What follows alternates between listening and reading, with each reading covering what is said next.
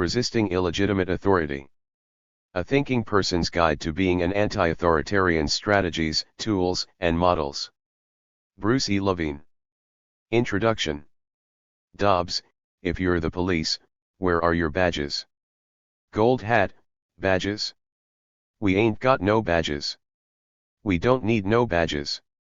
I don't have to show you any stinkin' badges. John Huston's 1948 film. The Treasure of the Sierra Madre. When I was a teenager, my friends and I enjoyed repeating Gold Hat's line. It did not matter that Gold Hat was a bad guy attempting to steal from the good guys. While school had taught us compliance with all those possessing badges of authority and to slavishly work to acquire such badges, Gold Hat's view was liberating. Authoritarian is routinely defined as relating to, or favoring blind submission to authority. In contrast, anti-authoritarians reject for themselves and for others an unquestioning obedience to authority, and they believe in challenging and resisting illegitimate authority. Anti-authoritarians are a threat to authoritarians who demand unquestioning obedience. Thus, authoritarians attempt to marginalize anti-authoritarians. Anti-authoritarians in the United States have been scorned, shunned, financially punished, psychopathologized, criminalized, and assassinated. While U.S. society now honors a few deceased anti-authoritarians, these same figures were often marginalized, silenced, and dishonored in their own lifetime. Today, anti-authoritarians continue to be under great pressure to comply with the status quo, making their survival difficult. All non-compliance creates tension, but not all non-compliant people are anti-authoritarians. I will distinguish anti-authoritarians as distinct from other non-compliant individuals and explain why Gold Hat is no anti-authoritarian. While all anti-authoritarians do not identify with a political philosophy, all anti-authoritarians do represent a political threat to their authoritarian surroundings, be that a government, school, or family. Anti-authoritarians create tension not simply for authoritarians with power but also for authoritarian followers, who fear that the absence of a strong authority will result in chaos. In contrast, anti-authoritarians believe that what is most dangerous and harmful is an illegitimate authority, and they resonate with scientist and novelist C.P. Snow's observation: when you think of the long and gloomy history of man, you will find more hideous crimes have been committed in the name of obedience than have ever been committed in the name of rebellion. Resisting illegitimate authority is about bigotry, but not about bigotry directed at race, religion, gender, or sexual preference, all of which certainly remains in the United States today. This book is about another kind of bigotry, one directed at certain personalities and temperaments, a bigotry that often goes unnoticed. One temperament that U.S. society has grown less tolerant of is introversion. Susan Cain's best-selling book Quiet: The Power of Introverts in a World That Can't Stop Talking argues that we undervalue introverts in our culture, doing them and society a disservice. When asked why she wrote the book, Cain answered, "For the same reason that Betty Friedan published The Feminine Mystique in 1963. Introverts are to extroverts what women were to men at that time: second-class citizens with gigantic amounts of untapped talent. Our schools, workplaces, and religious institutions are designed for extroverts, and many introverts believe that there is something wrong with them and that they should try to pass as extroverts. There is even more intolerance for anti-authoritarians, a highly diverse group whose members include people from all genders, races, ethnicities, sexual preferences, and personalities." In 2012, I wrote an article, Why Anti-Authoritarians Are Diagnosed as Mentally Ill, and I continue to receive emails from people feeling validated by it, stating that they believe their anti-authoritarianism or their child's has resulted in mental illness diagnoses. In the 1950s and 1960s, the horrors inflicted by Nazi Germany were still on the minds of many Americans, and the 1950 book The Authoritarian Personality, which psychopathologized authoritarian personalities, became popular. In the early 1960s, psychologist Stanley Milgram's studies revealed a frightening obedience among Americans to illegitimate authority, and this became a cause for concern. I will detail these and other examinations of authoritarianism and anti-authoritarianism, as well as controversies surrounding the authoritarian personality and the anti-authoritarian personality. By the 1980s, U.S. society had changed. In 1980, Americans elected former actor Ronald Reagan to the presidency. Reagan had previously acquired an authoritarian strongman reputation by putting down student revolts as governor of California. By the mid-1980s, the Democrats, wanting to appear as tough as the Republicans, strongly supported anti-crime legislation that has contributed to the United States having the highest incarceration rate in the world, caused in large part by hypocritical drug laws. In my mental health profession during the 1980s, it was non-compliance rather than compliance that became increasingly pathologized. The American Psychiatric Association, politically in step with U.S. society, revised its diagnostic manual, the DSM-3, to include oppositional defiant disorder for non-compliant kids who do not engage in criminal behaviors. The APA classifies OD as one kind of disruptive behavior disorder.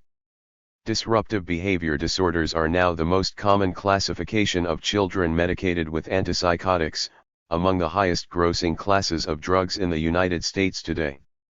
The U.S. antipsychotic drug explosion is largely the result of their use on non-psychotic vulnerable populations, especially foster children, the elderly in nursing homes, and inmates in prisons and jails, as a relatively inexpensive way to subdue and manage these groups. Between 1978 and 1985, I was in graduate school and in training to become a clinical psychologist, and my embarrassment with the mental health profession increased throughout my schooling and internships. I struggled as to whether I should quit or continue so as to get my PhD badge. Ironically, this stinkin' badge, which lacks legitimate authority for me, has provided me with credibility for the mainstream media that for the most part bases its assessment of authorities solely on their badges. There are certainly societies less free and more oppressive than the United States.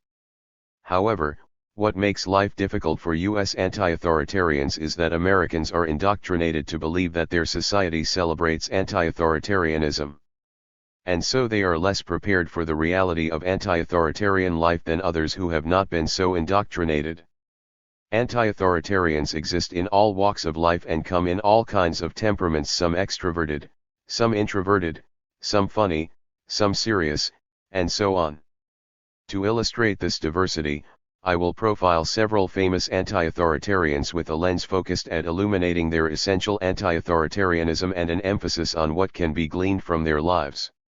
Obviously, I cannot include every famous anti-authoritarian public figure. I will instead talk about those who I have been drawn to because their lives have provided me with lessons about anti-authoritarian survival, tragedy, and triumph. Readers will sense that I have affection for many of these famous anti-authoritarians who I profile, and that I am sympathetic to all of them, even the ones who have hurt themselves, others, and the cause of creating a more just and free society. Sometimes luck is the only difference between anti-authoritarians having a constructive or destructive life. Resisting illegitimate authority is about valuing anti-authoritarians. My life work has been depathologizing noncompliance and rebellion, helping anti-authoritarians survive within authoritarian schools, workplaces, and other environments, assisting those who love anti-authoritarians to better understand them, and helping anti-authoritarians gain hope that while a wise struggle against illegitimate authorities may or may not be victorious, it can lead to a community of fellow anti-authoritarians. Earlier in Stanley Milgram's life, he was personally affected by the Holocaust and Nazi atrocities, as family members who had survived concentration camps stayed temporarily in his home when he was a child.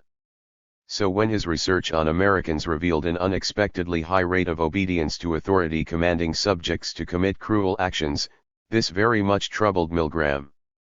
Moreover, prior to his publishing Obedience to Authority, Milgram was shaken by the My Lai massacre and other U.S. atrocities that were committed by American soldiers in the Vietnam War. Milgram wrote, "The results as seen and felt in the laboratory, are to this author disturbing. They raise the possibility that human nature, or more specifically the kind of character produced in American democratic society, cannot be counted on to insulate its citizens from brutality and inhumane treatment at the direction of malevolent authority. For Milgram, the capacity for man to abandon his humanity so as to comply with authority is what he called humanity's fatal flaw, which he concluded, in the long run gives our species only a modest chance of survival.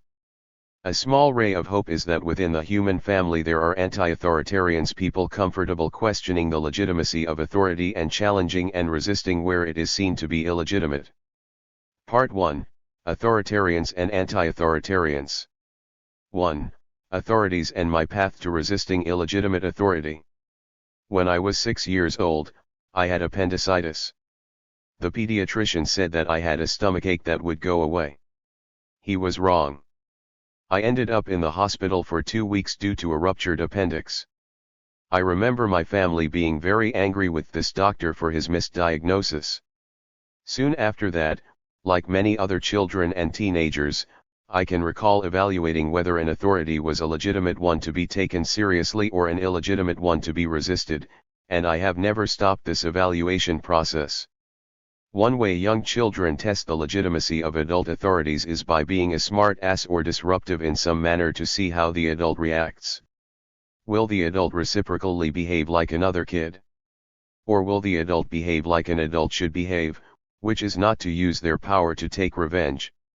I certainly tested that out. Entering 3rd grade, from the first day of class, I carefully observed my teacher, Mrs. Reich. When one of my classmates would talk without her permission, she would command, "Write 100 times, I will not talk." Or if her directions were not followed, she would order, "Write 100 times, I will follow directions." A couple of months into the school year, I hatched a plan for her, one that involved writing. The evening before my big day in Mrs. Reich's classroom, I had privately written "I will not talk" 100 times, and then did it again, so I had 2 such lists, both which I brought to school the next day. I could hardly wait for my opportunity. That morning in class, I began talking without permission. Mrs. Reich told me to be quiet, but I kept right on talking, and she appeared flabbergasted. While I had often forgotten to raise my hand to get permission to speak, I never had actually blatantly disobeyed her. Mrs. Reich ordered me to write 100 times "I will not talk." This I had predicted, and I immediately pulled out my first prepared list from my desk and handed it to her. My classmates laughed, and I was delighted. Mrs. Reich responded, "You think you are so smart, Bruce? Well, I will have another 100 "I will not talks." Exactly as I also predicted, and I pulled out my second list and handed it to her. My classmates howled.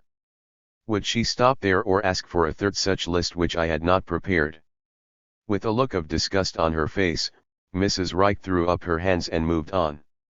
My victory gave me an empowering buzz, the kind of buzz that one gets from outsmarting an authority figure. In addition to testing Mrs. Reich's legitimacy as an authority, I was also motivated by a desire to be seen as clever by my classmates. Being viewed as clever, I later discovered, was one of George Orwell's motivations for writing. In his essay Why I Write, he candidly explained that sheer egoism and the desire to seem clever, to be talked about, is one of his 4 great motives for writing.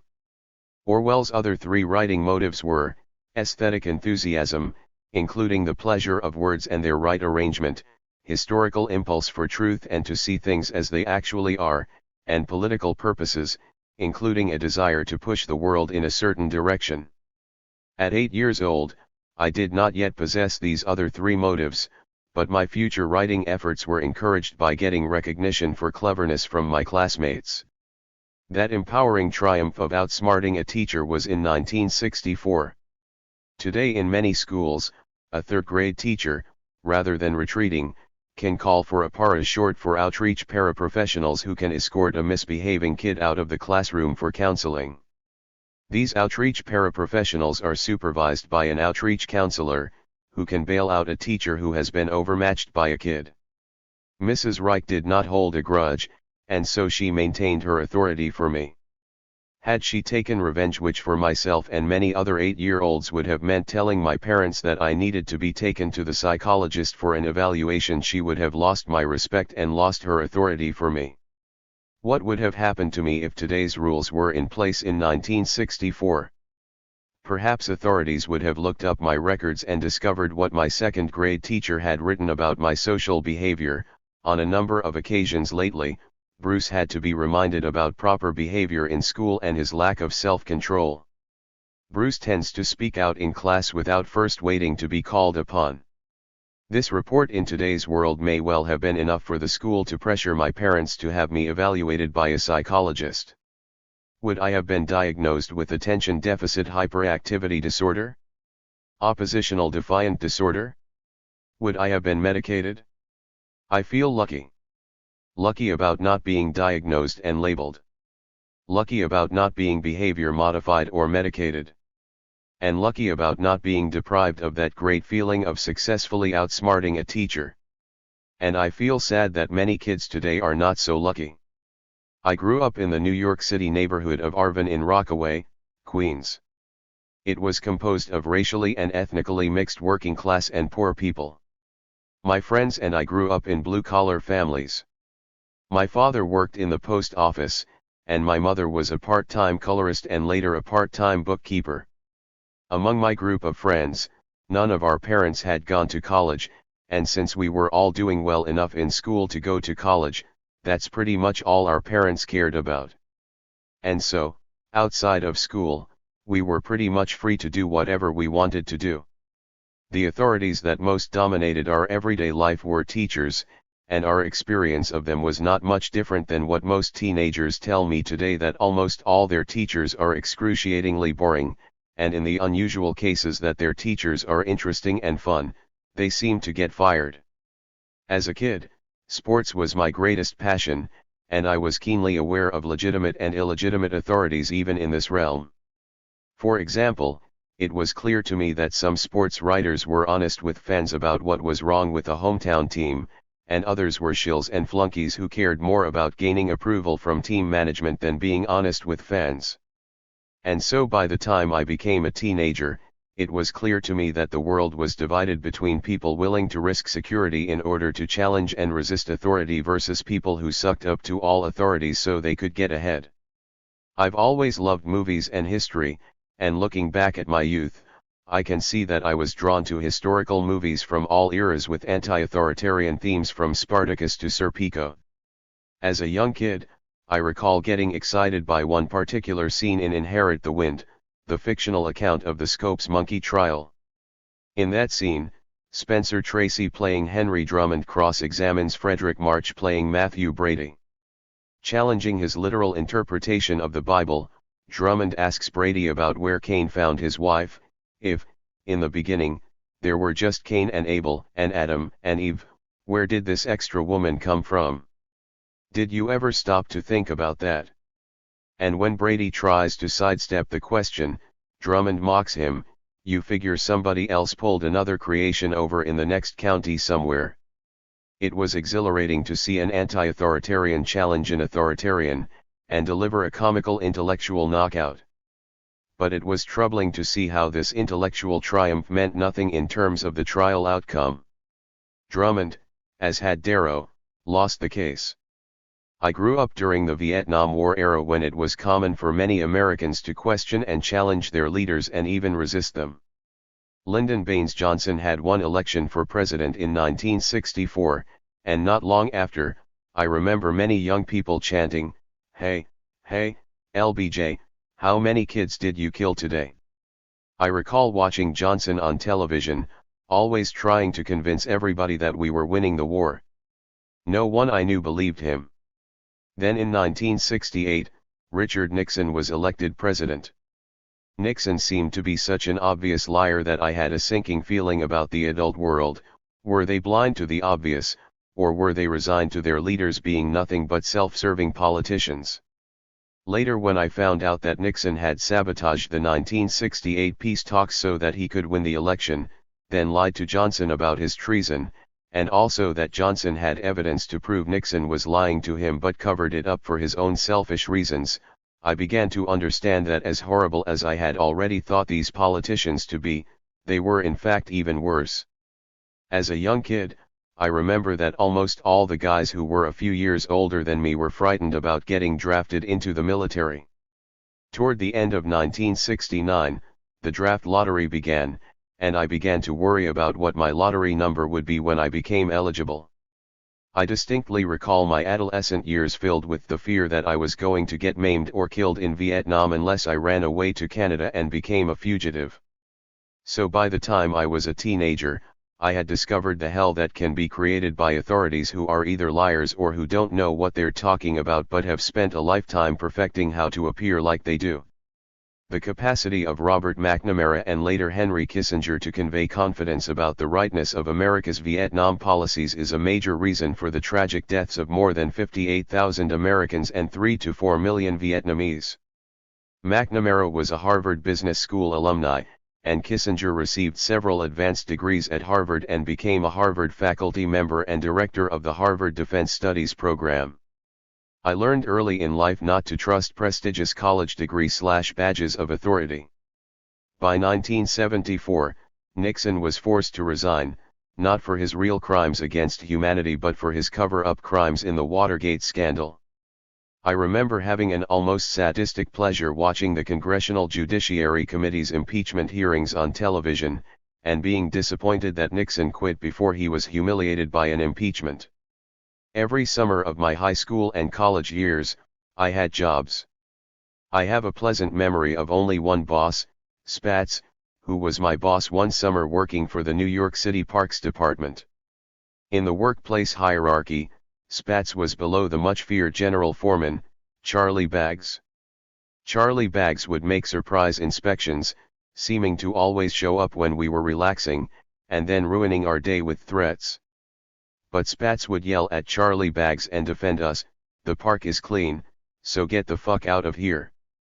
Then Spatz yelled at him in Italian, and Charlie Baggs, who was also an Italian-American, would get angry but leave. I hadn't seen any other authority assert themselves with their boss to defend their subordinates, and I found myself respecting Spatz. By my teens, I had become what is now called depressed, and I started reading psychology and philosophy books. I also listened to a lot of pain-soothing folk rock music. My musical hero was the anti-authoritarian Phil Ochs, who sang about injustices and mocked hypocrisy across the political spectrum. In 1976, Ochs killed himself. He was not the only one of my anti-authoritarian heroes who met a tragic end. After graduating high school, I went to Queens College at the City University of New York because it was completely free. I became a psychology major but discovered that most of what was in the textbooks was either silly or obvious and in no way illuminating. I was lucky to have one psychology professor, Tom Verhave, who didn't take the psychology department seriously. He had been a big shot in academia and had personally known famous big shots such as Richard Herrnstein, co-author of The Bell Curve, which espoused a genetic and racist view of IQ and intelligence. Tom would refer to Herrnstein as Dickie, poke fun at him, and explain to us the pseudoscience behind IQ testing. Tom combined cynicism about psychology academia with kindness for his students, and he was the only genuinely anti-authoritarian psychology professor who I would ever have. As a psychology major, it became clear that the only way to assure some kind of career was to get a PhD, and to have options outside of academia. It meant getting a PhD in clinical psychology, and to get a license in that, it was helpful to have gone to a program that was approved by the American Psychological Association. I got accepted in one such program in the New York City area, but having been a fairly compliant student much of my life, I thought it was time to get off the train for a while. So in 1977 I used all my savings to bum around Europe, which in the days of free or modest tuition was not that unusual even for working-class kids. After returning from 4 months of traveling, I moved back with my parents. Feeling lost and trying to avoid life as much as possible, I stayed up late into the night and slept late into the afternoon, doing pretty much nothing for a couple of months. In retrospect, I consider myself lucky that my parents weren't doctors, lawyers, or professional types who sent their young adult kids like myself to psychiatrists. When, later in life, I got to know people who also had been lost in their youth, got labeled with serious mental illness, and shipped off to psychiatric hospitals, I would think of Phil Ochs's lyrics, "There but fortune, may go you or I." Lost but lucky, I muddled through, eventually getting a ridiculous job taking money from hospital patients who had to pay for TV use. Between my job and being home with my parents, I was ready to get back to school. In 1978, I entered a graduate program at the University of Cincinnati, with free tuition and stipends enough for me to survive without taking out any loans. In graduate school, much of the socialization and professionalization was directed at convincing us that we were scientists, as scientists are among the most esteemed of societal authorities. To that end, we were required to take multiple classes on statistics and research design so as to be a higher authority than psychiatrists in evaluating the scientific quality of research. And we took courses on assessment and testing so as to be a higher authority than psychiatrists in the area of classifying children and adults with regard to intelligence and mental disorders. It was clear that a major goal of our program was to establish that we were authorities that should be given societal prestige.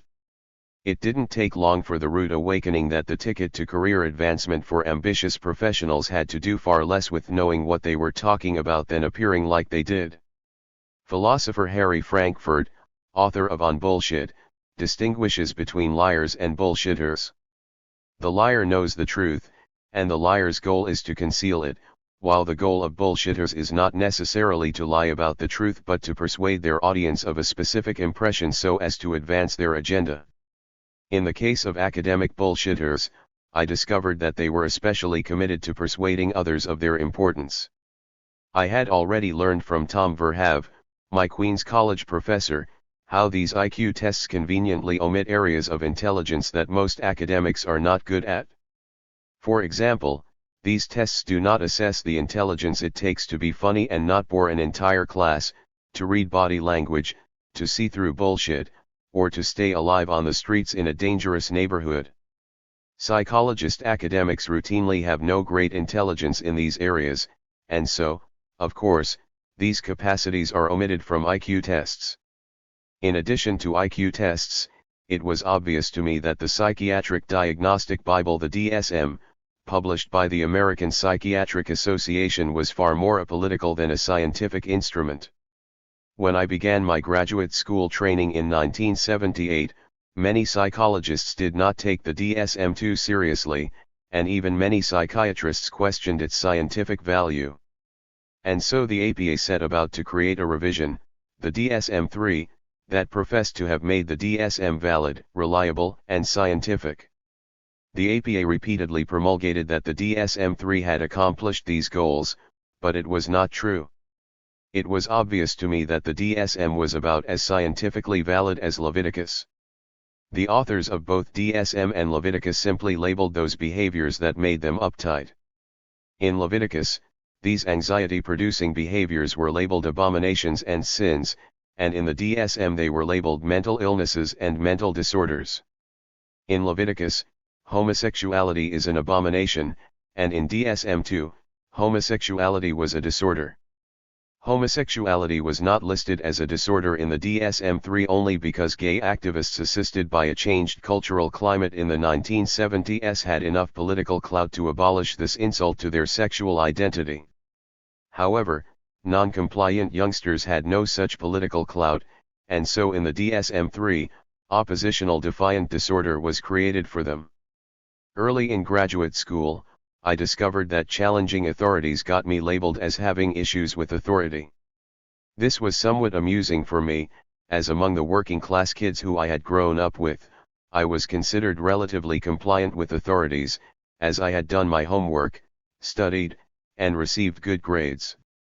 But in this extremely compliant environment of graduate training, I was being seen as a bad boy. In graduate school, the clinical director who would repeatedly tell us about his days at Yale accused me of having authority issues.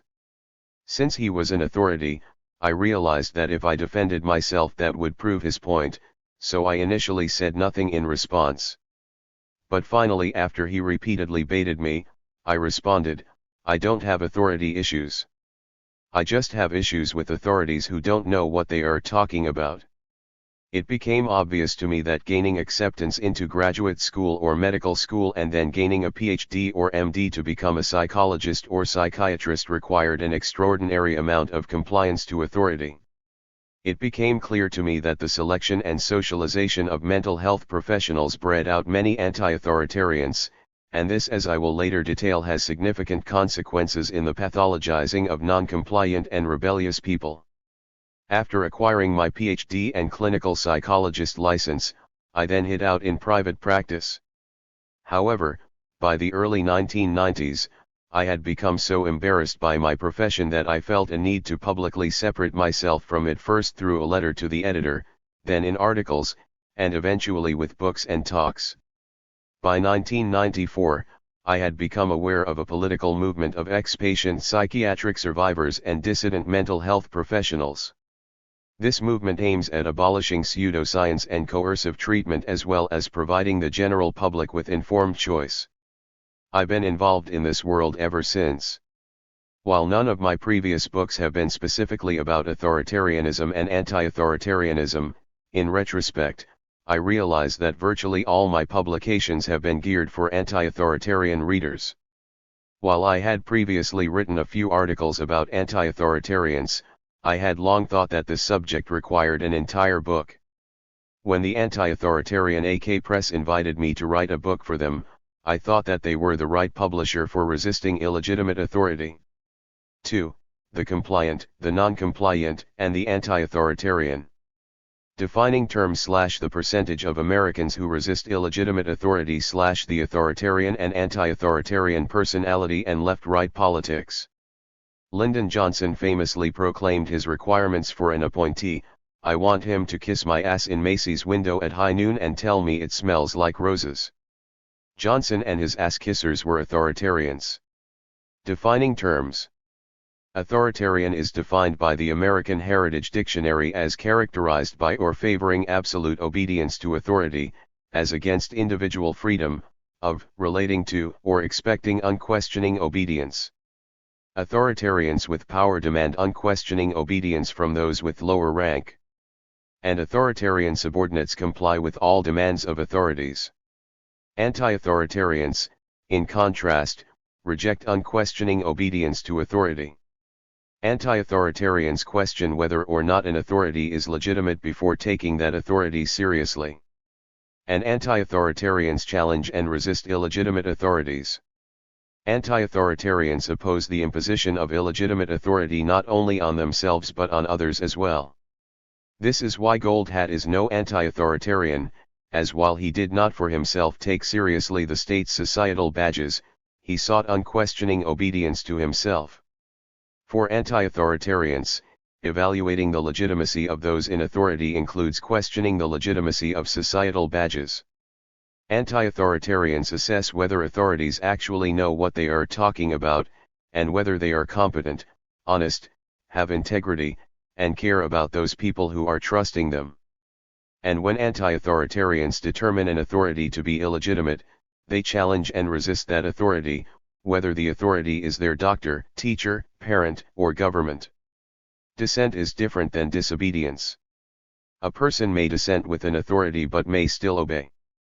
People who are capable of dissent but incapable of disobedience are uncomfortable challenging the very legitimacy of that authority to wield power.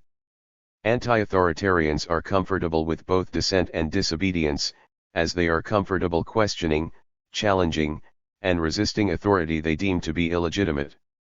Anti-authoritarian is not synonymous with non-compliant. In the 1932 movie Horse Feathers, the non-compliant Professor Wagstaff, played by Groucho Marx, is oppositional not anti-authoritarian when he sings, "Your proposition may be good, but let's have one thing understood, whatever it is, I'm against it. And even when you've changed it or condensed it, I'm against it." Oppositional is defined as the actions of opposing, resisting, defying, and/or combating. Before young people become anti-authoritarians, they are often oppositional, as before they pride themselves on distinguishing legitimate from illegitimate authority, they can pride themselves on their non-compliance. Thus, it is troubling that being oppositional and defiant has been pathologized by the American Psychiatric Association as a mental disorder called oppositional defiant disorder. This psychopathologizing and resulting treatment make it more difficult for young people's prideful non-compliance to mature into this vital societal contribution, discerning an authority's legitimacy, and resisting illegitimate authority. Contrarian is also not synonymous with anti-authoritarian. A contrarian rejects popular opinions and goes against current practices.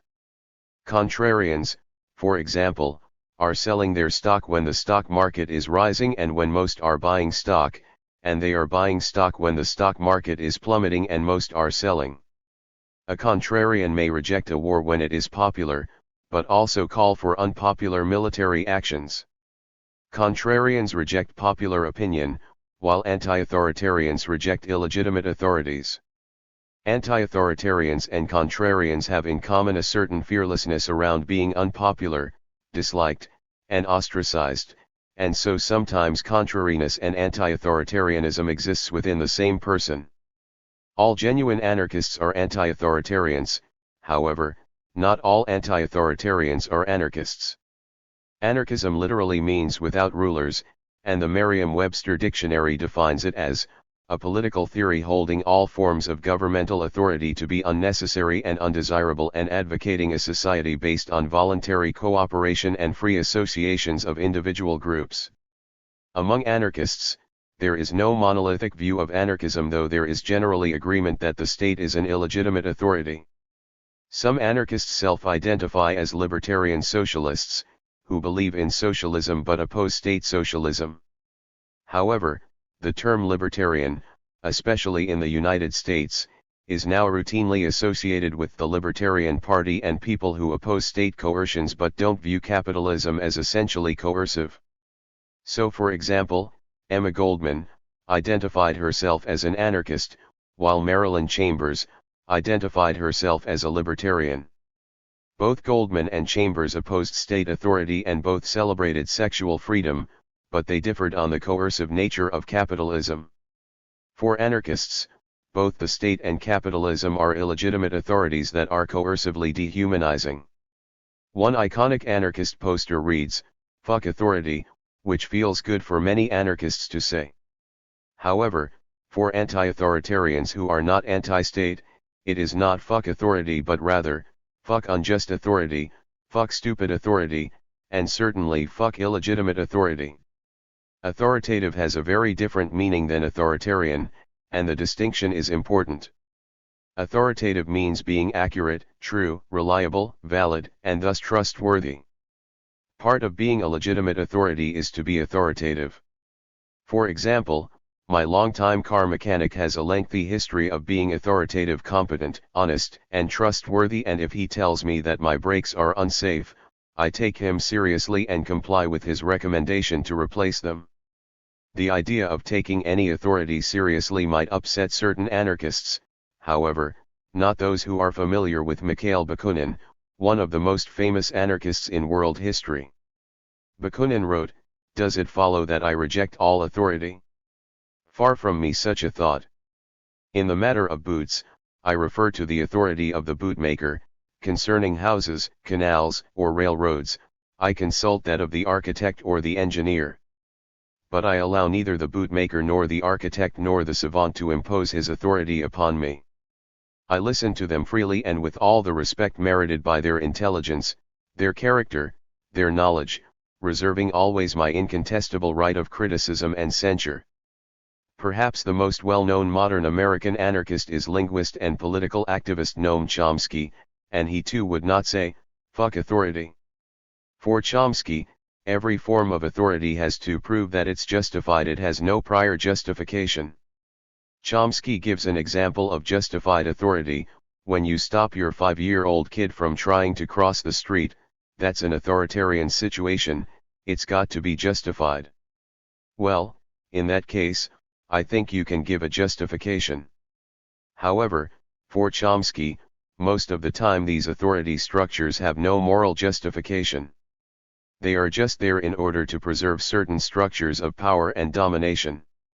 My guess is that Chomsky would be okay with the anti-authoritarian poet Walt Whitman's advice, resist much, obey little. Once unquestioning obedience, once fully enslaved. It is important to distinguish between anti-authority and anti-authoritarian, as the two terms have different meanings. Anti-authority means being in opposition to all authority. Anti-authoritarian means opposing authoritarians and illegitimate authority.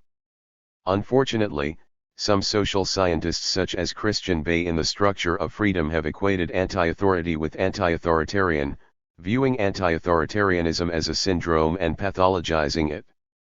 The anti-authoritarian, for Bay, represses awareness of his own weakness and dependency needs.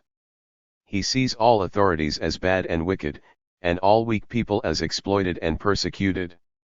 For people who oppose all authority, one can debate whether this psychological analysis has any merit, but anti-authoritarians are not opposed to all authority, only illegitimate ones, and so this psychological analysis is irrelevant. Totalitarianism is an authoritarian system of government that recognizes no limits to its authority, attempts to regulate every aspect of life, and demands complete subservience. George Orwell's novel 1984 describes a totalitarian government, and Orwell is known for having condemned the totalitarianism of both the so-called right and the so-called left, from National Socialism and Fascism to Stalinism. More later on, confusions about left-right political battles over authoritarianism and anti-authoritarianism, as well as on the political battle about the authoritarian personality and the anti-authoritarian personality. The percentage of Americans who resist illegitimate authority. There is a continuum from extreme authoritarianism to extreme anti-authoritarianism, and at different points in people's lives and under different circumstances, people may be at different points on this continuum. Under periods of great anxiety and fear, an individual, family, society, or nation can become more receptive to authoritarian measures of unquestioning obedience, and anti-authoritarian attitudes have been more normalized in some extraordinary periods of American history. How many of us obey or disobey illegitimate authority? This estimate will vary depending on the assessment method. A 2012 Harris Interactive survey asked American adults, given the recent reports concerning the threat posed by terrorists who plan to implant bombs within their own bodies, how willing, if at all, would you be to undergo a TSA body cavity search in order to fly? A body cavity search consists of one's mouth, anus, and vagina being probed and inspected by uniformed authorities, an extreme invasion of one's physical privacy, and so one can argue that only an authoritarian who unquestioningly obeys authority would comply. The poll reported that 15% of American adults are completely willing to comply, and that an additional 15% are somewhat willing. And so, a total of 30% would comply with authority and submit to such a privacy violation in order to board a plane.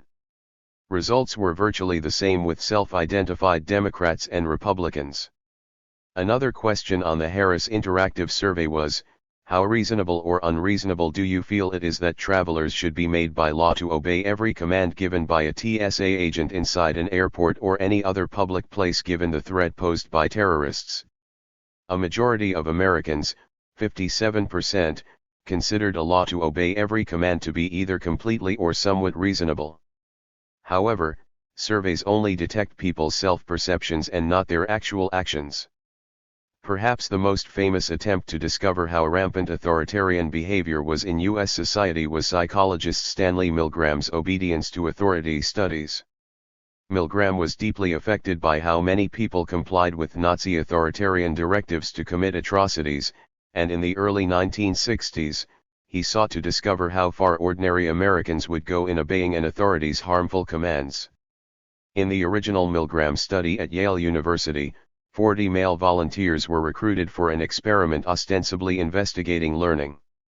They were paid $4.00 plus 50 cents car fare for showing up. These subjects were introduced to another participant, who was actually a Confederate in league with the experimenter. The naive subjects were the teachers and the Confederate was the learner, and there was also the experimenter authority. Each teacher subject was given an actual sample shock of 45 volts so that they could experience what learners would be receiving in the experiment. In the most well-known variation of the experiment, 26 of 40 teacher subjects continued to shock the Confederate learner to the highest level of 450 volts even as the Confederate learner pounded the walls to protest and no longer answered after 315 volts.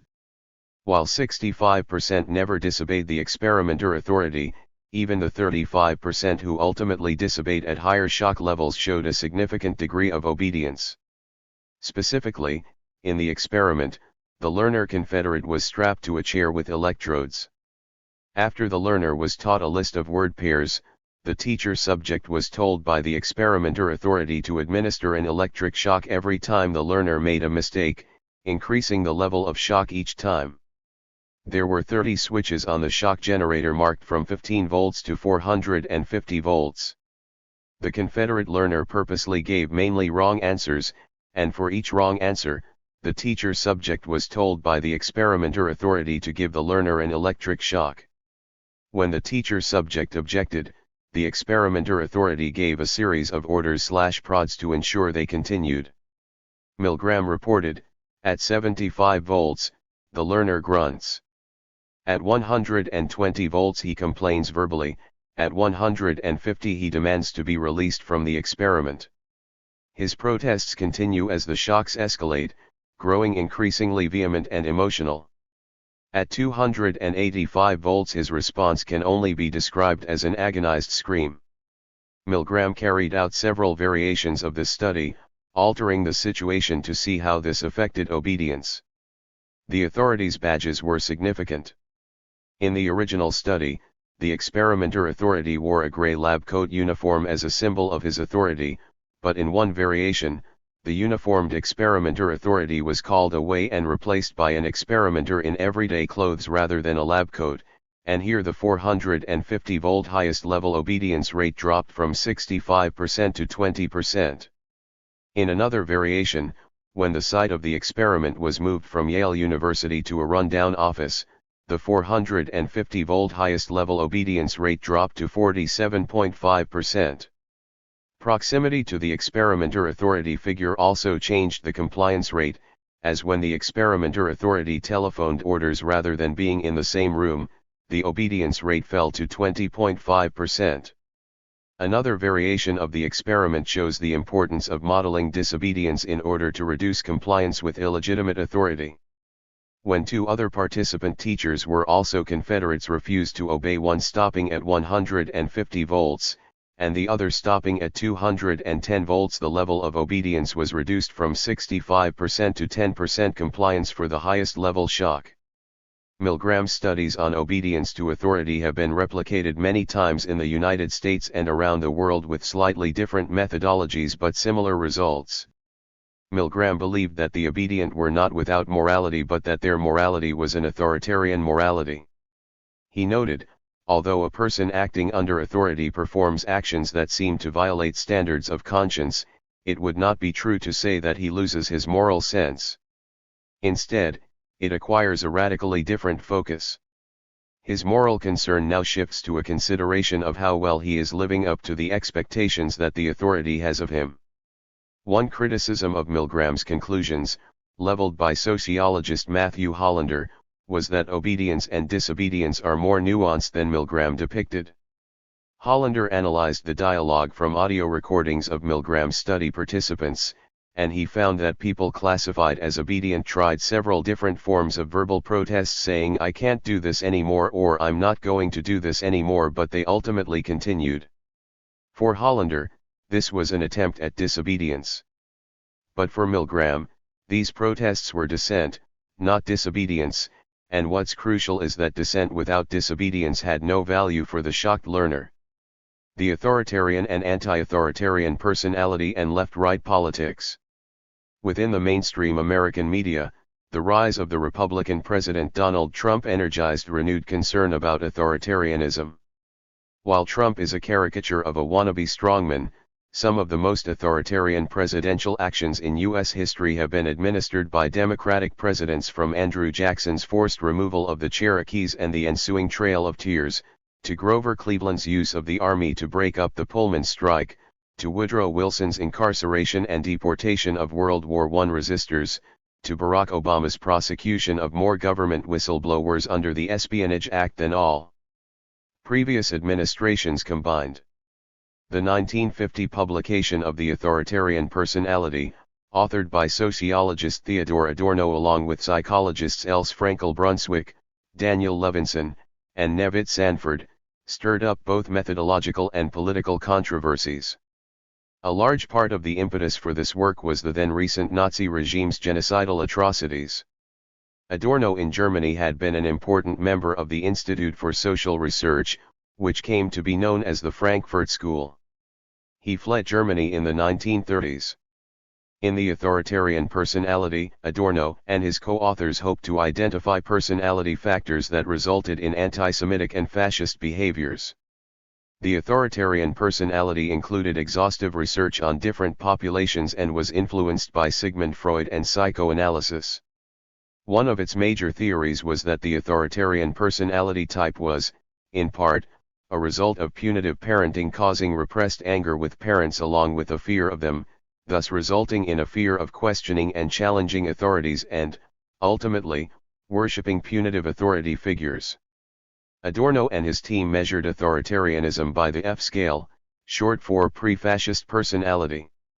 The F-scale variables included conventionalism, authoritarian submission, authoritarian aggression, anti-introception, superstition, power and toughness, destructiveness, projectivity, and exaggerated concern for sexual behaviors. By seeking psychological explanations for authoritarianism and fascism, Adorno angered some orthodox Marxists who viewed human actions purely as a product of economics.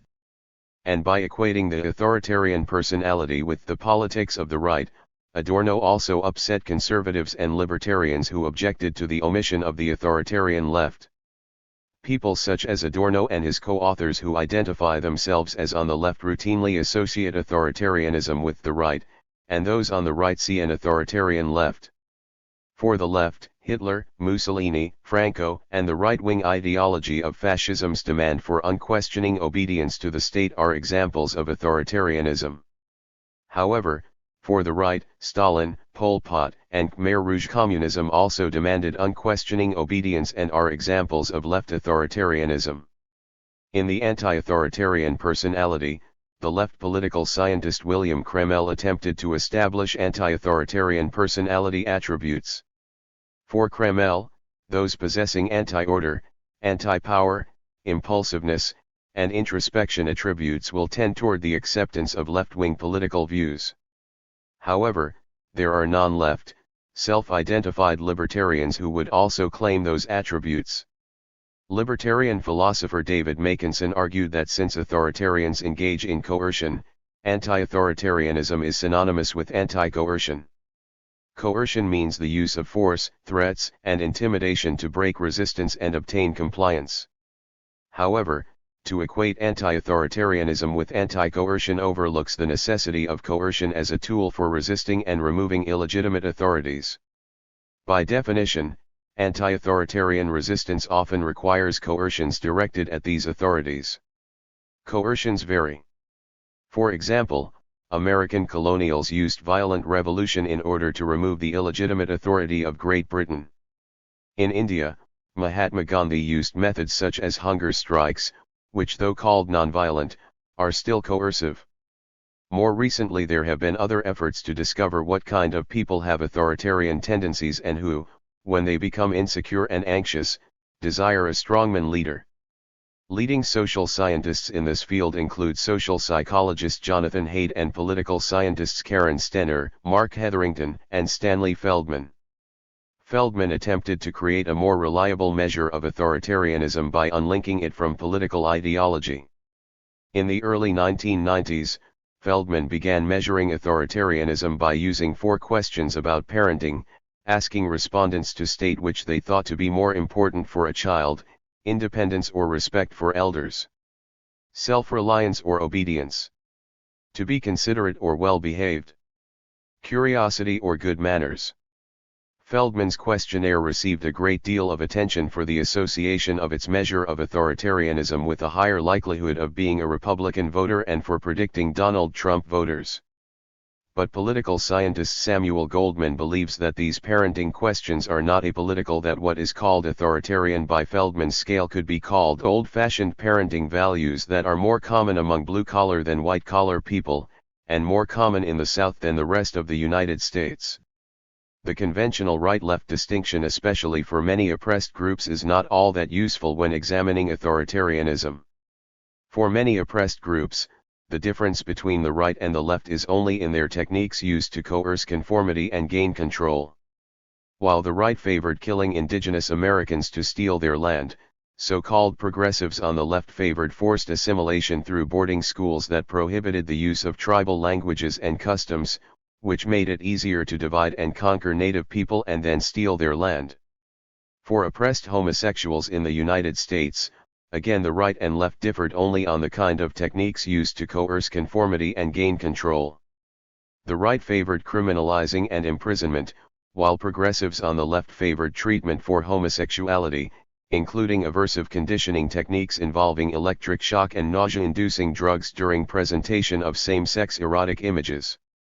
The limitations of categorizing anti-authoritarians by right-left can be seen in the evaluations of figures like Thomas Paine and Ralph Nader, who are both profiled in the following chapter. There are libertarians who claim Thomas Paine, using his famous anti-government quote, "Society in every state is a blessing, but government even in its best state is but a necessary evil." However, Paine was not anti-government or anti-state. He advocated for a government that had a progressive estate tax, social security for the aged, and a government that would abolish inequality, poverty, exploitative taxation, and inadequate wages. But Paine was also no socialist, as he did not call for land collectivizing or redistribution, and he believed in private enterprise. Paine cannot be placed into today's right-left spectrum, but he was clearly an anti-authoritarian, a fierce opponent of illegitimate authority. Similarly, there are few more passionate anti-authoritarians than Ralph Nader, and Nader, like Paine, is not anti-state but for a government that promotes social and economic justice and freedom. Part 2, The Assault on U.S. Anti-Authoritarians. 3. Great contributions do not prevent marginalization. Thomas Paine, Ralph Nader, and Malcolm X. Today in the United States, it is politically correct to have high regard and even offer famous Americans who have challenged and resisted illegitimate authority. However, many of these same anti-authoritarians were hated and shunned at their life's end. The extraordinary lives of the following group of anti-authoritarians offer evidence that even the greatest of contributions do not inoculate anti-authoritarians from marginalization in U.S. society. It may seem odd to see Thomas Paine, Ralph Nader, and Malcolm X in the same group, but they have commonalities. The boldness of actions by Paine, Nader, and Malcolm X separated themselves from their contemporaries, even from those with similar political views. All three, by virtue of their extraordinary talents and some luck, were remarkably successful in positively transforming the lives of millions of Americans. All three cared little about wealth or personally profiting from their contributions. All three were unintimidated by the violence of the illegitimate authorities whom they challenged and resisted. All three refused to tolerate hypocrisy in anyone, and for that, all three were punished severely. Paine was ostracized by a nation that he, in major ways, had helped to create. Nader was shunned by progressives after his unparalleled progressive accomplishments. And Malcolm X was assassinated by members of a religious organization despite his genius for making their institution a large and powerful one. With respect to their legacies, there are also similarities. Thomas Paine and Malcolm X, hated at the time of their deaths, are now American icons with U.S. postage stamps honoring them both, but with the most radical aspects of their lives and politics largely ignored. And Ralph Nader too will likely share that fate. Anti-authoritarians' refusal to be intimidated by the political consequences of challenging authority can at the right moment in time and with some luck be successful. What can catch anti-authoritarians by surprise is that no matter how important their supporters have deemed their past contributions, if their other anti-authoritarian actions create problems for their supporters, admiration can quickly turn to abandonment and assault. What is especially sad is how previous extraordinary accomplishments in no way mitigates the ferocity of these assaults. Thomas Paine. He had faults, like other men, but it was for his virtues that he was hated and successfully calumniated. Bertrand Russell, The Fate of Thomas Paine, 1934. One by one most of his old friends and acquaintances had deserted him. Maligned on every side, execrated, shunned and abhorred, his virtues denounced as vices, his services forgotten, his character blackened, he preserved the poise and balance of his soul. Robert Ingersoll, Thomas Paine, 1892. Thomas Paine was one of the most influential anti-authoritarians in not only U.S. history but in world history. In Thomas Paine and the Promise of America, his biographer Harvey K. tells us, he fought to liberate men and women from the authoritarianism of states, classes, and churches and to empower them to think for and govern themselves. Yet despite Paine's great talents, unparalleled accomplishments, famous friends, popularity, and admiration, he was, at the end of his life, hated and shunned by virtually an entire nation that he had a large part in creating. Paine came to the American colonies just before the outbreak of the Revolutionary War in one of the more anti-authoritarian eras in American history, and he took advantage of these circumstances to become for a time widely admired. Like the other anti-authoritarians who I profile, Paine was compelled to challenge all illegitimate authorities regardless of political consequences. He would come to denounce and ridicule the most popular man and the most popular belief system in the United States. This resulted in Paine being ostracized and marginalized in U.S. society in the last years of his life and long after his death. Paine's legacy has had a historical comeback, and he is today honored for challenging and resisting British control over colonial America, and he is admired for his role in fomenting the American Revolution. But his historical comeback has been based on a convenient neglect of his most politically incorrect condemnations. Born Thomas Paine, later changing the spelling to Paine, he was to become a major pain in the ass for authorities around the world. As a teenager, he apprenticed to his staymaker father. As a young adult, Paine became an exciseman, but he was fired after 2 years for claiming to have been working while actually studying at home. He became a poorly paid schoolmaster until he was able to get reinstated as an exciseman. Paine and other excise officers asked Parliament for higher pay and better working conditions, and Paine published his first political work in 1772, The Case of the Officers of Excise, and in early 1774, he was fired again from the excise service. His other financial efforts failed, and to avoid debtor's prison he sold his household possessions. Paine's first wife had died in 1760, a year after their wedding, and, by 1774, he was separated from his second wife, and his financial life was in shambles. Paine saw the British system, Parliament, the monarchy, and hereditary authority as the reason for his failure. Paine's personal pain compelled him to gain justice for himself and others similarly oppressed. He was committed to exposing the illegitimacy of the British system of rule, and there was no better place to do that than in colonial America, where Paine would find a receptive audience. At age 37, Paine was a societal loser, but he then got a huge break, meeting Benjamin Franklin in London. Franklin was impressed by Paine and provided him with a letter of recommendation. Franklin's name was gold in colonial America, especially in Franklin's hometown of Philadelphia, where Paine immigrated to in 1774, using Franklin's recommendation to great advantage. Paine arrived in America, notes biographer Eric Foner, with a unique combination of resentments against the English system of government and opportunities for immediate self-advancement and self-expression. In January 1775, Paine became editor of the Pennsylvania magazine, and he proceeded to increase its circulation. In March 1775, Paine called for the abolition of slavery, pointing out the hypocrisy of white colonials complaining about British tyranny while being silent about their own slave-holding. Paine was a working-class guy and thus quite different from most of the elitist founding fathers. As late as November 1775, Thomas Jefferson wrote that there is not in the British Empire a man who more cordially loves union with Great Britain than I do, and Kay also reported that George Washington continued to toast King George III at dinners with his officers. In contrast, Paine viewed the entire British authority, not just Parliament, as illegitimate, and he would voice the then taboo word independence. Paine sensed that colonial America was craving a down-to-earth writer who could describe why Great Britain was an illegitimate authority. Paine's importance in history, concluded Bertrand Russell, consists in the fact that he made the preaching of democracy democratic. Paine was, Russell noted, an innovator in the manner of his writing, which was simple, direct, unlearned, and such as every intelligent working man could appreciate.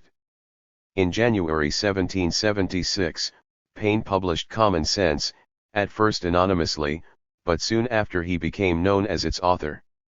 In it, Paine made clear that it wasn't just the current bad king or the current bad government leaders but the entire notion of monarchy, aristocracy, and the British system of rule that was illegitimate. Common Sense is what most U.S. students are taught about Paine, as it remains his most politically correct work. In the 3 months following its publication, 150,000 copies of Common Sense were distributed, and including pirated editions, an estimated 500,000 copies were circulated throughout the colonies during the course of the American Revolution. At that time, there were approximately 3 million free colonial inhabitants, and so Common Sense was read by an astonishing percentage of colonial America. No other writer was so widely read, but Paine refused to financially profit by it. 6 months after the publication of Common Sense, in July 1776, the Continental Congress ratified the Declaration of Independence. The American Revolution was in full steam by late 1776 when Paine published a series of pamphlets, The American Crisis. This was a propaganda effort meant to inspire a dispirited colonial army and prevent George Washington's troops from quitting on him, as well as to help Washington maintain his job as commanding officer. To inspire his soldiers, Washington had the first crisis read aloud to his troops, which begins with these now famous words, "These are the times that try men's souls." Following the success of the American Revolution, Paine returned to Europe to help incite revolution there. Paine's Rights of Man refuted the British conservative Edmund Burke's criticism of the French Revolution, criticized the William Pitt-led government of Great Britain, and objected to hereditary rule. The second part of Rights of Man described social programs to reduce poverty of the commoners. Rights of Man became an international sensation and stimulated reform societies. In England, Paine became the object of a smear campaign conducted by the enraged William Pitt. The British public was told that Paine had, historian Gilles Lepore reports, defrauded his creditors, caused his first wife's death by beating her while she was pregnant, and abused his second wife almost as badly, except that she wasn't really his wife, because he never consummated that marriage, preferring to have sex with cats. Paine's friend, poet William Blake, convinced him that if he remained in England he would be hanged, and so Paine bolted for France, narrowly missing arresting officers. Paine had been enthusiastic about the French Revolution, and his Rights of Man made him a celebrity in France where he was granted honorary French citizenship. Despite his inability to speak French, Paine was elected to the French National Convention. However, Paine's integrity again got him in trouble with authorities, this time with the authoritarian Robespierre and his fellow Jacobins. While Paine championed abolishing the French monarchy, he opposed capital punishment, and he reminded the French people that King Louis XVI and the aristocrat Lafayette had both helped liberate the American colonies from England. Paine's loyalty to American Revolution supporters and his opposition to their being guillotined incurred the wrath of the Jacobins who had gained power. The Jacobins first expelled Paine from the convention and then imprisoned him. Paine fully expected that his friend George Washington would get him released from prison. Paine had dedicated rights of man to Washington, and Washington remained popular in revolutionary France.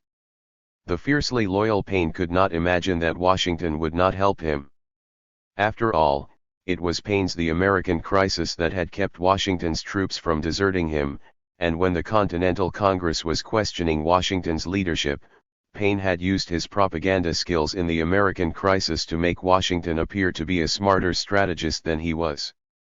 Paine also raised money for Washington's colonial army. However, as is common for many anti-authoritarians, Paine was an innocent when it came to political machinations. At the time of Paine's imprisonment, the American minister to France was Gouverneur Morris, and Morris had a grudge against Paine for exposing Morris's friends' corrupt dealings during the American Revolution, so Morris had no inclination to help Paine. Also, while Paine was in a French prison, Washington was secretly negotiating a treaty with England that betrayed France, and so it was in Washington's political interest to have Paine rot in prison, unable to inform the French of this betrayal. Paine narrowly escaped the guillotine and came close to dying of illness caused by his prison stay. Luckily for Paine, Morris was replaced by James Monroe, who immediately procured Paine's release and brought him into his home in France, where it took well over a year for Paine to recuperate. Paine, hurt and angered by Washington's disloyalty, never forgave him. In 1796, Paine published his letter to George Washington, a bitter rebuke of Washington that included the following: "And as to you, sir, treacherous in private friendship and a hypocrite in public life, the world will be puzzled to decide whether you are an apostate or an impostor, whether you have abandoned good principles, or whether you ever had any." Paine, Russell observed, incurred the bitter hostility of three men not generally united: Pitt, Robespierre, and Washington. Of these, the first two sought his death, while the third carefully abstained from measures designed to save his life. Pitt and Washington hated him because he was a Democrat, Robespierre, because he opposed the execution of the king and the Reign of Terror. Even with his diatribe against Washington, Paine still had political allies, and he would not have been completely shunned and marginalized if he hadn't published another sensational bestseller. That book, The Age of Reason, challenged biblical scriptures and organized religion, including Christianity. Many of his fellow founding father deists privately agreed with Paine's views about religion but were politically astute enough to not publicize their views and to distance themselves from Paine. In The Age of Reason, Paine challenged the authority of the Bible and organized religion from a moral point of view, just as he had attacked the immorality of the British system of rule and the French Jacobins. All, for Paine, were cruel and thus illegitimate authorities, and Paine, being Paine, could not back off. He wrote that all national institutions of churches, whether Jewish, Christian or Turkish, appear to me no other than human inventions, set up to terrify and enslave mankind, and monopolize power and profit. While admiring the morality of Jesus, Paine dubbed Christianity as a species of atheism, for it professes to believe in a man rather than in God. In The Age of Reason, Part 2, Paine's refutation of the scriptures and Christianity was written, Foner points out, in a tone of outrage and ridicule, in manner designed to reach a mass audience. Regarding the story of Jesus's birth, Paine wrote, "Were any girl that is now with a child to say, and even to swear to it, that she was gotten with child by a ghost, and that an angel told her so, would she be believed?" Paine's condemnation of Christianity was shocking at the time and remains shocking today for many people. Paine said, "Of all the systems of religions that ever were invented, there is none more derogatory to the Almighty, more undefying to man, more repugnant to reason, and more contradictory in itself, than this thing called Christianity. Too absurd for belief, too impossible to convince, and too inconsistent for practice, it renders the heart torpid, or produces only atheists and fanatics." Paine alienated himself from virtually all Christians, including progressive reformers who had been Paine admirers. Paine's 1796 pamphlet Agrarian Justice, unknown to most Americans, endears him today to left populists. Agrarian justice is an attack on the sources of inequality and poverty, which Paine blamed on unfair taxation, inadequate wages, and unwise government expenditures. In it, he spelled out proposals for old age pensions and a basic income. Agrarian justice, especially compared to Paine's previous works, was widely ignored and remains so. At age 65, in 1802, Paine returned to the United States, as Foner describes, only to find himself first vilified and then ignored. A Boston journalist described Paine as a lying, drunken, brutal infidel. Even former friends and allies abandoned him. Benjamin Rush, a close friend in Philadelphia, refused to see him. Samuel Adams, also once a friend, issued a public letter denouncing Paine. Many innkeepers refused him service. Foner notes, Paine slipped into obscurity. His final years were ones of lonely, private misery. He was isolated from almost all his old associates and friends, and again began to drink heavily. In 1806, Paine wrote, "My motive and object in all my political works been to rescue man from tyranny and false systems and false principles of government, and enable him to be free, and establish government for himself." By then, few Americans cared about anything Paine had to say, and in 1809, he died in a rooming house in Greenwich Village, New York City. 6 mourners attended his funeral, with almost no mention of his death in the American press. Even the peace-loving Quakers refused Paine's request for burial in their cemetery. John Adams, a longtime fierce enemy of Paine's vision of genuine democracy and of Paine himself, admitted, without the pen of the author of Common Sense, the sword of Washington would have been raised in vain, and he acknowledged in 1805, "I know not whether any man in the world has had more influence on its inhabitants or affairs for the last 30 years than Tom Paine."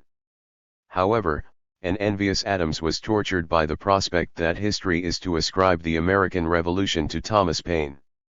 Adams called Paine profligate and impious, and he wrote to Thomas Jefferson in 1819, "What a poor ignorant, malicious, short-sighted, crapulous mass, is Tom Paine's Common Sense." For many years after his death, Paine was either attacked or ignored by the American political and cultural elite. In the Life of Thomas Paine, published a few months after Paine's death, James Cheetham vilified him as vain, intemperate, dirty, hypocritical, parasitical, unpatriotic, atheist and a copier of ideas. Cheetham accused him of seducing and abandoning his friend and housekeeper Madame de Bonneville, and she successfully sued Cheetham for libel. However, despite Cheetham's libelous falsehoods, those who hated Paine and what he stood for, cared little about Cheetham's veracity, Kay notes, and his book supplied anti-Paine invective to generations of conservatives to come. In 1888, Theodore Roosevelt called Paine a filthy little atheist, yet, historian J. H. McKenna points out, Paine was fastidiously clean, stood taller than most of his contemporaries at 5 feet 10 inches, and was a professed believer in God. Paine has come to be admired for common sense and for his role in fomenting the American Revolution. In 1969, he was honored with a Prominent Americans Series U.S. postal stamp.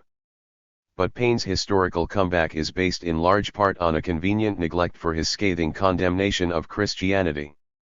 As Lepore notes, so wholly has the age of reason been forgotten that Paine's mantle has been claimed not only by Ronald Reagan but also by the Christian Coalition's Ralph Reed, who has invoked him, and the North Carolina Senator Jesse Helms, who in 1992 supported a proposal to erect a Paine monument in Washington, D.C. Reviewing 4 books about Paine as well as an examination of the historical view of him, Lepore concludes, Paine emerges in most academic accounts as a kind of idiot savant, savvy about adjectives but idiotic about politics. Paine is viewed as hopelessly naive, and even an ignoramus, and one of Paine's biographers offers a tentative diagnosis of bipolar disorder. Among his more anti-authoritarian biographers such as Harvey K., Paine is viewed more sympathetically, as inquisitive, gregarious, and compassionate, yet strong-willed, combative, and ever ready to argue about and fight for the good and right. For many famous and non-famous anti-authoritarians, their compulsion for truth-telling makes it difficult for compromises and diplomacy. Foner concludes, Paine was at his best at the very moment of overthrow, when principles of government were called into question and new classes emerged into political life. But Paine was temperamentally and intellectually unsuited for the day-to-day affairs of government. Similar to many non-famous anti-authoritarians, Paine disregarded cautions from friends, and, though loyal to his friends, Paine was more loyal to his own integrity. His one-time friend Benjamin Rush cautioned him against the use of the then taboo word independence, but he disregarded Rush. His friend James Monroe tried to dissuade him from publishing his diatribe against George Washington, but Paine published it anyway. Paine was a political ally with Thomas Jefferson in several areas. However, Paine's friendship with Jefferson became a significant political liability for Jefferson, whose enemies used it to attack him, especially with respect to questions of Jefferson's own religious beliefs. Jefferson, after he had become president, risked political capital by offering Paine transportation back to the United States on a public vessel. However, soon after his return to the United States, Paine composed another series of letters reviving his hostility with John Adams and George Washington during a time when Jefferson was attempting to foster reconciliation. Another of Paine's friends, William Duane, warned Paine not to publish these letters. Duane later said to Jefferson that he had told Paine that he will be deserted by the only party that respects him or does not hate him, that all his political writings will be rendered useless and even destroyed. But again Paine was stubborn, and ultimately Jefferson too severed his relationship with him. Without Paine's personal papers, which burned in a fire, it is difficult to know for certain whether Paine didn't care about the consequences of his attack on Christianity or was naive about key elements of American society and American politics. Many self-identified American Christians who would have stood with him in his battle for social reforms that he spelled out in Agrarian Justice abandoned Paine because of his attack on Christianity. Paine, like many anti-authoritarians, could not back down from challenging any authority that he believed was illegitimate. But his attack on Christianity deprived him of all political capital to create social and economic justice in U.S. society. So beyond the personal tragedy of Paine's later life, there was a political tragedy.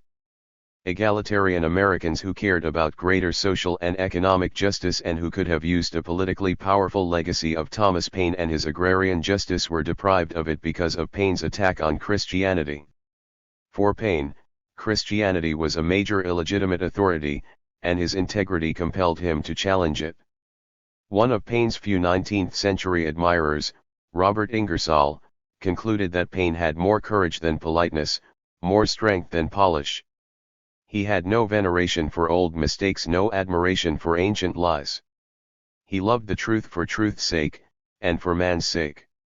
He saw oppression on every hand, injustice everywhere, hypocrisy at the altar, venality on the bench, tyranny on the throne, and with a splendid courage he espoused the causes of the weak against the strong, of the enslaved many against the titled few. While Paine can be viewed as a compulsive truth-teller, he cannot be viewed as compulsively self-destructive. During his early life as a societal loser, he displayed impressive resiliency. He took full advantage of his lucky break connecting with Benjamin Franklin, and he recognized and used his talent of being a plain-speaking and provocative writer. Despite his sad end, Paine did much right so as to have an extraordinary anti-authoritarian life. That Thomas Paine's extraordinary accomplishments in no way mitigated the viciousness of the assault on him is a sad reflection on his society. This dark reality about U.S. society continues to catch naive anti-authoritarians by surprise, as well as to create anxiety and extreme vigilance for other U.S. anti-authoritarians. Ralph Nader. Ralph, go back to examining the rear end of automobiles. And don't risk costing the Democrats the White House this year as you did 4 years ago. Jimmy Carter, Democrat Convention, 2004. Outside of Jerry Falwell, I can't think of anybody I have greater contempt for than Ralph Nader. No one in the history of the world is on a bigger ego trip than Ralph Nader. James Carville, Democrat Party strategist, 2006. The Democrats just totally trashed the guy. They're the meanest bunch of motherfuckers I have ever run across. James Ridgway, journalist, 2006. For Thomas Paine, illegitimate authorities were the British rule over America, hereditary rule, monarchy, the Bible, clerics, and Christianity. For Ralph Nader, illegitimate authority is corporatism, an oligarchy composed of giant corporations, the super-rich, and elected officials from both the Republican and Democratic parties who do their bidding. No American anti-authoritarians rose to greater national popularity than Paine and Nader, and none took larger falls in terms of popularity. Both, buoyed by earlier successes at slaying authoritarian giants, confronted other illegitimate authorities, and this resulted in both being punished with severe marginalization. Both are radicals in the sense of confronting root causes of misery and suffering, but neither are anti-state or anti-government. Both fought for genuinely democratic governments that protect and improve the lives of its citizens.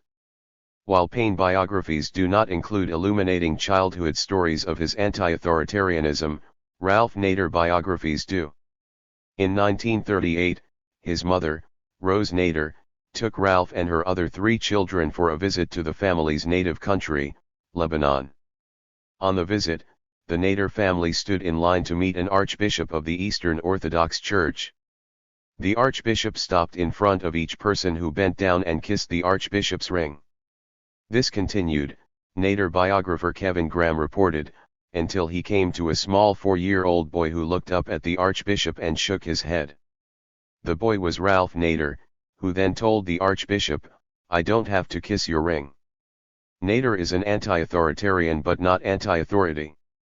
He grew up respecting and admiring his father and mother. His father, Nathra Nader, emigrated from Lebanon to the United States in 1912. Nathra said, "When I passed by the Statue of Liberty, I took it seriously, resulting in a lifelong passion for speaking his mind and teaching his children that speaking one's mind was part of being an American." Nathra moved around the United States, finally settling in Winstead, Connecticut, opening a restaurant where Ralph would sometimes help out. One day when Ralph was 10 years old and had returned from school, his father asked him, "What did you learn at school today? Did you learn how to believe or did you learn how to think?" Ralph Nader proudly tells that story, and he recounts how his father also told him, "If you do not use your rights, you will lose your rights." Ralph Nader is equally proud of his community activist mother, Rose Nader. Frustrated by government inaction over flooding and destruction in Winstead, when Rose heard that Connecticut's then-Senator Prescott Bush planned to attend a campaign reception in Winstead, she waited in the receiving line until she could shake his hand. Then she did not release his hand from her strong grip until she exacted a promise from him to build a backup system that would catch water flowing over the existing dam, and that system was in fact built. As a boy, Nader read biographies about turn-of-the-century muckrakers. At Princeton, he read an average of 1 book a day outside of his required coursework. He then went to Harvard Law School but concluded, "From day one I laughed at the game to prepare corporate lawyers. They made minds sharp by making them narrow." Nader recounted, "I didn't like Harvard Law all that much. It was basically a high-priced factory. But instead of producing toasters or blenders, they were producing lawyers to serve corporations, and that was it." Not taking Harvard Law School too seriously, Nader periodically left and hitchhiked around the United States, researching and writing about the lack of rights of Native Americans and migrant workers. He also started researching automobile safety after seeing car crashes during his travels. He later recounted, "I hitchhiked so much that on a number of occasions, we were the first on the scene of traffic accidents. I saw lots of terrible sights." He also could not forget about a friend whose car accident resulted in him becoming a paraplegic, and how that could have been prevented by seat belts. In 1959, at age 25, Nader gained attention with an article in The Nation about design dangers of automobiles. While many idealistic young people in the early 1960s were drawn to the civil rights movement, Nader began working on a human rights issue that virtually nobody was working on: human body rights. Continuing his auto safety research, Nader would eventually publish Unsafe at Any Speed, the design and dangers of the American automobile, and he would come under attack by General Motors and the automobile industry. Unsafe at Any Speed was published in 1965 when Nader was 31. Nader's research showed that death and injuries were being caused by cars designed for style and not for safety. Most famously, the design problems of GM's Corvair caused rollovers and needless deaths. The book provoked Americans to become appalled by automobile executives who were aware of design flaws but did nothing to fix them. Unsafe at Any Speed became a bestseller. Nader then became an advisor to Senator Abraham Ribikoff for his auto safety hearings. Although there was evidence that the public would pay more for safer cars, automakers did not want to be told what to do. Auto executives did not want to put in the extra expenses for auto safety, and they feared that giving in here would lead to acceding to pollution controls, fuel efficiency, and other measures for a healthier society. So auto executives at General Motors tried to shut Nader up. GM communications records showed that GM wanted to get dirt on Nader to smear and marginalize him. Nader recounted that while in a grocery store, an attractive woman walked up to him and asked him back to her apartment to help her, and after Nader declined, he noticed that she did not ask anyone else. A similar encounter with an attractive woman occurred shortly later in a drugstore. Nader believed he was being followed, and he sounded to some friends as if he had become delusional and paranoid. However, detectives following him were ultimately caught when they asked a building security guard about Nader's location. The guard, himself studying to be a lawyer, got the detectives' names. Nader later said, "The surveillance became so amateurish in the end that it was almost like a slapstick comedy." Senator Ribikoff, chairing Senate hearings, asked the CEO of GM, James Roche, if GM had hired a detective agency to follow Nader. Roche admitted that GM had done so and apologized.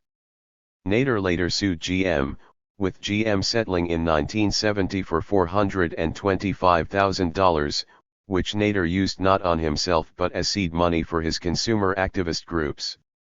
Nader has had few financial needs: famously frugal, buying his clothes at thrift stores, never owning a car or a television, and never marrying and having to provide for a family. Thomas Paine had taken on Great Britain, the most powerful nation on the planet at that time.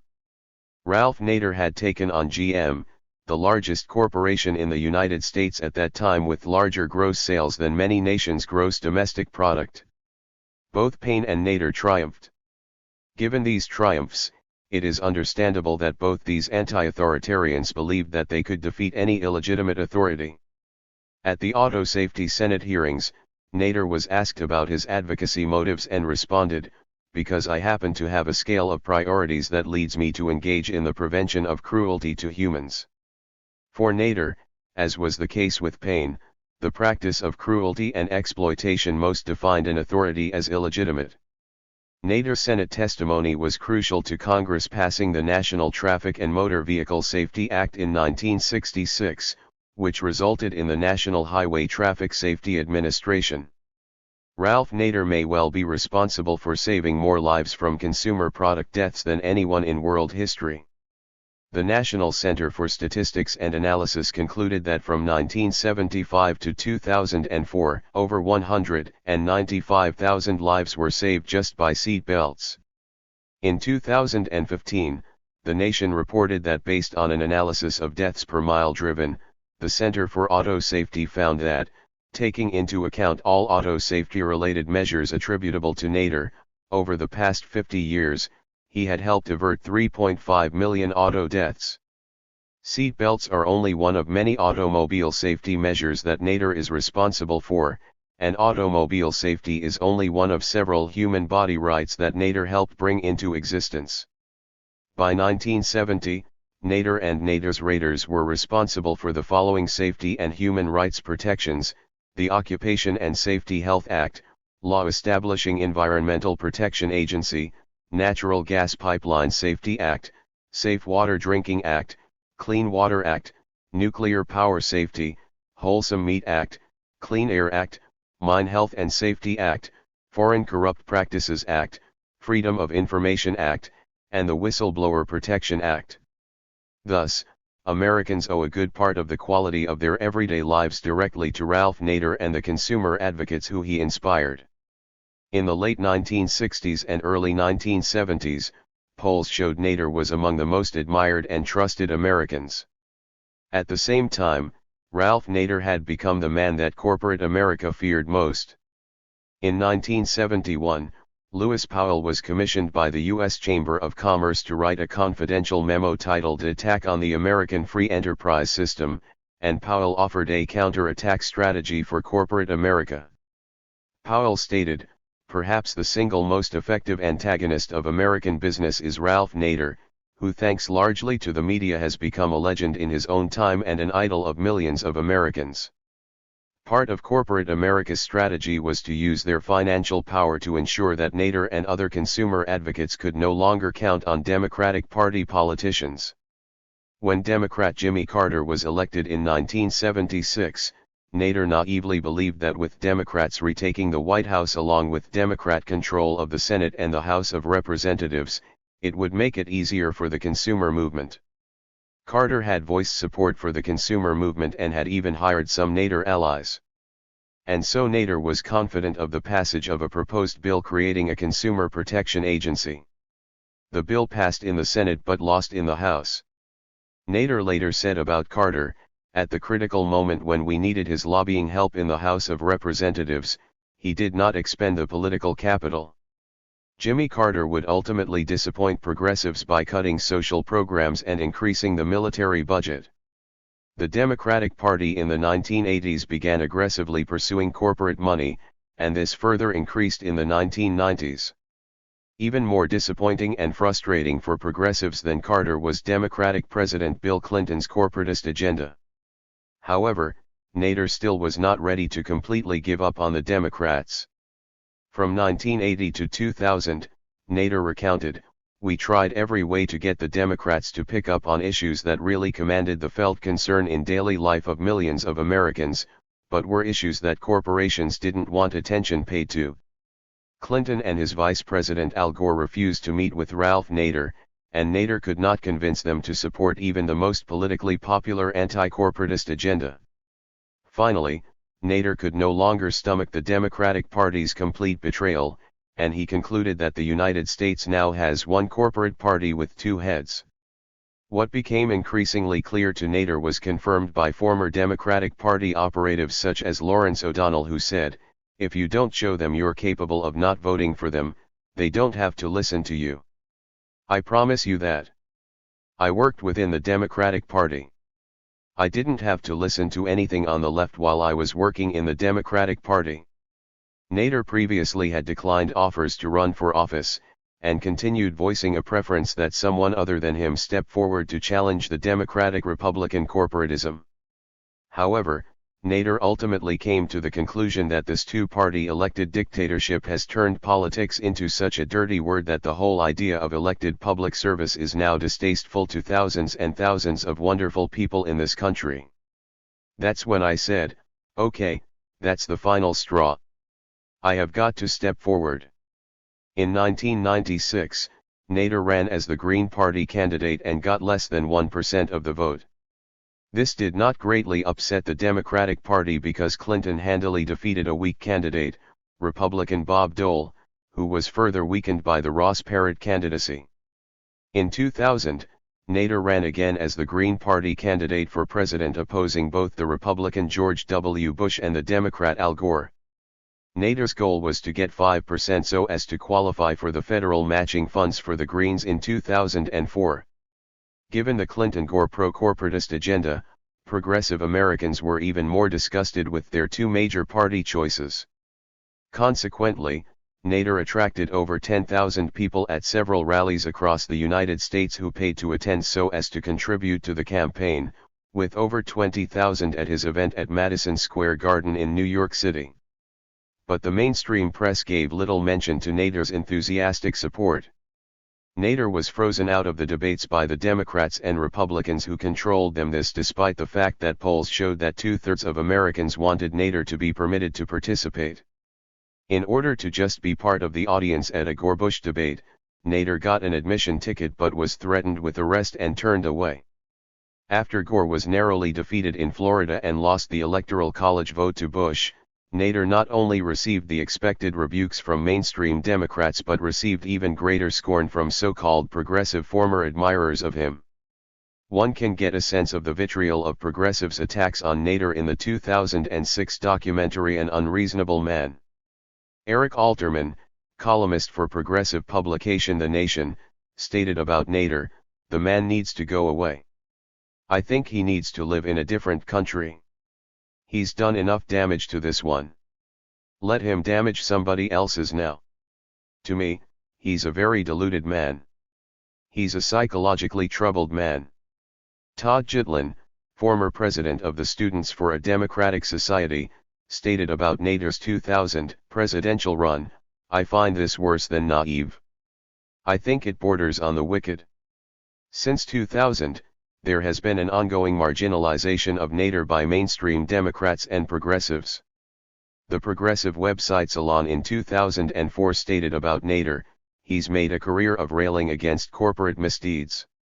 Yet he himself has abused his underlings, betrayed close friends and ruled his public interest empire like a dictator. This is in contradiction with underlings and friends on-camera interviews in An Unreasonable Man, which show that while Nader, like many anti-authoritarians, has at times lacked diplomacy with associates, he has not abused or betrayed them. The treatment of Nader after he opposed the Democratic Party has very much resembled the treatment of Thomas Paine after he had published The Age of Reason. The politically astute progressive Bernie Sanders has kept his distance from Ralph Nader. Nader reported that Sanders is obsessed by the way I was shunned. He hasn't returned a call in 17 years. He's told people 100 times he didn't want to run a Nader campaign." Despite Sanders's shunning of him, Nader supported Sanders's 2016 run for the Democratic presidential nomination. Moreover, Nader showed no ego attachment to his own strategy of attempting to make the Democratic Party more responsive to progressives. In a 2016 Washington Post piece, "Why Bernie Sanders Was Right to Run as a Democrat," Nader acknowledged, "Because if he had run as an independent, he would have faced only one question daily in the media, as I did: do you see yourself as a spoiler?" After Sanders lost the 2016 Democratic Party nomination, Sanders supported the Democratic candidate Hillary Clinton, who was defeated by Donald Trump. Both Nader and Sanders attempted strategies aimed at compelling the Democratic Party to become less corporatist. Both Nader and Sanders failed. Yet it is Nader, despite his huge array of accomplishments, who continues to be shunned and scorned by progressives, with many of those who had once admired Nader being the most vitriolic. For both Ralph Nader and Thomas Paine, actions that resulted in their marginalization are seen by former admirers as ego-trip departures from their previous altruistic activities. However, if one examines the arc of Paine's life, his compulsion for integrity could not allow him to avoid the age of reason without feeling cowardly, and his compulsion for courage would not permit cowardice. Similarly, if one examines Nader's anti-corporatist career, there is also a consistent logic resulting in his integrity compelling him to either challenge the Democratic Party or feel cowardly, and like Paine, his compulsion for courage would not permit cowardice. Both Paine and Nader were venerated for their integrity and courage by admirers, but when they undertook actions based on integrity and courage that caused their admirers political pain, these same admirers called Paine and Nader selfish, egotistical, and even wicked. The lives of Thomas Paine and Ralph Nader affirm this. No matter how great anti-authoritarians' contribution to society and how much they are admired, they remain vulnerable to marginalization for a politically incorrect challenge of authority. If such an ostracism can happen to Paine and Nader despite their monumental contributions, no anti-authoritarian is safe. The anxiety that many anti-authoritarians experience is not a symptom of mental illness but a sense of reality. While both Nader and Paine had extraordinary talents, they never would have had such extraordinary accomplishments had they not benefited from two of the more anti-authoritarian periods in American history. As Ralph Nader stated about his success as a consumer advocate, our movement benefited enormously from the hundreds of thousands of people who were fighting the Vietnam War, and fighting for civil rights, who were in the streets. It created the climate, the atmosphere, that made our efforts appear less extreme. However, while doing battle with GM was not seen in the mid-1960s as politically incorrect, challenging the authority of the Democratic Party establishment in 2000 was viewed as so politically incorrect that Nader has been ostracized for it. Thomas Paine likely would have respected Ralph Nader's reaction to this shunning. In 2006, Nader stated, "I don't care about my personal legacy. I care about how much justice is advanced in America, and in our world day after day, and I'm willing to sacrifice whatever reputation in the cause of that effort. And also, what is my legacy? Are they gonna turn around and rip seat belts out of cars? Are they gonna tear airbags out of cars?" Malcolm X. An extraordinary and twisted man, turning many true gifts to evil purpose. Malcolm X had the ingredients for leadership, but his ruthless and fanatical belief in violence set him apart from the responsible leaders of the civil rights movement and the overwhelming majority of Negroes. New York Times editorial, February 22, 1965. Malcolm X had been a pimp, a cocaine addict and a thief. He was an unashamed demagogue. His gospel was hatred. Time, March 5, 1965. Malcolm X today has iconic status in the pantheon of multicultural American heroes. But at the time of his death he was widely reviled and dismissed as an irresponsible demagogue. Manning Marable, Malcolm X, A Life of Reinvention, 2011. We see in the lives of Thomas Paine, Ralph Nader, and Malcolm X a compulsion to discover truth and assert it, a compulsion for integrity, and a compulsion for courage. We see in all three, a compulsion to not violate their trusteeship with the oppressed, a compulsion to not become an illegitimate authority. Malcolm X psychologically liberated millions of African Americans, validating their anger, encouraging them to assert it, and thus empowering them. For this, he was accused of demagoguery by Americans who did not want to deal with this anger. However, Malcolm X did not exploit his power for personal gain. Ultimately, he was assassinated for maintaining his integrity. Throughout much of his life, Malcolm X was rocked by trauma in the extreme, and thus the arc of his life is one of the most complex ones among great U.S. anti-authoritarians. As a child, Malcolm was a good student before his family was ripped apart. Then, as a teenager and young man, he became selfish, predatory, and anti-authority. After his religious conversion, he was for a time dutifully authoritarian within an authoritarian organization. But after his break with the Nation of Islam, Malcolm X's essential anti-authoritarianism was clearly seen. For Thomas Paine, Ralph Nader, and Malcolm X, illegitimate authority was unjust, oppressive, and cruel. In Malcolm X's evolution, he first identified white people as an illegitimate authority, then Elijah Muhammad and his Nation of Islam, and at the end of his life, the entire structure of wealth and power in the United States. It is perfectly logical for Malcolm X to initially view white people as the illegitimate authority. He was intimately aware of a lengthy history of white violence. Malcolm X, born Malcolm Little in Omaha, Nebraska, grew up for the most part in Lansing, Michigan. His father, Earl Little, was an organizer and chapter president for the Universal Negro Improvement Association. Earl Little believed, Malcolm X told us, as did Marcus Garvey, that freedom, independence, and self-respect could never be achieved by the Negro in America, and that therefore the Negro should leave America to the white man and return to his African land of origin. Malcolm's mother, Louisa Little, also was active in the UNIA, and Malcolm recounts that she looked like a white woman.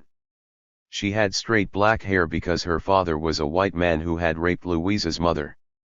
Malcolm X reported that among the reasons his father became a disciple of Marcus Garvey was that he had seen 4 of his 6 brothers die by violence, 3 of them killed by white men, including one by lynching.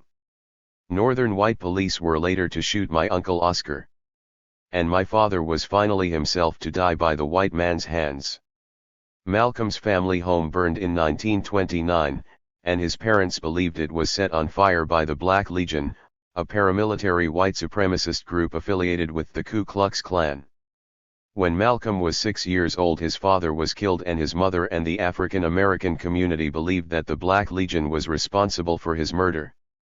But the police ruled it a streetcar accident, and the insurer of the larger of 2 life insurance policies refused to pay, claiming that his father had committed suicide. Malcolm also saw other white authorities destroy his family. The death of his father resulted in the family becoming desperate financially, and his family went on relief. Malcolm remembered that the state welfare employees would look at his family like we were not people, and he saw these welfare authorities as vicious as vultures. They had no feelings, understanding, compassion, or respect for my mother. He was shamed by peers for being on relief, and he began stealing and getting caught for it. Malcolm came to feel guilty that his stealing implied that I wasn't being taken care of by my mother, resulting in her further harassment by welfare authorities. Ultimately, when Malcolm was 13, his mother completely broke down and was committed to the state psychiatric hospital. At that point, his family fell apart.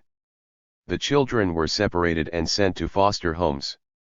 Malcolm X later recounted, "We were having a hard time, and I wasn't helping. But we could have made it. I truly believe that if ever a state social agency destroyed a family, it destroyed ours. We wanted and tried to stay together. Our home didn't have to be destroyed. But the welfare, the courts, and their doctor, gave us the 1-2-3 punch. And ours was not the only case of this kind." In school, Malcolm was also assaulted by white authority. Adela Shabazz, Malcolm X's daughter, corrected one depiction of her father by the 1992 movie Malcolm X, pointing out that the film shows him learning how to read the dictionary as if he didn't already know how.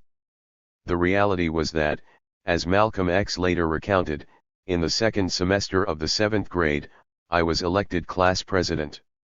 It surprised me even more than other people. But I can see now why the class might have done it. My grades were among the highest in the school. I was unique in my class, like a pink poodle. When his white teacher asked him about his career ideas, Malcolm told him that he'd like to become a lawyer, and his teacher responded, "But you've got to be realistic about being a nigger. A lawyer, that's no realistic goal for a nigger." Malcolm recalled his reaction to that comment, "I was smarter than nearly all of those white kids. But apparently I was still not intelligent enough, in their eyes, to become whatever I wanted to be." It was then that I began to change inside. In his early teens, Malcolm left Michigan for the Boston area, then returned to Michigan for a short period, then went to Harlem in New York City. During this time, he had menial jobs but also became involved in the world of drug dealers, gamblers, and thieves. He returned to the Boston area, and at age 20 in 1945, he and 4 accomplices committed several burglaries. In 1946, he was arrested and convicted, and he began serving an 8 to 10-year prison sentence. In prison, Malcolm connected with John Bembry, a self-educated fellow convict who Malcolm greatly respected. Under Bembry's influence, Malcolm developed a voracious appetite for reading. Malcolm's siblings wrote to him in prison about the Nation of Islam, which at that time was relatively unknown. The Nation of Islam was a new religious movement that preached black self-reliance and opposed integration with white people, and that white people were devils and inferior to black people. Malcolm was receptive to that message. He became a member, and while still in prison he began a correspondence with its leader, Elijah Muhammad. Paroled in 1952, Malcolm immediately became active in the Nation of Islam, initially as an assistant minister in Detroit, and he quickly established himself as its most talented recruiter in several locations.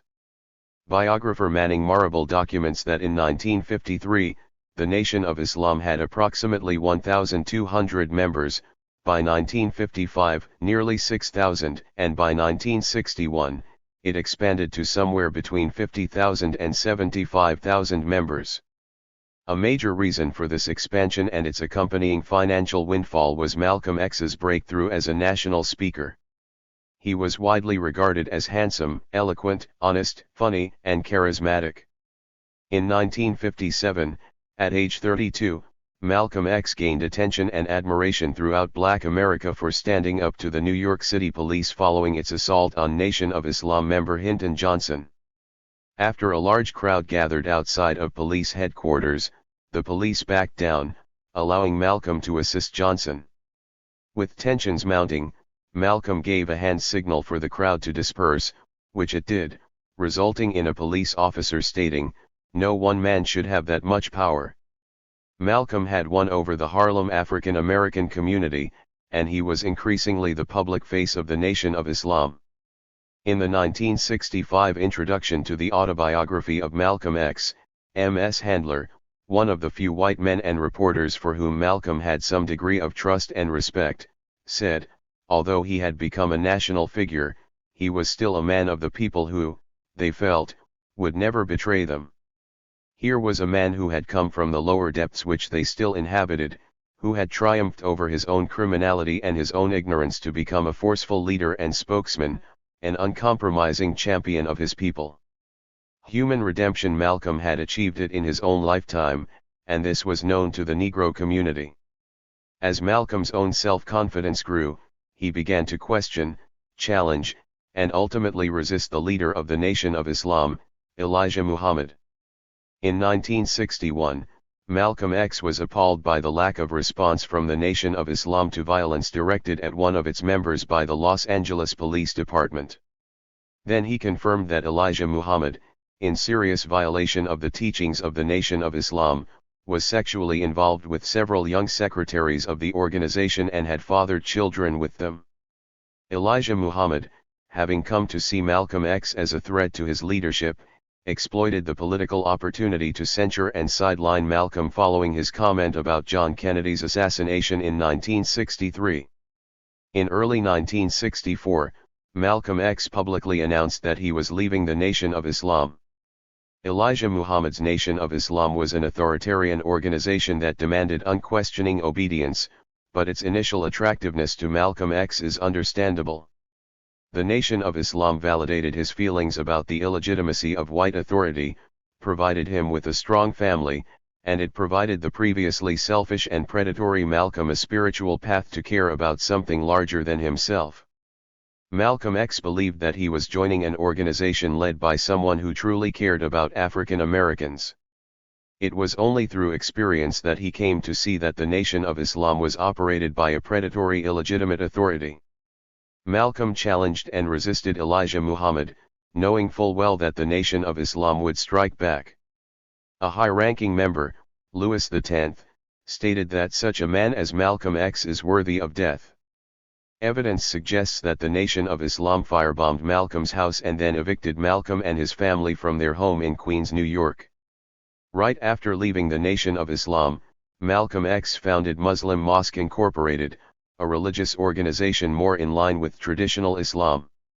He also founded the secular Organization of Afro-American Unity, which advocated for Pan-African unity. The Nation of Islam had opposed involvement in politics and rejected voting in elections, but Malcolm X advised African Americans to exercise their right to vote, though he cautioned that this might not be sufficient for political change. Malcolm X had not only left the Nation of Islam but had completely intellectually liberated himself from its policies. He had transformed himself into a political thinker. Also, shortly after leaving the Nation of Islam in 1964, Malcolm X made a pilgrimage to Mecca, resulting in his departing from his previously anti-white racist views of the Nation of Islam. He wrote in his diary, "Islam brings together in unity all colors and classes." Marable documents that Malcolm X had come to believe that God embraced Jews, Christians, and Muslims alike, denied that whites were devils, and blamed his previous anti-white sentiments on Nation of Islam indoctrination. The central point for Malcolm X had now become, Marable concludes, the necessity for blacks to transform their struggle from civil rights to human rights, redefining racism as a problem for all humanity. When Malcolm X returned to the United States after traveling in the Middle East and Africa, he spoke on college campuses and elsewhere, including events for the Socialist Workers' Party and their Militant Labor Forum. Marable notes, for years, he had preached the Garvey-endorsed virtues of entrepreneurial capitalism, but at the Militant Labor Forum, when asked what kind of political and economic system he wanted, he observed that all the countries that are emerging today from under colonialism are turning towards socialism. I don't think it's an accident. Marable notes, for the first time, he publicly made the connection between racial oppression and capitalism. After Malcolm X's public split with the Nation of Islam, Muhammad Ali, once a close friend, chose to side with Elijah Muhammad. Ali admitted that part of his calculation was fear. You don't just buck Mr. Muhammad and get away with it. By 1965, Malcolm X realized his days were numbered, and 2 days before his assassination, he had told his friend Gordon Parks that the Nation of Islam was trying to kill him. On February 21, 1965, Malcolm X was murdered by a group of Nation of Islam assassins. The New York Police Department, the FBI, and the CIA considered Malcolm X an enemy, and these agencies may well have used infiltrators to inflame tensions between Malcolm and the Nation of Islam. Marable reported that there is also evidence that these agencies, through their surveillance, knew of Malcolm X's impending assassination but failed to protect him, and then, following his assassination, enabled guilty informants to go free. Malcolm X was committed to asserting the truth, including the truth of his mistakes. While his views on illegitimate authority dramatically changed, he was consistent in seeking truth, asserting it, and challenging and resisting authority that he deemed illegitimate. It is precisely Malcolm's capacity to self-correct that makes him one of the most extraordinary anti-authoritarians in U.S. history. Near the end of his life, Malcolm X discussed with Parks an incident earlier in his life when a white college girl had come into a black Muslim restaurant and asked him what she could do to help. He had told her, nothing, and she left in tears. Malcolm X told Parks, "Well, I've lived to regret that incident. In many parts of the African continent I saw white students helping black people. I did many things as a Muslim that I'm sorry for now. I was a zombie then. Like all Muslims I was hypnotized, pointed in a certain direction and told to march. Well, I guess a man's entitled to make a fool of himself if he's ready to pay the cost. It cost me 12 years. Between 1965 and 1977, the autobiography of Malcolm X sold more than 6 million copies. In his 2011 New Yorker piece, This American Life, The Making and Remaking of Malcolm X, David Remnick writes, in 1992, Spike Lee set off a bout of Malcolmania, with his 3-hour-plus film. In its wake, people as unlikely as Dan Quayle talk sympathetically about Malcolm. Bill Clinton wore an X-cap. In 1999, more than 3 decades after his assassination, enabled by the U.S. government and applauded by most of U.S. society, the U.S. Post Office issued a Malcolm X stamp.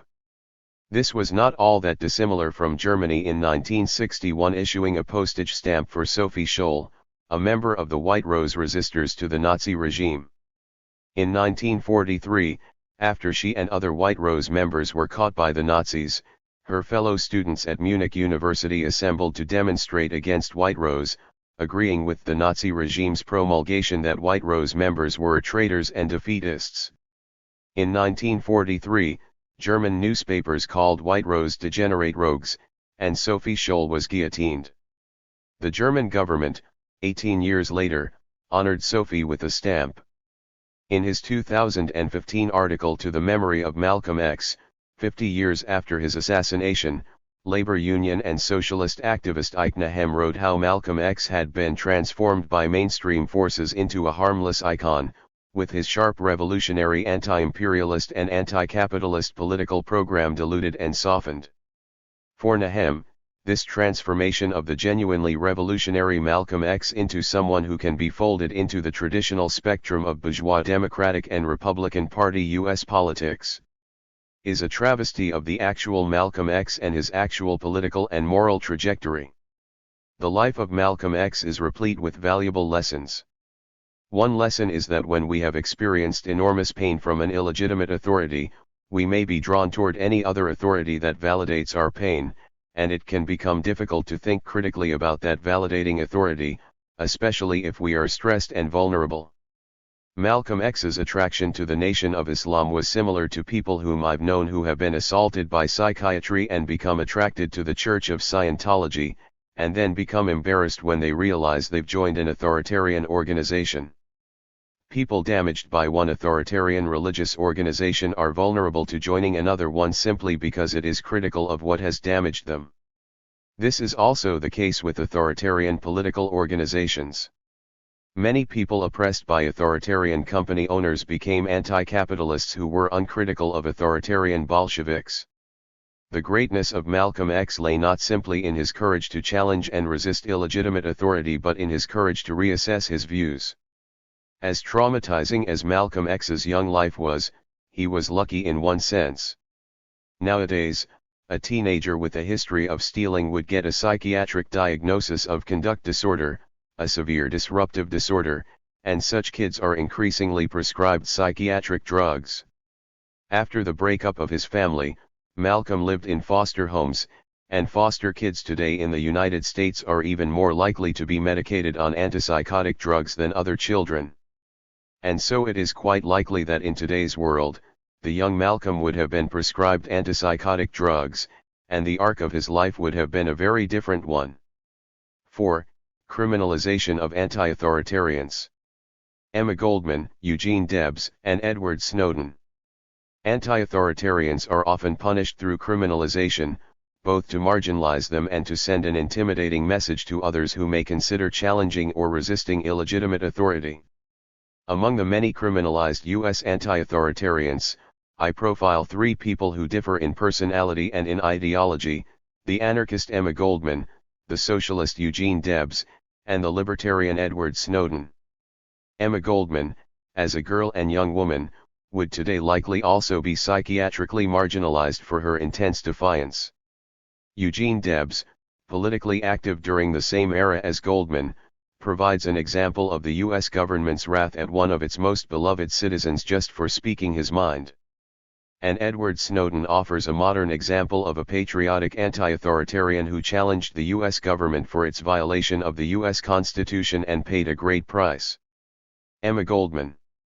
During her lifetime, Emma Goldman was one of the most famous anarchists in the United States.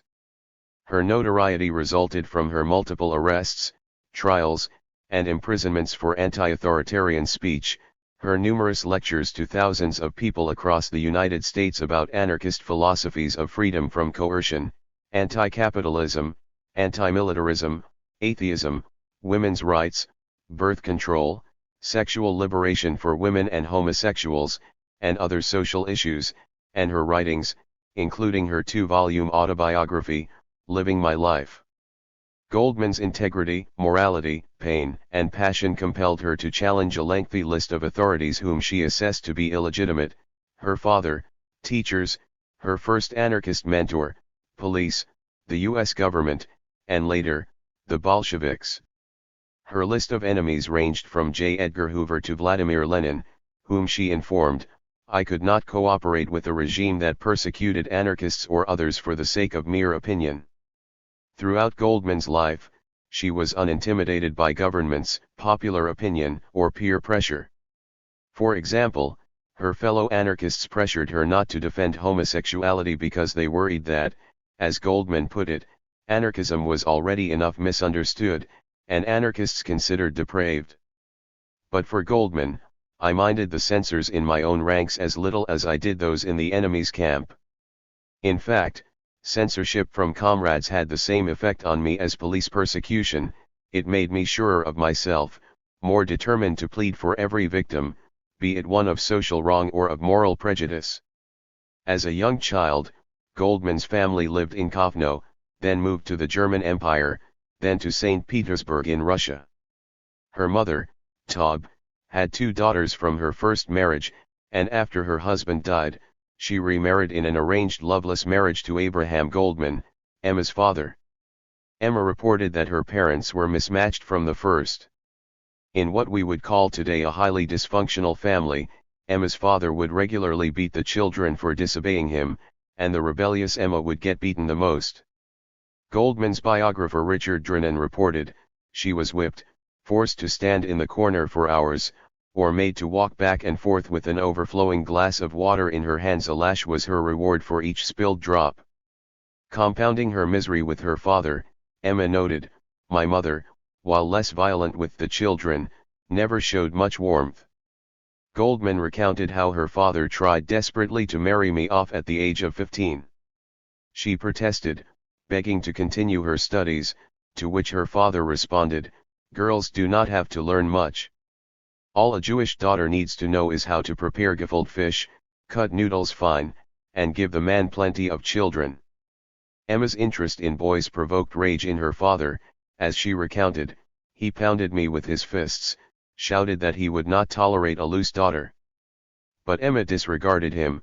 For several months my admirer and I met clandestinely. Only one family member provided Emma with warmth and love, her older sister, Helena.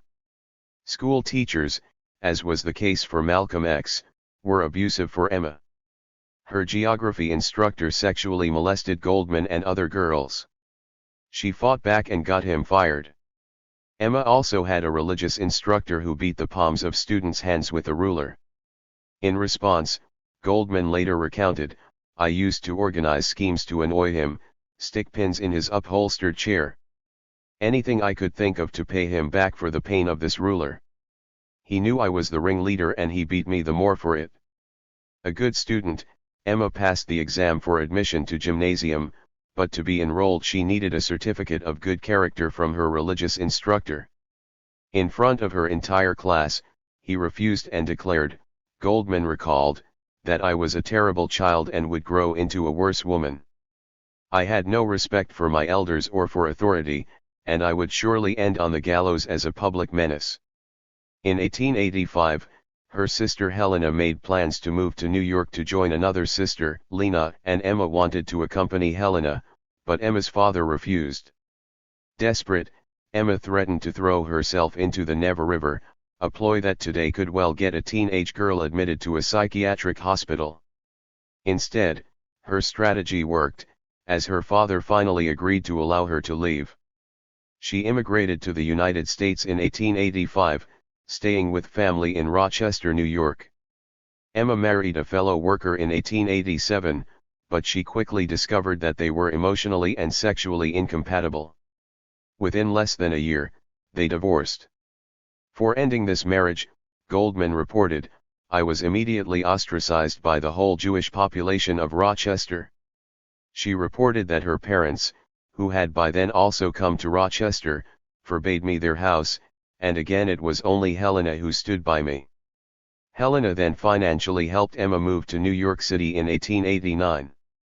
New York City was a hub of anarchist activity, and Emma Goldman had been pulled to anarchism as a social and economic justice movement after the execution of the Haymarket martyrs in 1887. Almost immediately after arriving in Manhattan, the 20-year-old Goldman connected with 2 men who would become important for her.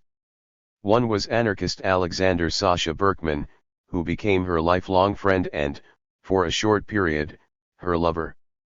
The other was Johann Most, editor of the radical publication Freiheit. Johann Most was a captivating orator who mentored Goldman in anarchist philosophy and public speaking. She later recounted, Most became my idol. I worshipped him. However, Goldman didn't worship him for long. After receiving feedback from her worker audience, Goldman began seeing errors in Most's thinking. She concluded that Most cured me somewhat of my childlike faith in the infallibility of my teacher and impressed on me the need of independent thinking.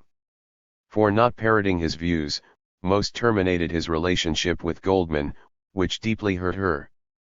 Previous to their split, Goldman had been so loyal to him that she had argued for blowing up the office of a newspaper that had humiliated most. In 1892, Goldman, Berkman, and his cousin Modest Modska Arenstam together planned the assassination of steel plant manager Henry Clay Frick during the steel workers' strike in Homestead, Pennsylvania. Berkman was arrested following his failed assassination attempt, and police raided Goldman's apartment but found no evidence to indict her. Goldman talked about bombing the Pittsburgh courthouse where Berkman was put on trial but didn't act on this. Berkman's actions were condemned by most Americans, but Goldman was appalled by Johann Most's attack on Berkman. Most had preached propaganda of the deed and the use of violence to instigate change, which Goldman knew had influenced Berkman. While Most had altered his views on violence prior to Berkman's actions, when Most condemned Berkman, the loyal Goldman used a horsewhip to publicly lash Most. For Most's faithful anarchist followers, Goldman reported, "My public punishment of their adored teacher roused furious antagonism against me and made me a pariah." The Panic of 1893 resulted in high unemployment, hunger, poverty, and unrest, and Goldman, then aged 24, spoke at large protest demonstrations, including one estimated between 1,000 to 3,000 people in Union Square in New York City. At this demonstration, Goldman recalled saying, "If they do not give you work, demand bread. If they deny you both, take bread. It is your sacred right." For this, she was arrested for inciting a riot. Goldman reported that police offered to drop charges and pay her a substantial sum of money if she would become an informer, to which, Goldman recounted, "I gulped down some ice water from my glass and threw what was left into the detective's face." At her trial, the judge told her, "I look upon you as a dangerous woman in your doctrines," and she was sentenced to 1 year in prison on Blackwell's Island. However, her arrest and imprisonment for speaking her mind gained Goldman much sympathy and popularity. She recounted, "Thanks to my imprisonment and the space given to my name in the newspapers, I also became a celebrity." When she was released from prison, 3,000 people greeted her, and she soon received many requests for interviews and lectures. Affection for Goldman dramatically declined following Leon Czolgosz's assassination of William McKinley in 1901, which resulted in Goldman being arrested and held for 2 weeks. Czolgosz had claimed to have been inspired by Goldman, but he denied that she was involved in his actions. Police could not link Goldman to the assassination, and she was released from custody. Goldman refused to condemn Czolgosz, instead expressed sympathy for him. "I feel very deeply with him as an individual who suffers. If I had the means I would help him as far as I could." She chastised other anarchists for abandoning him. Her fellow anarchists condemned Goldman, as they knew that support for a presidential assassin was politically detrimental for anarchism, making it easy for newspapers and politicians to equate anarchism with violence. For Goldman, this attack on her by her fellow anarchists pained her deeply. "Our movement has lost its appeal for me, many of its adherents filled me with loathing. The struggle and disappointment of the past 12 years had taught me that consistency is only skin deep in most people." She withdrew from the movement, adopted a pseudonym and practiced nursing, which she had learned during her time imprisoned at Blackwell's Island. Goldman's absence from the anarchist movement was a brief one. She returned in part because of the U.S. Congress passing the Anarchist Exclusion Act, which was signed into law by Theodore Roosevelt. The act included barring any immigrant who disbelieves in or who is opposed to all organized government, or who is a member of or affiliated with any organization entertaining or teaching such disbelief in or opposition to all organized government. For many freedom-loving people, not just anarchists, this criminalization of ideology violated what they believed the United States stood for. Goldman rejoined the fight.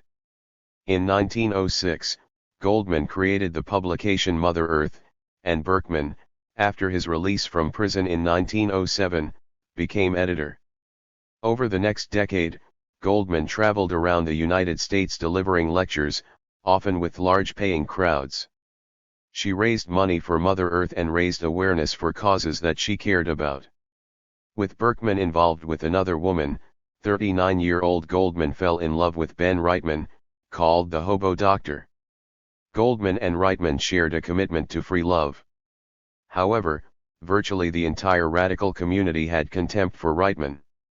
For almost 10 years, with Reitman as her manager, Goldman was regularly on the road giving talks. Over one 6-month period, she delivered 120 lectures in 37 cities to approximately 40,000 people. In 1916, Goldman again was arrested. Among her many lecture topics was birth control, which she believed was hugely important for the empowerment of women. She was charged under the Comstock Law for instructing her audience as to how to use contraceptives. She refused to pay a $100 fine and instead served a 2-week jail sentence. Also in 1916, Woodrow Wilson ran for re-election for president with the slogan "He kept us out of war," promising to keep the United States out of World War I, but Wilson reversed himself once re-elected. He signed into law the Selective Service Act of 1917, requiring all males between 21 and 30 to register for military conscription. Goldman abhorred war in general, especially the U.S. government's involvement in this war, and she loathed conscription. Goldman and Berkman organized the No Conscription League. In June of 1917, Wilson signed the Espionage Act, and later that year Goldman and Berkman were arrested under it for conspiring to induce men not to register for conscription.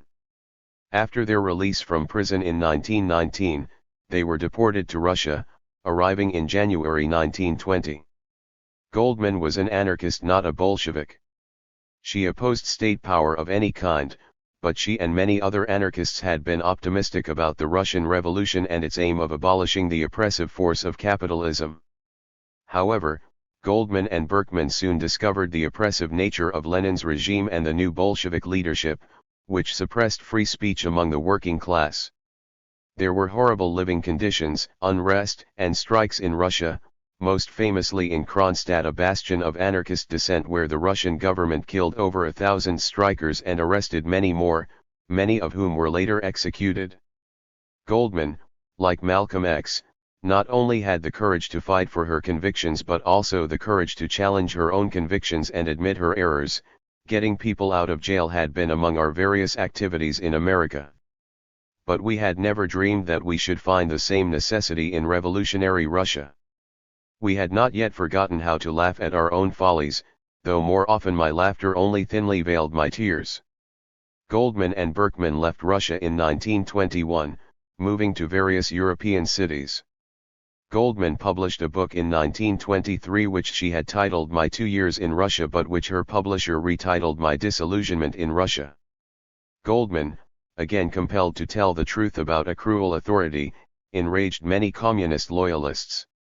Scottish anarchist James Colton offered to marry Goldman purely to provide her with British citizenship, and she agreed in 1925, and this provided her with some relief and freedom to travel. Beginning in 1928, she spent the next 2 years in Saint-Tropez, France, writing her autobiography, living in a cottage on money raised by her admirers. Goldman's autobiography Living My Life was published in 1931. One of the book's fans was Eleanor Roosevelt, and in 1933, Goldman acquired a visa to speak in the United States, but she was not allowed to remain. Goldman went to Spain during the Spanish Civil War, and she then spent the remainder of her life in Toronto, where she died in early 1940.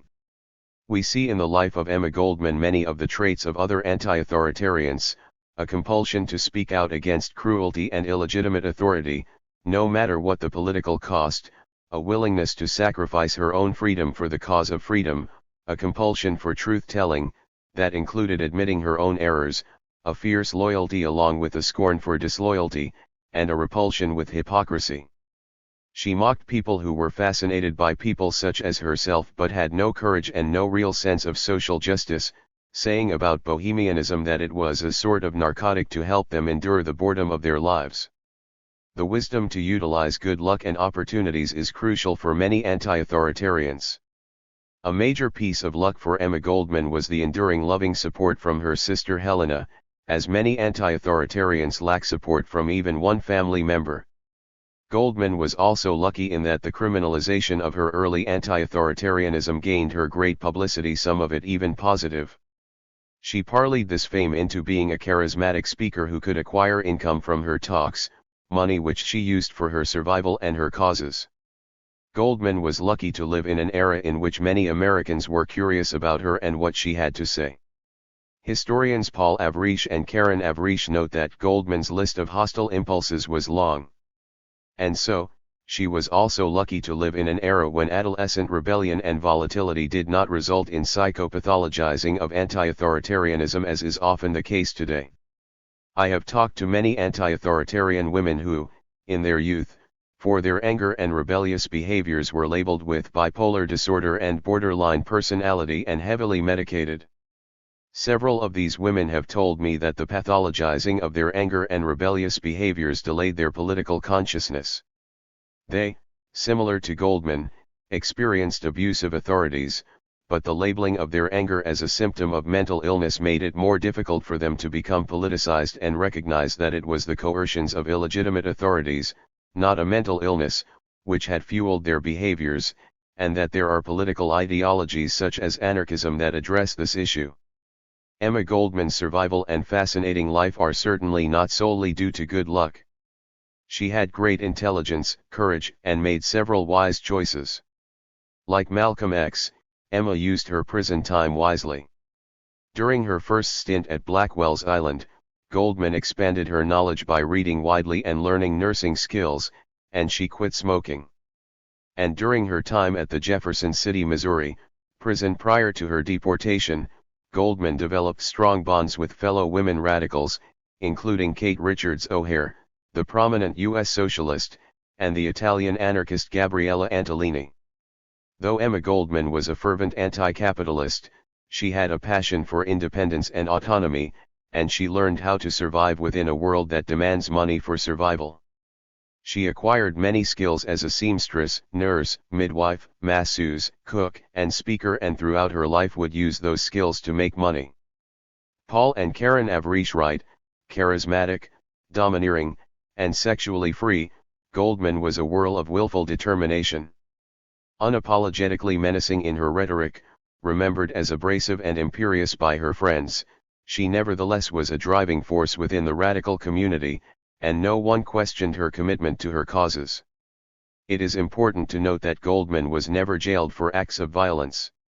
She was imprisoned for speaking her mind and challenging what she considered to be illegitimate authority.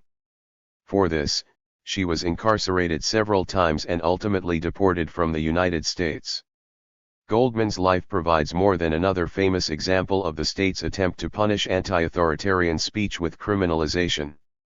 Her early life also provides an example of a girl and young woman who today in the United States, from my experience, might well be psychopathologized. Similar to Malcolm X, in not being psychiatrically marginalized, Goldman was lucky. Eugene Debs. Eugene "Gene" Debs was imprisoned twice for his anti-authoritarianism.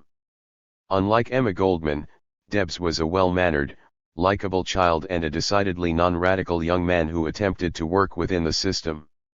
A conservative labor union leader well into his late 30s, in 1895, he was imprisoned for becoming a reluctant strike leader. At that point, it became clear to him that the U.S. government was the property of giant corporations and the wealthy, who also owned most politicians, the judiciary system, the major newspapers, and other institutions. Radicalized by his initial incarceration, Debs became a socialist, ultimately the most influential socialist in U.S. history. He ran for president 5 times, the last time from a prison cell, having been convicted for speaking out against the U.S. government's entry into World War I. Eugene Debs had been known as one of the most likable boys in Terre Haute, notes his biographer Ray Ginger. Growing up in Indiana, Debs did favors for his elders and was generous with younger children, providing them with candy from his father's grocery store. Ginger observed that Gene Debs's kindliness remained a dominant motive of his life. Gene dropped out of high school and began working in the railroad industry, first cleaning grease from the trucks of freight engines, then as a painter and railroad car cleaner, and then as a locomotive fireman. As a young man, Debs was an advocate of self-improvement, believing in the doctrine of lifting yourself by your own bootstraps. At age 20, Debs left railroad work, attended business college, and became a billing clerk for a large wholesale grocery house. Even though he no longer worked in the railroad industry, Debs maintained loyalty to his fellow workers, and became a member of the Brotherhood of Locomotive Firemen and the editor of their Fireman's Magazine. He then went into politics, and he never lost an election running as a Democrat. The voters in his hometown of Terre Haute twice elected him city clerk, and he was elected to the Indiana General Assembly in 1884 at age 29. The Brotherhood of Locomotive Firemen was quite tame, notes historian David Shannon in his article, Eugene V. Debs, Conservative Labor Editor. Shannon points out, in its early days the Brotherhood of Locomotive Firemen was more of a fraternal lodge and a mutual insurance company than a trade union. Debs, as Fireman's Magazine editor, scolded the bad habits of his fellow workers, as he knew that alcohol abuse combined with the lack of occupational safety resulted in job fatalities and serious injuries. Even into his mid-30s, Debs was anti-strike. He saw the differences that arise between labor and capital as ones that arise between friendly brothers. Debs believed that differences could be settled by reasonable and peaceful means, rather than by strikes or violence. Debs preached peace and cooperation between labor and capital, and he preached mutual respect, accusing radical labor union leaders of being cranks and demagogues. Only gradually did Debs begin to recognize the naivete of this brotherly view. Reluctantly, he began to accept that a more confrontational approach was necessary. He adopted a unifying strategy of organizing an entire industry, creating an industrial union rather than organizing trades separately. This resulted in his founding of the American Railway Union, which struck Great Northern Railway in early 1894 and won most its demands. Later in 1894, as leader of the ARU, Debs became involved in the now famous Pullman strike.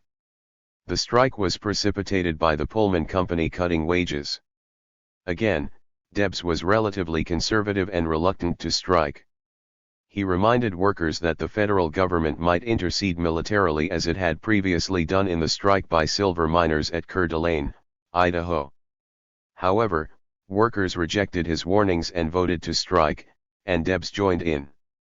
As Debs had predicted, President Grover Cleveland and Attorney General Richard Olney got an injunction against the Pullman strike. The injunction was enforced by the U.S. Army, and this broke the strike. Debs scrupulously made all efforts to prevent violence. Nonetheless, Debs was found guilty of contempt of court for violating the injunction and was sentenced to prison. Debs was not a socialist when he began his prison term. He recalled in 1902 in his article How I Became a Socialist that at the time of the 1894 Pullman strike, I had heard but little of socialism, knew practically nothing about the movement, and what little I did know was not calculated to impress me in its favor.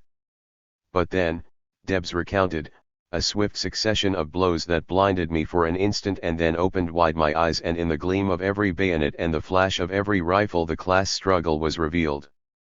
It became clear to Debs that the ownership class has at its disposal an army of detectives, thugs, and murderers, equipped with badge. It was also clear to him that this ownership class owned most of the press and politicians. Debs was first incarcerated in Cook County Jail in Chicago and then imprisoned for 6 months in Woodstock, Illinois.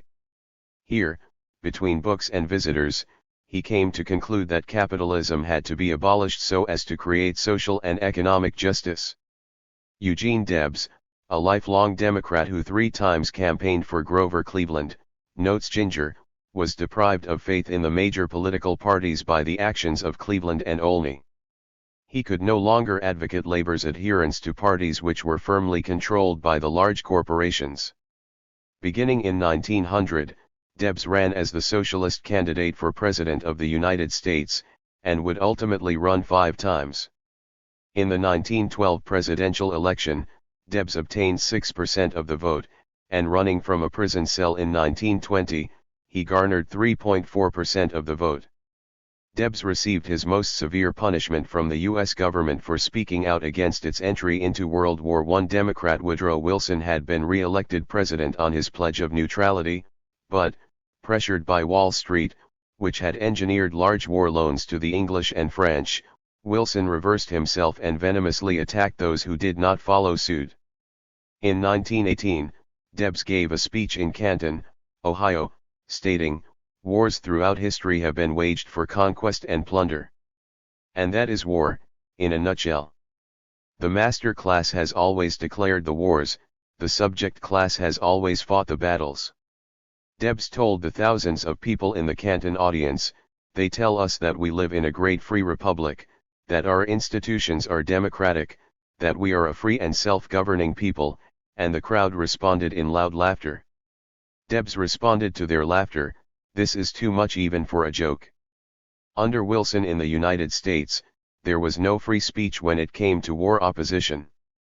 Debs, in his own defense at his trial, pointed out, the Mexican War was bitterly condemned by Abraham Lincoln, by Charles Sumner, by Daniel Webster and by Henry Clay.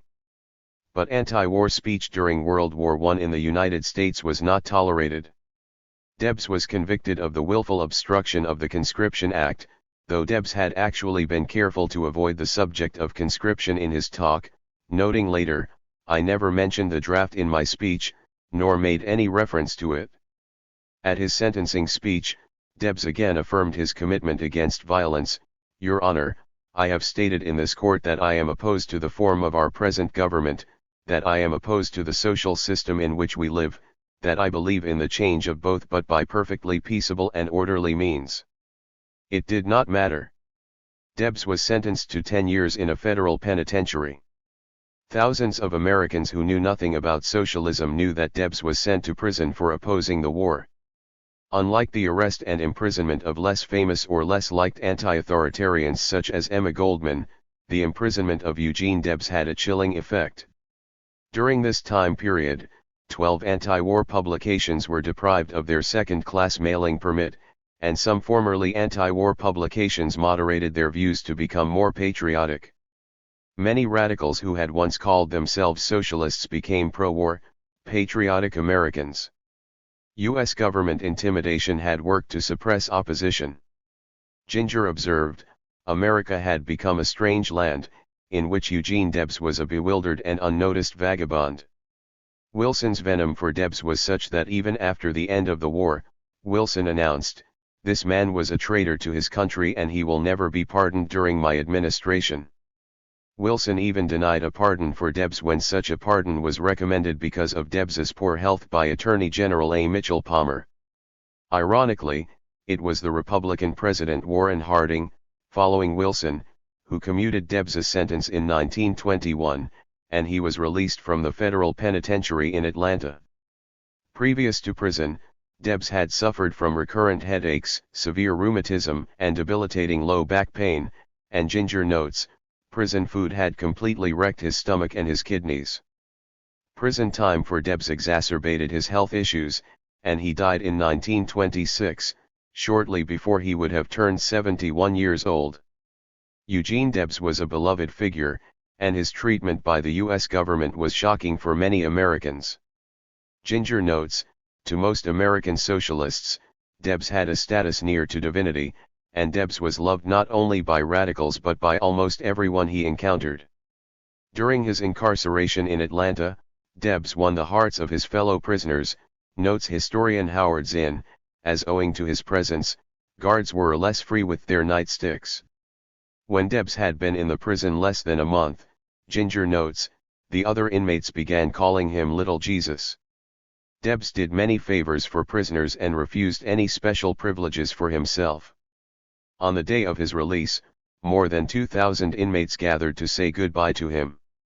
Debs was so likable that after he was interviewed in 1921 by Attorney General Harry Doherty regarding amnesty and release, Doherty recounted, he spent a large part of the day in my office, and I never met a man I liked better.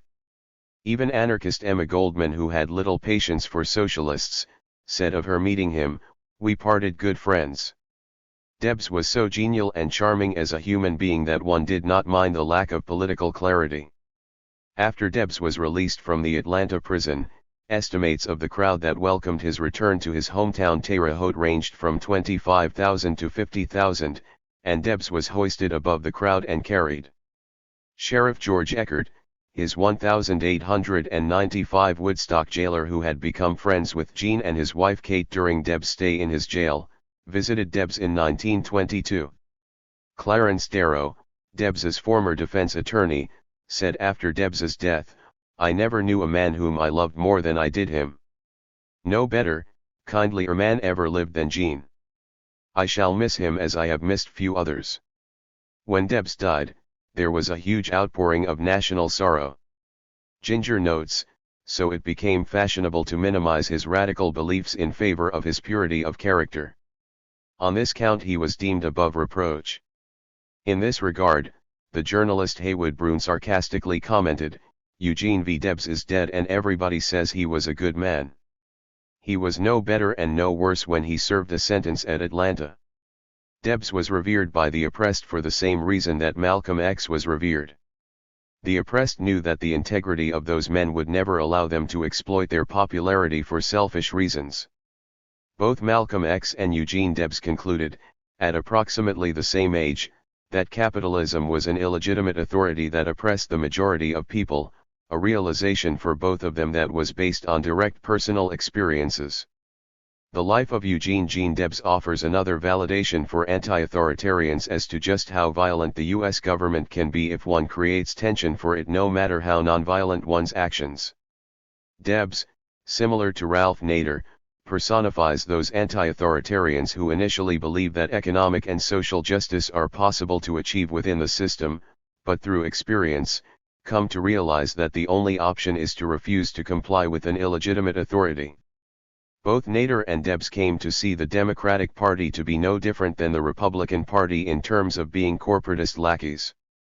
The 1979 documentary Eugene V. Debs, Trade Unionist, Socialist, Revolutionary was written and produced by a 38-year-old Bernie Sanders about his hero.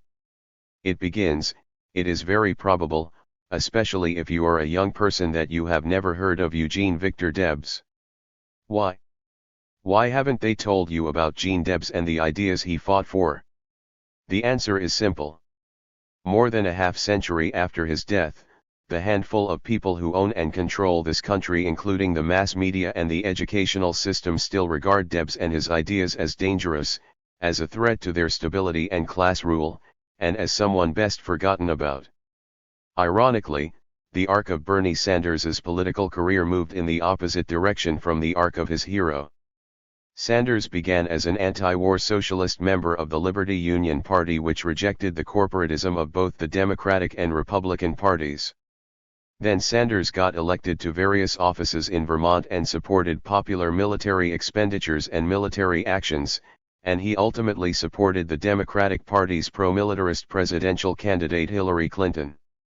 In contrast, Debs began as a successful Democratic politician, became radicalized by his experiences as a labor union leader, became a socialist who was hated by the ruling class, and was imprisoned by its U.S. government.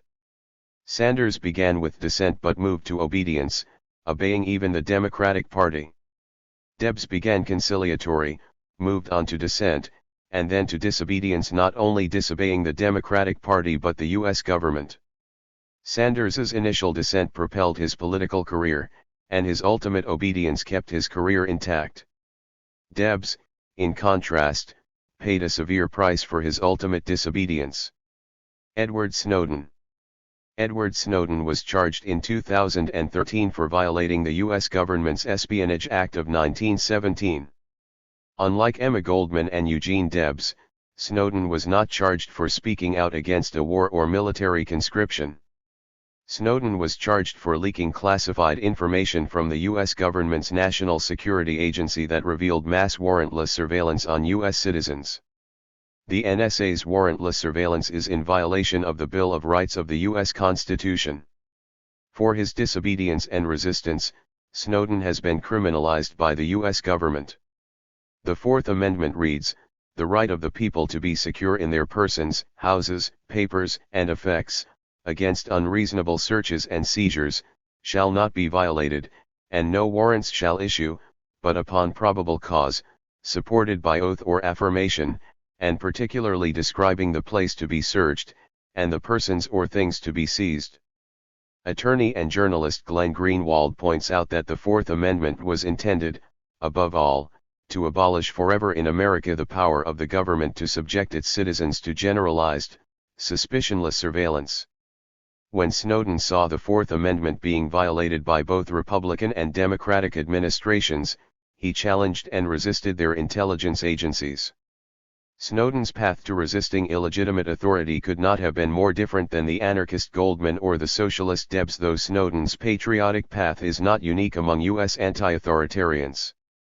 Snowden's father was an officer in the U.S. Coast Guard, and his mother was a chief deputy for the U.S. District Court of Maryland. Snowden grew up as a patriotic American, even more so after the events of September 11, 2001. In 2004, Snowden enlisted in the U.S. Army, recounting later, "I wanted to fight in the Iraq War because I felt like I had an obligation as a human being to help free people from oppression." Snowden was discharged from the Army after breaking both his legs in a training accident.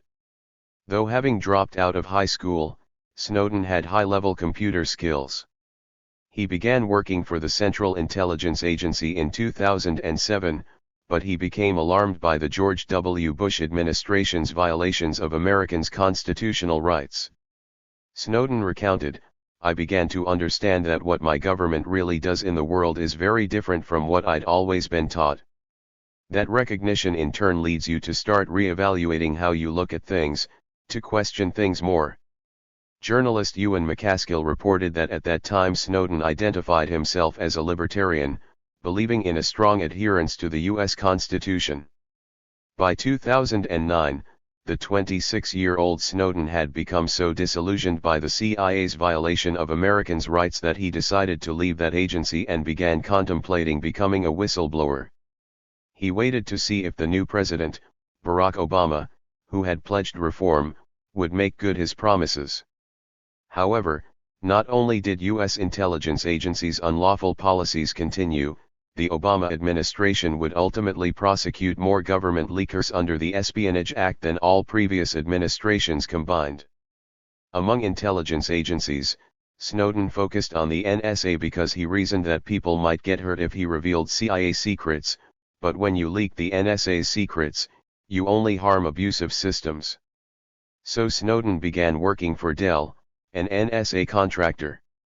He then got a position in early 2013 for the U.S. government defense contractor Booz Allen Hamilton, where he took a pay cut to be in a better position to gather data on the NSA's surveillance activities. In March of 2013, Snowden became even more appalled by the Obama administration after its Director of National Intelligence, James Clapper, was asked by Senator Ron Wyden, "Does the NSA collect any type of data at all on millions or hundreds of millions of Americans?" Clapper's reply was, "No, sir." Snowden knew this was a bold-faced lie.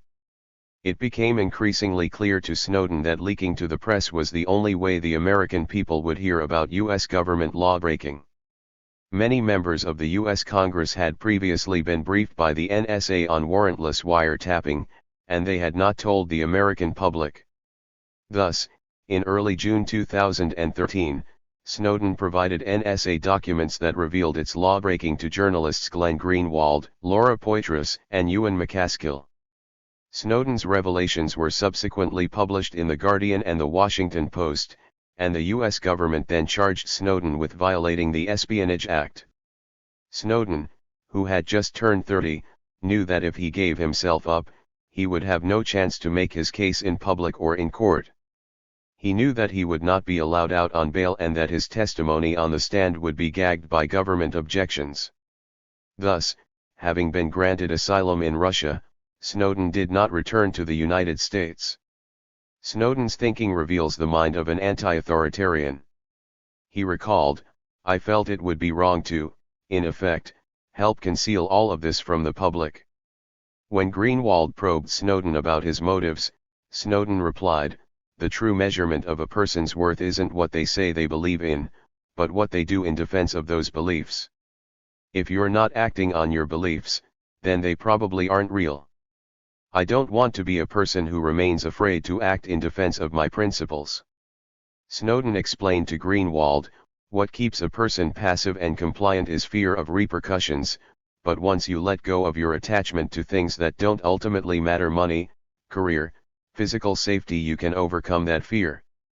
Snowden stated that he wanted to spark a worldwide debate about privacy, internet freedom, and the dangers of state surveillance. He told Greenwald, "I want to identify myself as the person behind these disclosures. I believe I have an obligation to explain why I'm doing this and what I hope to achieve." Greenwald, in no place to hide, Edward Snowden, the NSA, and the U.S. surveillance state, reported mainstream media's reaction to Snowden's actions. When the story broke in June of 2013, CBS News host Bob Schieffer called Snowden a narcissistic young man who thinks he is smarter than the rest of us. The New Yorker's Jeffrey Toobin also diagnosed Snowden as a narcissist, specifically a grandiose narcissist who deserves to be in prison, and the Washington Post's Richard Cohen joined the choir, asserting that Snowden is merely narcissistic. Politico's Roger Simon called Snowden a loser because he had dropped out of high school, and New York Times columnist David Brooks mocked Snowden as someone who could not successfully work his way through community college. Some of the mainstream media did begin to shift their views. A New York Times editorial in January 2014 stated, "The shrill brigade of his critics say Mr. Snowden has done profound damage to intelligence operations of the United States, but none has presented the slightest proof that his disclosures really hurt the nation's security." When someone reveals that government officials have routinely and deliberately broken the law, that person should not face life in prison at the hands of the same government. Snowden has received more support internationally than he has received from Americans, and he has received more support from younger Americans than older ones. A 2015 KRC research poll, commissioned by the American Civil Liberties Union, showed that only 36% of Americans had a positive opinion of him. However, in Germany and Italy, 84% viewed Snowden positively, 80% viewed him positively in France, the Netherlands, and Spain, and 64% viewed him favorably in Australia. U.S. politicians have responded as expected. Politicians such as Bernie Sanders, with support from young people, have supported clemency for Sanders, while Barack Obama, Hillary Clinton, and Donald Trump all have advocated punishing Snowden. The Milgram study, as previously detailed, revealed that the majority of Americans believe in complying with authority even when they feel the authority is a cruel one. Similarly, the majority of Americans believe lawbreakers such as Snowden should be punished, regardless of the fact that the consequences of these lawbreakers violating a law are highly beneficial for society. While the majority of Americans support the criminalization of Edward Snowden, many Americans are also upset about his revelations of their having their Fourth Amendment rights violated, and many politicians recognize this distinction. In July 2013, a bill to defund NSA's bulk metadata collection program came up for a vote. The bill, the Amash-Conyers Amendment, aimed at ending NSA's blanket collection of Americans' telephone records, was narrowly defeated 217 to 205, as apparently many politicians believe that their constituents care, as Snowden does, about their Fourth Amendment rights. Snowden is in the tradition of U.S. government whistleblowers that includes Chelsea Manning. Manning was in the U.S. Army at the time she witnessed the U.S. government's war atrocities and deceit, and in 2010 she provided supporting documents to WikiLeaks. Both Snowden and Manning are in the tradition of Daniel Ellsberg, an ex-Marine employed at the Defense Department and the Rand Corporation. In 1971, Ellsberg leaked government lies about the Vietnam War in what came to be known as the Pentagon Papers. In 1973, during a more anti-authoritarian cultural climate, U.S. government charges against Daniel Ellsberg were dismissed because of governmental misconduct and illegal evidence gathering. Sadly, no such anti-authoritarian climate exists today. Many other U.S. anti-authoritarians, forgotten in history, have been criminalized for speaking their minds. Politically radical women such as Kate Richards O'Hare, Molly Steimer, and many other Americans were imprisoned for speaking out against World War I.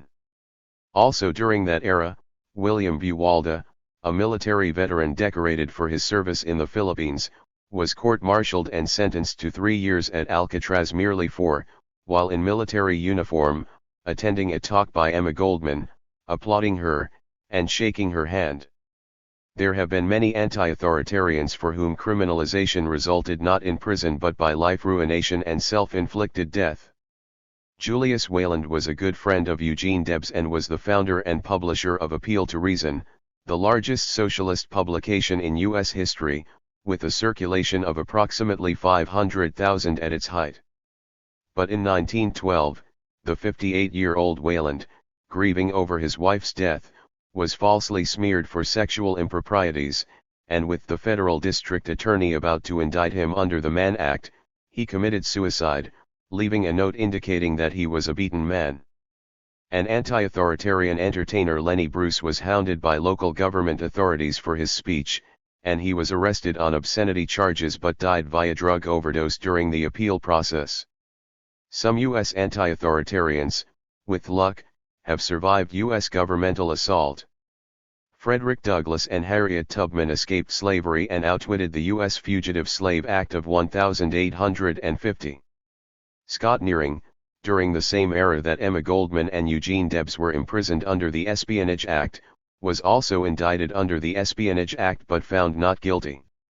Helen Keller, who also publicly opposed military conscription and the U.S. government's entry into World War I, was not prosecuted by the U.S. government, most likely because Woodrow Wilson knew how ridiculous it would have been to jail the most famous deaf-blind woman in the world. Other U.S. anti-authoritarians have simply been murdered by government agencies. One famous example was Fred Hampton. In 1969, at age 21, Hampton was assassinated in his sleep by Cook County, Illinois, law enforcement in conjunction with the Federal Bureau of Investigation. Hampton's offense was being a Black Panther Party member and an effective organizer. As will be discussed in the following chapter, throughout U.S. history, murder and genocide by the U.S. government has been routine with respect to Native Americans. 5. Genocide of an anti-authoritarian people, Native Americans. For the compliant, the U.S. government appears to be a force of good that occasionally errs, but what anti-authoritarians sense and some directly experience is that the U.S. government and ruling elite are powerful forces of violence when their policies are resisted. This is no revelation for Native Americans. Tecumseh, Crazy Horse, Sitting Bull, as well as many other famous and non-famous Native Americans challenged and resisted the authority of the U.S. government to defraud Native Americans from their land and to destroy their communities and their way of life. For their resistance, many Native Americans have suffered violent deaths. Tecumseh was killed in battle, Crazy Horse was killed trying to escape incarceration, and Sitting Bull was killed resisting arrest. The assault against Native Americans constitutes racism, genocide, and land theft on a massive scale. It is also an attempt to eliminate a cultural tradition that, with its relative absence of coercion and greater freedoms, undermines U.S. authoritarians. At the time Europeans began to colonize North America, Native American societies were highly diverse with many different political systems and various religious beliefs. However, they did share certain common characteristics. Native societies in what now constitutes the United States did not have the hierarchical and authoritarian organization of the Aztec and Inca societies south of them. In what now constitutes the United States, historian Eric Foner notes, many Europeans saw Indians as embodying freedom. He reported that a European religious missionary during that time said about Native Americans, "They are born, live, and die in a liberty without restraint." Foner also quotes an early trader who observed that Indians had no words to express despotic power, arbitrary kings, oppressed or obedient subjects. European colonizers came from extremely hierarchical societies, ruled by kings and aristocracies, and within families, husbands ruled their wives. Upon marriage, a European woman surrendered her legal identity, which meant she could not own property or sign contracts, or, except in rare circumstances, get a divorce. By contrast, in most native societies, women could divorce their husbands and choose premarital partners. And while tribal leaders were mostly men, female elders would help select male leaders and take part in tribal meetings. Thus, for European colonizing men, their absolute power within their marriage was threatened to the extent that their wives were aware of Native American life. In general, the relative attractiveness of Native American societies was threatening for authoritarians. A common characteristic of Native American societies is an absence of impersonal authority and coercion. Ensuring civility is seen as a collective responsibility. When interpersonal conflicts arise, the emphasis is on negotiations among parties and kin groups to settle conflicts. A common characteristic of Native societies is to make all efforts toward members not experiencing coercion and resulting resentments. If consensus could not be achieved, bands would splinter off. The Iroquois are a confederation of northeastern tribes in North America, and Foner notes that one colonial official stated that the Iroquois held such absolute notions of liberty that they allow of no kind of superiority of one over another, and banish all servitude from their territories. Historian Gary Nash documents the anti-authoritarian nature of Iroquoian culture, including their child rearing. Iroquois youngsters, Nash reports, were being prepared to enter an adult society which was not hierarchical, as in the European case, but where individuals lived on a more equalitarian basis, with power more evenly distributed among men and women or old and young than in European society. One aspect of child rearing on which Europeans and Iroquoian cultures differed was in the attitude toward authority. In Iroquois society, the autonomous individual, loyal to the group but independent and aloof rather than submissive, was the ideal. Native American societies are not leaderless societies, but leadership is based on consensus about a leader's wisdom. Thus, if a hunter leader, medicine leader, or warrior leader makes repeated errors that threaten their people's well-being, this likely would result in a new consensus and new leadership. The flight of the Nez Perce from U.S. government troops illustrates this.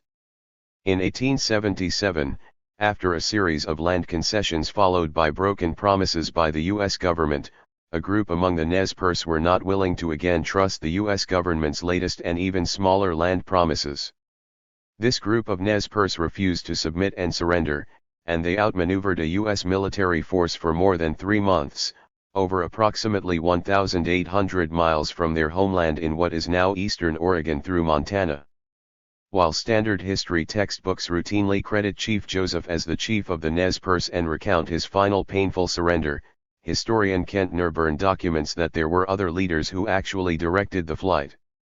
Looking Glass initially led the group but was challenged for moving too slowly, and when the U.S. Army surprised the Nez Perce at the Battle of the Big Hole, tribal consensus replaced Looking Glass with Poker Joe. And when Joseph believed that surrender was necessary to save Nez Perce lives, several Nez Perce chose to follow another leader, Whitebird, and continue to head to Canada, and the consensus was not only to accept that group's decision but to aid Whitebird and his group's escape. The enormity of the assault on Native Americans can only partially be captured by statistics. Conservative estimates of the 1,492 indigenous population within what are now the borders of the United States are, according to Foner, between 2 and 5 million people, but historian Ward Churchill estimates the number closer to 12 million. There is little controversy among historians that by 1900, the Native American population in what now forms the United States had declined to approximately 250,000. This decimation of Native Americans occurred through a variety of methods. These methods included army campaigns and massacres. Native American decimation also occurred because of forced removals, including most famously the Trail of Tears, in which approximately 55% of all Cherokees died during or as an immediate result of their forced removal by the U.S. government. Also in Texas, Churchill points out, an official bounty on native scalps. Any native scalps was maintained until well into the 1870s. The result was that the indigenous population of the state, once the densest in all of North America, had been reduced to near zero by 1880. Another extremely effective genocidal method was starvation. In genocide by other means, U.S. Army slaughtered buffalo in Plains Indian Wars. Journalist Adrian Jaward documents U.S. government policy to destroy indigenous food supply to drive them off their land. During the Plains Indian Wars, Jaward reports, as the U.S. Army attempted to drive Indians off the plains and into reservations, the Army had little success because the warriors could live off the land and elude them wherever the buffalo flourished, the Indians flourished. Jaward describes how William Tecumseh Sherman, who had found success with a scorched earth policy against the Confederacy during the Civil War, repeated the same strategy with Native Americans and their buffalo. Jaward also quotes anthropologist Esnioxet Gray Morning and historian Andrew Eisenberg in this regard. Gray Morning points out, the government realized that as long as this food source was there, as long as this key cultural element was there, it would have difficulty getting Indians onto reservations. Eisenberg notes, some Army officers in the Great Plains in the late 1860s and 1870s, including William Sherman and Richard Dodge, as well as the Secretary of the Interior in the 1870s, Columbus Delano, foresaw that if the bison were extinct, the Indians in the Great Plains would have to surrender to the reservation system. The 1948 United Nations Convention on Genocide states, genocide means any of the following acts committed with intent to destroy, in whole or in part, a national, ethnical, racial or religious group, as such, killing members of the group, causing serious bodily or mental harm to members of the group, deliberately inflicting on the group conditions of life calculated to bring about its physical destruction in whole or in part, imposing measures intended to prevent births within the group, forcibly transferring children of the group to another group. While a single component suffices for the UN definition of genocide, the U.S. government's genocide of Native Americans includes all of these components. The Native American population has also been reduced by forced sterilization and recently so. Physician Gregory Rotecki, in Forced Sterilization of Native Americans, Late 20th Century Physician Cooperation with National Eugenic Policies, documents, independent research estimated that as many as 25 to 50% of Native American women were sterilized between 1970 and 1976. Psychologist David Walker details American psychologists' use of pseudoscientific psychometrics, including IQ testing, to attempt to establish the inferiority of indigenous Americans so as to justify sterilization. Churchill also notes that the massive compulsory transfer of American Indian children from their families, communities, and societies to Euro-American families and institutions.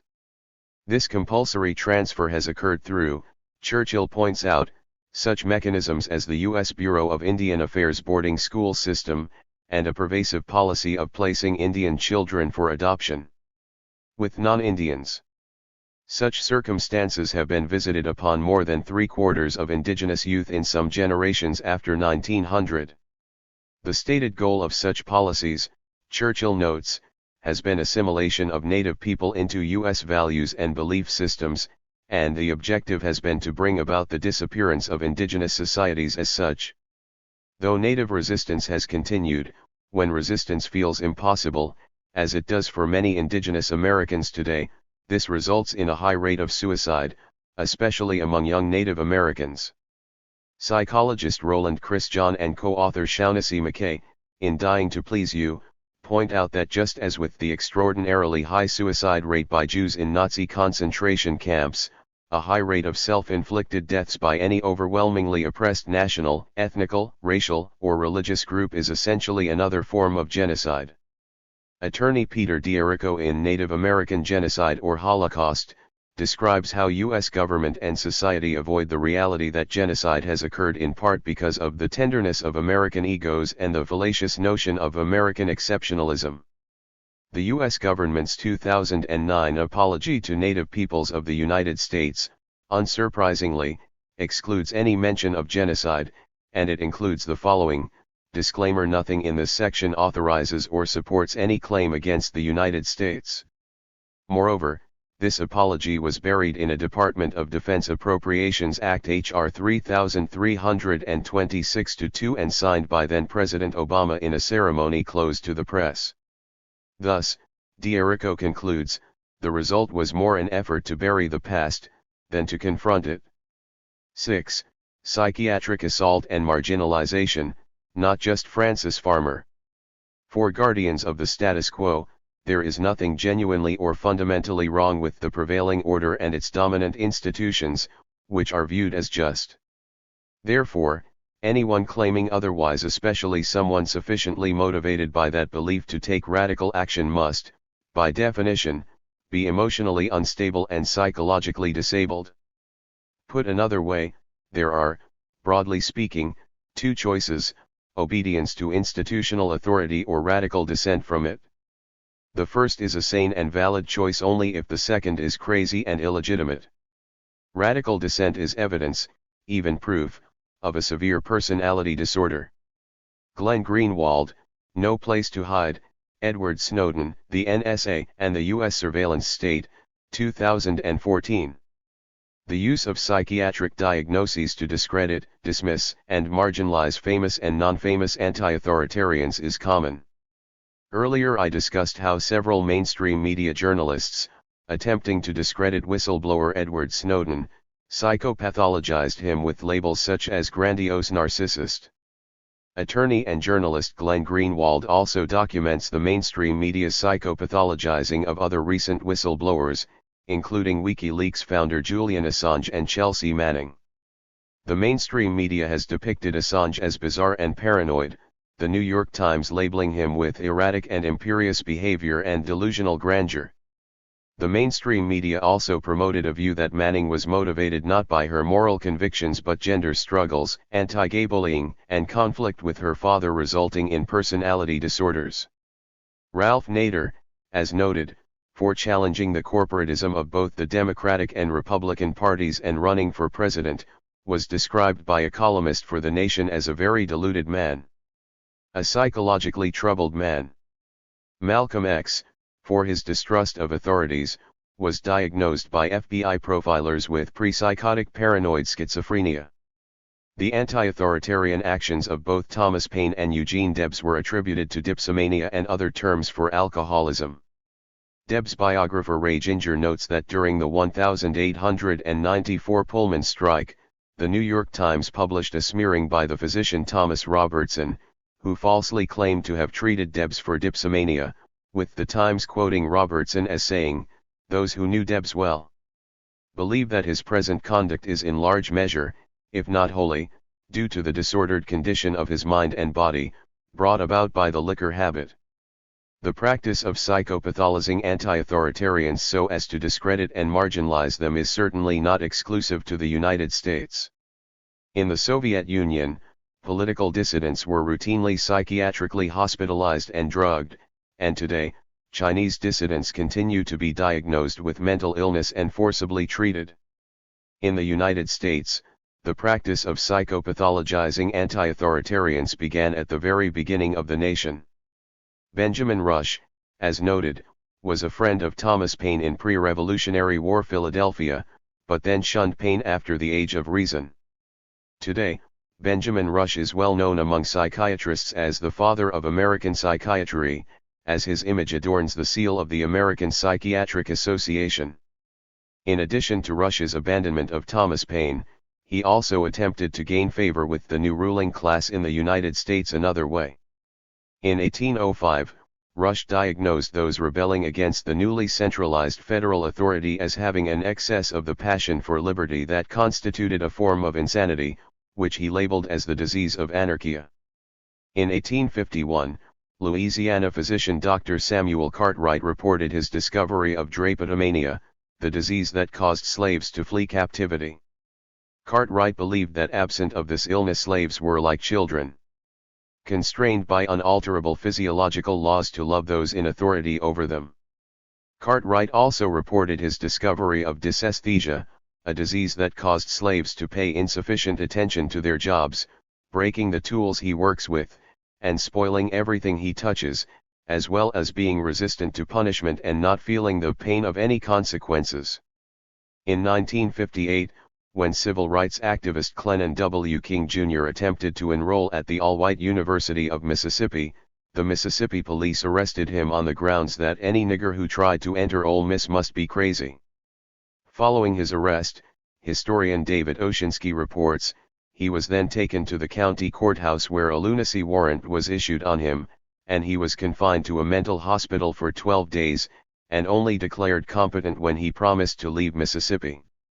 In the protest psychosis, how schizophrenia became a black disease, psychiatrist and sociologist Jonathan Metzlow details systemic racism that labels threats to authority as mental illness, and how this process increases the likelihood that black men will get diagnosed with schizophrenia. A belief that one is being surveilled has sometimes been enough evidence for anti-authoritarians to be assessed as delusionally paranoid. Recall how when Ralph Nader was being followed by General Motors detectives, he sensed it and told others, and sounded like he was delusional. Nader, however, was lucky that detectives were incompetent and got caught. However, Ernest Hemingway was not so lucky. By 1960, Hemingway was labeled delusionally paranoid about FBI surveillance. His friend and biographer A. E. Hotchner recounted Hemingway saying, "The feds. It's the worst hell. The goddamnedest hell. They bugged everything. Everything's bugged. Can't use the phone. Mail intercepted."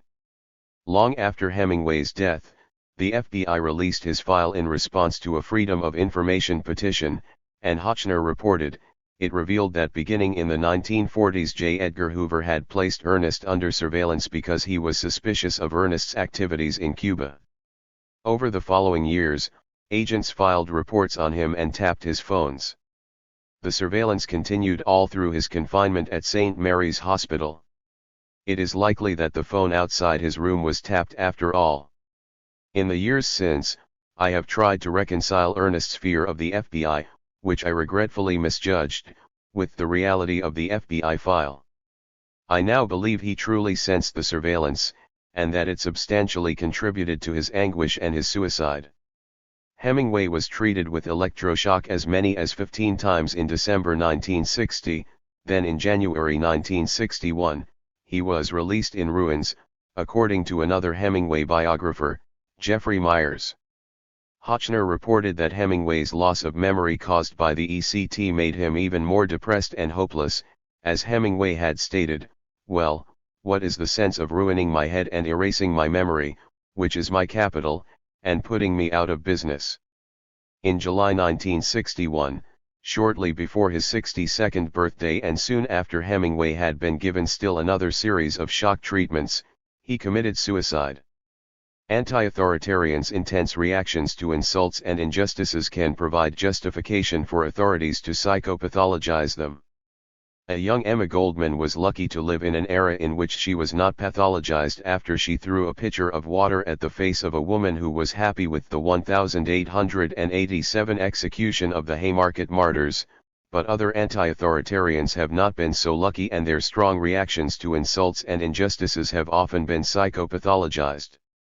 This is especially true for intense reactions by women, one of the more well-known examples being actress Frances Farmer, brought to public attention in the 1982 movie Frances, starring Jessica Lange. Farmer revealed her anti-authoritarian streak as a senior in high school when she won a writing contest with a controversial essay, "God Dies," and then again as a young woman when, in 1935, she accepted a newspaper prize for a trip to the Soviet Union over her mother's strong objections. Farmer was stunningly beautiful but rebelled against studio casting based solely on her looks. She also resisted the studio's attempt to control her private life, and she refused to attend Hollywood parties. Farmer aspired to be a serious actress, and she took time off from movie work to appear in a Clifford Odets stage production of one of his plays. Farmer, feeling oppressed by Hollywood authorities and betrayed by men she had trusted, began abusing alcohol. In 1942, she was stopped by the police for driving with her headlights on bright in the wartime blackout zone. She was jailed and fined, and after she hadn't paid her entire fine, the police tracked her down and entered her hotel room without permission. Then, as journalist Matt Evans recounts, Frances, who'd been sleeping in the nude, face down on the bed, under the influence of alcohol and somnifacient at noon, reacted as anyone would have. She became belligerent with the police when they arrested her. And then, after she was sentenced to 180 days in Los Angeles County Jail, she became physically aggressive in the courtroom and was forced into a straitjacket. If Frances had been left alone to serve her 180 days in jail, Evans concluded, it's quite likely that, eventually, she would have sorted herself out. Instead, family members and others from the movie industry successfully lobbied the judge to send her to the Kimball Sanitarium, her first institutionalization. Then in 1944, Frances's mother committed Frances to Western State Mental Hospital, where she was recommitted 2 additional times. Frances was institutionalized, Evans concludes, not because she was insane but because she'd been legally vulnerable. Because her dad, Ernest, was a lawyer. Because her mother, Lillian, despite whatever unconscious animus may have lain in her heart, may have thought in her desperation and exasperation that institutionalization was the last viable recourse to help her daughter heal, and become submissive and obedient. In recent decades, children and adolescents in the United States who are not submissive and are disobedient have been increasingly psychopathologized. Several of the famous anti-authoritarians profiled in this book, if children today, would likely have been labeled with at least one psychiatric disorder. Malcolm X's childhood, as noted, was replete with trauma including his family breakup and then foster homes, resulting in his rebelling and engaging in theft. Today, a teenage Malcolm X would likely be labeled with the disruptive disorder diagnosis called conduct disorder for criminally disruptive behaviors. And owing especially to the fact of being in foster care, he would very likely be prescribed psychiatric drugs, including antipsychotic drugs. Several other anti-authoritarians profiled in this book, including Eugene Debs, Lenny Bruce, George Carlin, and Jane Jacobs quit school or didn't take it seriously. Today, for such obviously intelligent kids, this contempt for school would make them highly vulnerable to a psychiatric diagnosis. Beginning in 1980, for non-compliant children who are not engaged in any illegal practices, the APA created the Disruptive Disorder Diagnosis Oppositional Defiant Disorder. For an odd diagnosis, a youngster needs only 4 of the following 8 symptoms for 6 months, often loses temper, often touchy or easily annoyed, often angry and resentful, often argues with authority figures, often actively defies or refuses to comply with requests from authority figures or with rules, often deliberately annoys others, often blames others for his or her mistakes or misbehavior, spitefulness or vindictiveness at least twice within the past 6 months. In 2012, the Archives of General Psychiatry reported that between 1993 through 2009, there was a 7-fold increase of children 13 years and younger being prescribed antipsychotic drugs, and that disruptive behavior disorders such as OD and CD were the most common diagnoses in children medicated with antipsychotics, accounting for 63% of those medicated. Attention deficit hyperactivity disorder is another common diagnosis for children labeled with behavior problems.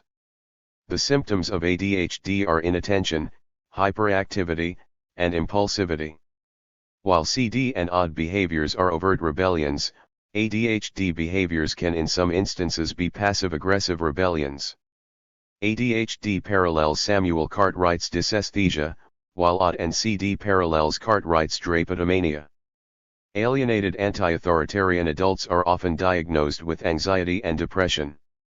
Often a major pain of their lives that fuels their anxiety and/or depression is fear that non-compliance with illegitimate authorities will cause them to be financially and socially marginalized, but they fear that compliance with such illegitimate authorities will result in humiliation and loss of integrity. All this can result in anxiety and depression created not by biochemical defects but by existential realities. While only a small number of people diagnosed with bipolar disorder, schizophrenia, and other psychoses identify themselves as anarchists, my experience is that a far higher percentage of this population as compared to the general population have anarchist politics and values. Among the people I have talked with who have been previously diagnosed with psychiatric illnesses, I am struck by how many of them, compared to the general population, are essentially anti-authoritarians. Unluckily for them, the professionals who have diagnosed them are not. Historically, doctors have embraced authoritarianism at a higher percentage than the general population. In 2012, physician Alessandra Colaini reported in Journal of Medical Ethics, more than 7% of all German physicians became members of the Nazi SS during World War II, compared with less than 1% of the general population. Physicians joined the Nazi Party and the killing operations not at gunpoint, not by force, but of their own volition. Colaini offers several reasons for this, one being doctors' socialization to hierarchy and authoritarianism. Medical culture is, in many ways, a rigid hierarchy. Those at the lower end of the hierarchy are used to doing what their superiors ask of them, often without understanding exactly why. Questioning superiors is often uncomfortable, for fear both of negative consequences and of being wrong. MDs and PhDs have received extensive schooling and thus have lived for many years in a world where one routinely complies with the demands of authorities. Thus, people who reject this compliance appear to be abnormal for many MDs and PhDs.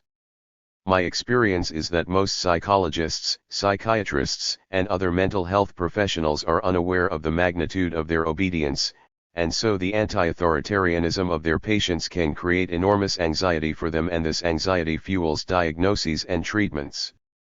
A handful of mental health professionals have challenged the legitimacy of mental health authorities and have paid a price for so doing. In 1968, psychiatrist Lauren Mosier became the National Institute of Mental Health's chief of the Center for Schizophrenia Research. In 1971, Mosier launched an alternative approach for people diagnosed with schizophrenia, opening the first Soteria House in Santa Clara, California. Soteria House was an egalitarian and non-coercive psychosocial milieu employing non-professional caregivers. The results showed that people do far better with the Soteria approach than with standard psychiatric treatment, and that people can in fact recover with little or no use of antipsychotic drugs. Mosier's success embarrassed establishment psychiatry and displeased the pharmaceutical industry.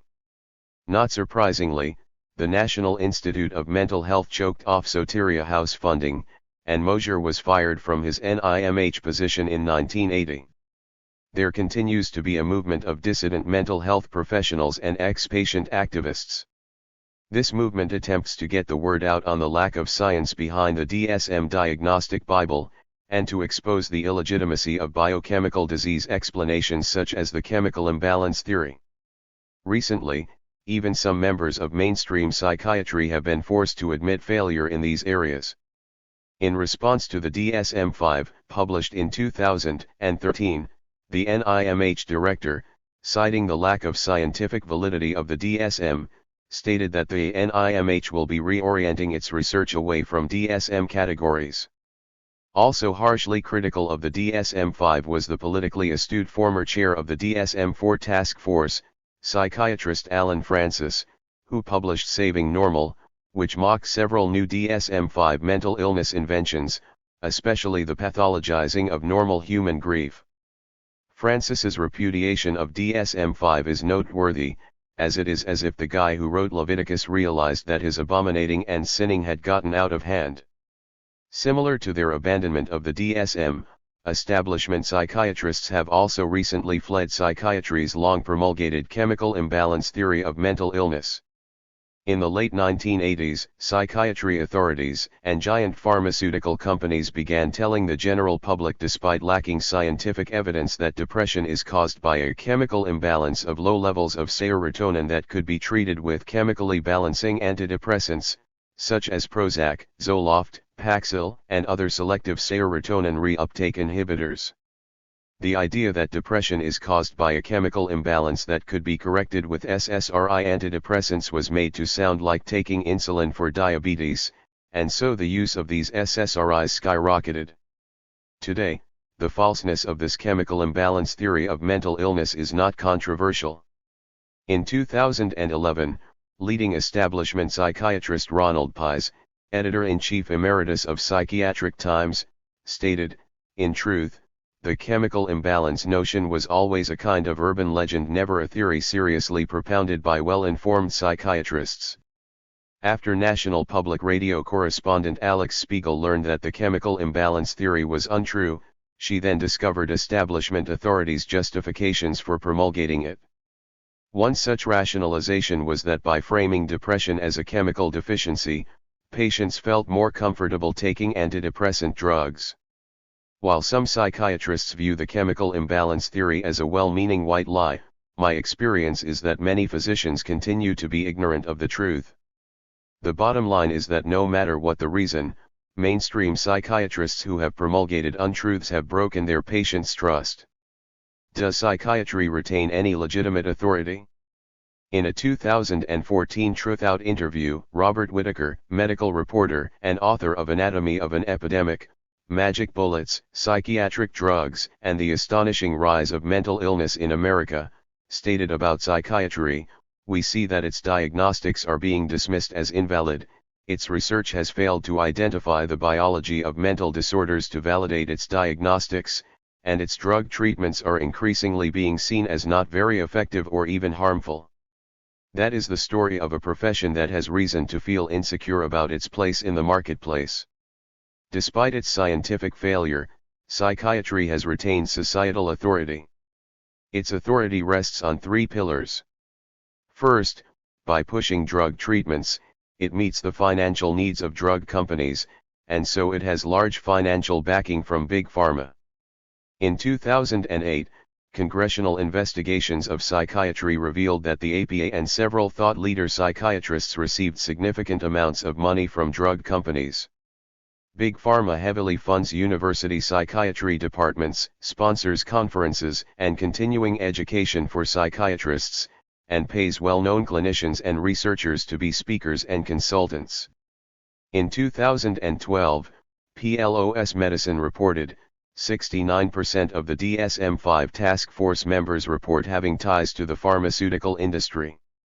Second, by pathologizing and thus depoliticizing malaise, psychiatry helps maintain the status quo, meeting the needs of the ruling power structure. Historically, professionals such as police and clergy have been utilized to control populations. More recently, mental health professionals have also been used. One example of this is mainstream mental health professionals' explanation for high rates of suicide among indigenous peoples, detailed by psychologist Roland Christian and Shaughnessy McKay in Dying to Please You. Existing explanations blame the victim, finding that they suffer from personal adjustment problems or emotional deficiencies like low self-esteem and depression. None of the existing explanations alleviate the situation by acting or suggesting action against the forces of oppression, they don't even recognize them. Meeting the needs of the power structure ensures an institution's existence. And so the professions of psychiatry and psychology have had reason to want to be utilized to subvert resistance by U.S. soldiers via psychiatric drug treatments and behavioral manipulations. According to the Military Times in 2013, 1 in 6 U.S. Armed Service members were taking at least one psychiatric drug, many of these medicated soldiers in combat zones. And in 2009, the New York Times reported how Martin Seligman, a former president of the American Psychological Association, consulted with the U.S. Army's Comprehensive Soldier Fitness Positive Psychology program. In this program, in one role play, a sergeant is asked to take his exhausted men on one more difficult mission, and the sergeant is initially angry and complains that it's not fair, but in the role play, his rehabilitation involves reinterpreting the order as a compliment. A third pillar of psychiatry's societal authority is its coercions to control people who create societal tension but who have done nothing illegal. Mental health professionals meet the control needs of authoritarians in charge of society but also meet the control needs of authoritarian subordinates. This coercive function is what society and most people actually appreciate most about psychiatry, concludes David Cohen, professor of social welfare, in his 2014 article, It's the Coercion, Stupid. Cohen explains the societal need for psychiatry's extra-legal police function compels society to be blind to psychiatry's complete lack of scientific validity. Because of psychiatric coercion, society gives psychiatric theories a free pass. These theories never need to pass any rigorously devised tests, they only need to be asserted. In the history of American psychiatry, there have been several adult populations lacking political power, including Native Americans, women, and homosexuals who have been psychopathologized and marginalized for the offense of asserting their humanity. In the 1970s, homosexuals were able to gain some political power and fought so as to no longer be at the mercy of the APA. In 1970, the Gay Liberation Front infiltrated a conference of the APA where a film was demonstrating the use of electroshock treatment to decrease same-sex attraction. GLF members shouted torture, and seized the microphone to rebuke psychiatrists.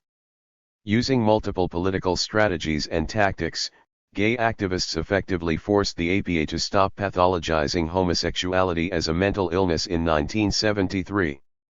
While organized adults have successfully liberated themselves from being psychopathologized and marginalized, mental health authorities have increasingly zeroed in on a politically powerless population, anti-authoritarian youth.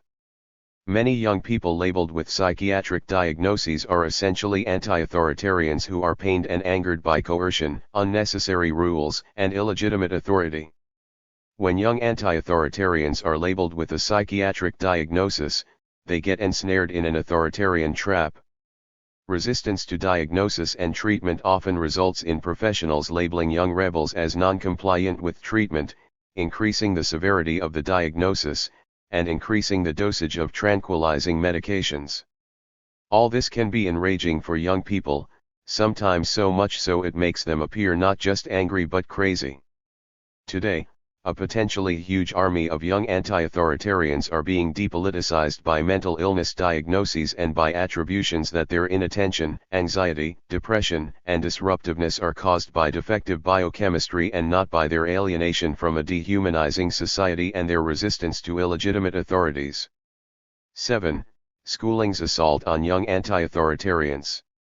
The institutional role of the schools for the most part is just to train people for obedience and conformity, and to make them controllable and indoctrinated, and as long as the schools fulfill that role, they'll be supported. Noam Chomsky, Understanding Power. The Indispensable Chomsky, 2002. There's a reason education sucks, and it's the same reason it will never, ever, ever be fixed. Because the owners of this country don't want that. They don't want well-informed, well-educated people capable of critical thinking. You know what they want? They want obedient workers. People who are just smart enough to run the machines and do the paperwork. And just dumb enough to passively accept all these increasingly shitty jobs. George Carlin, The American Dream from Life is Worth Losing, 2006. When I think back on all the crap I learned in high school, it's a wonder I can think at all. Paul Simon, Kodachrome, 1973.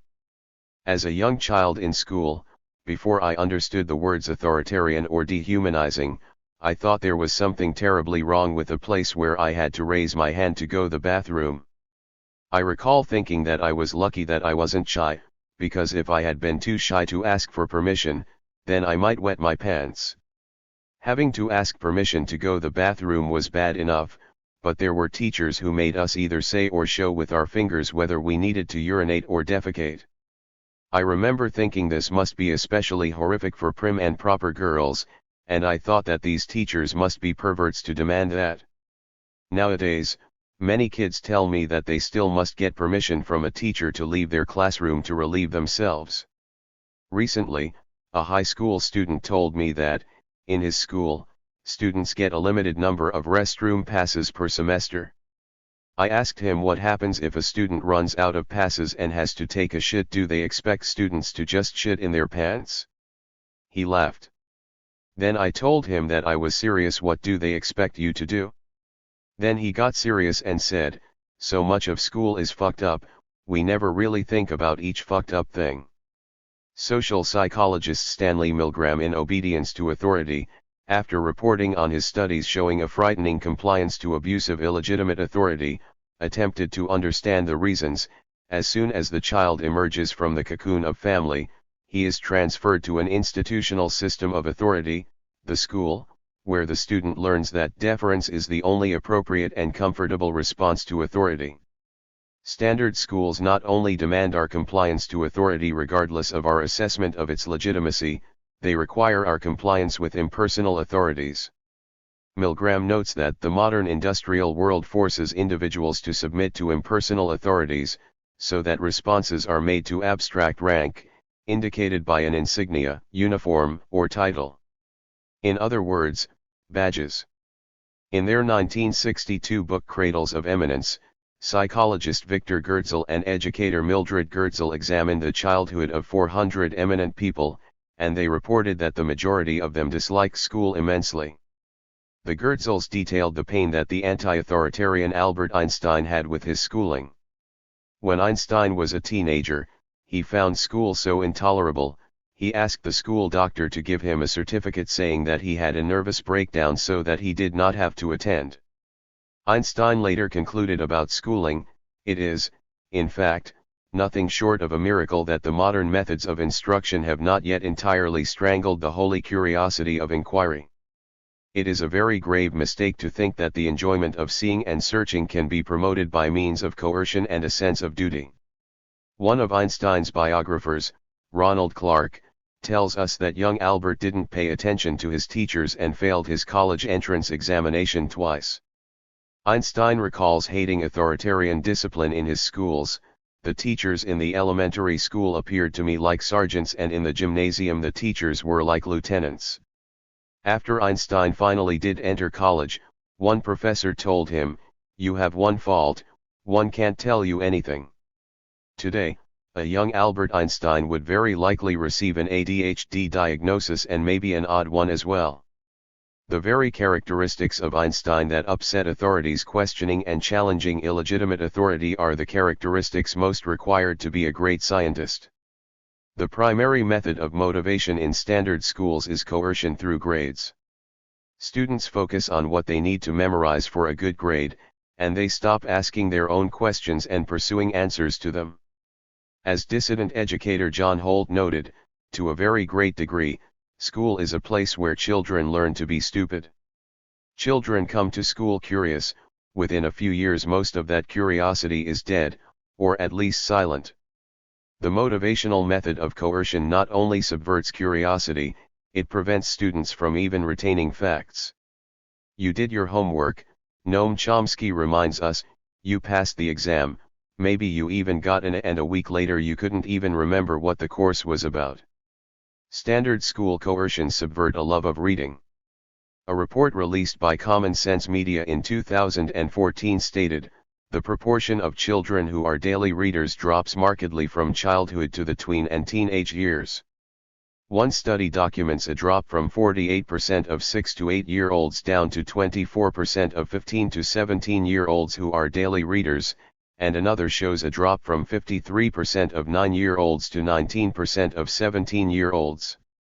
What turns most teenagers off from reading for pleasure is compulsory reading of books that they have no intrinsic interest in. I recall one teenager who had loved to read as a kid but became turned off to reading because of required reading.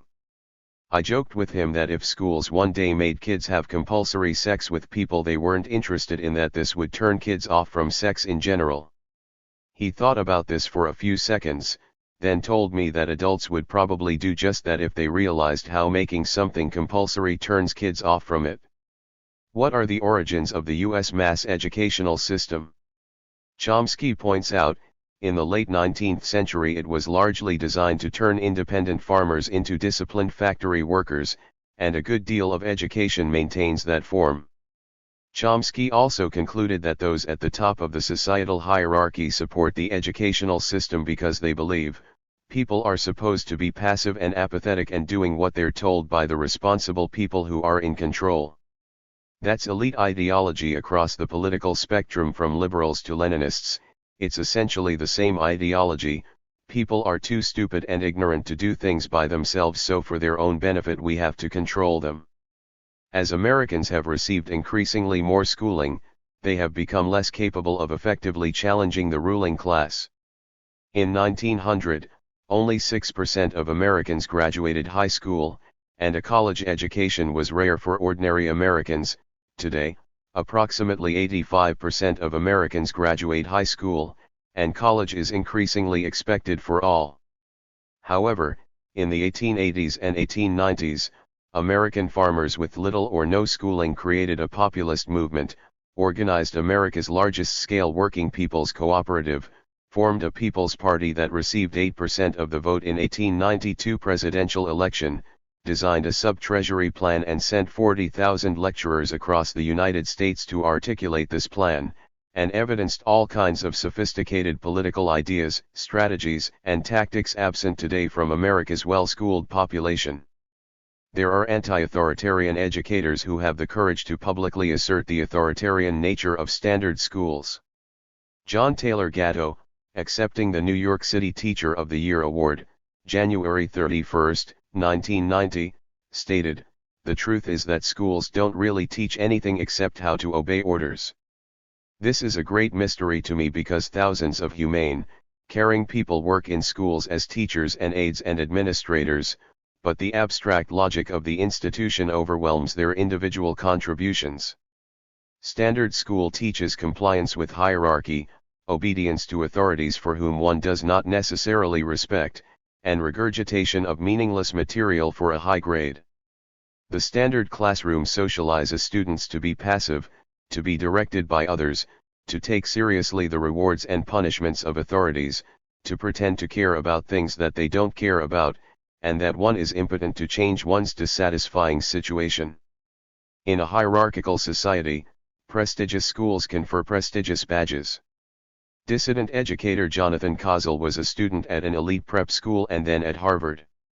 Kozol concluded, "Children come to realize, early in their school careers, the terrible danger to their own success in statements that give voice to strong intensities."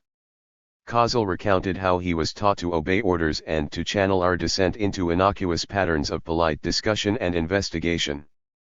Kozol explains how schools, especially elitist institutions, teach what he called an inert concern that caring in and of itself is ethical but that disobedience is immature. Recall Ralph Nader's contempt for Harvard Law School, which he saw as narrowing minds and producing lawyers to serve corporations. And with respect to all his standard schooling, Nader observed, "With the exceptions of some marvelous teachers, our many hours in class teach us to believe, not to think, to obey, not to challenge." Noam Chomsky was named to the Society of Fellows at Harvard in 1951, and later he reflected on the difference between Harvard and Oxford. "We only had a phony superficiality, while they had a genuine superficiality." In looking back at his student years, Chomsky recounted that most of the people who make it through the educational system and get into the elite universities are able to do it because they've been willing to obey a lot of stupid orders for years and years. "That's the way I did it," for example. Like you're told by some stupid teacher, "Do this," which you know makes no sense whatsoever, but you do it, and if you do it you get to the next rung, and then you obey the next order, and finally you work your way through and they give you your letters. An awful lot of education is like that. Some people go along with it because they figure, okay, I'll do any stupid thing that asshole says because I want to get ahead.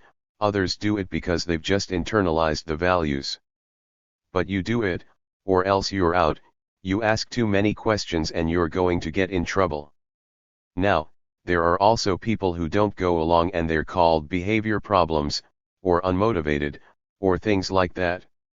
Elitist schools and their conferred badges can provide liars and bullshit artists with great confidence in their ability to get away with lies and bullshit throughout their entire lives, and such projected confidence provides them greater influence. Susan Cain in quiet quotes the Harvard Business School information session on how to be a good class participant: speak with conviction. Even if you believe something only 55%, say it as if you believe it 100%. Cain discovered that at HBS, if a student talks often and forcefully, then he's a player; if he doesn't, he's on the margins.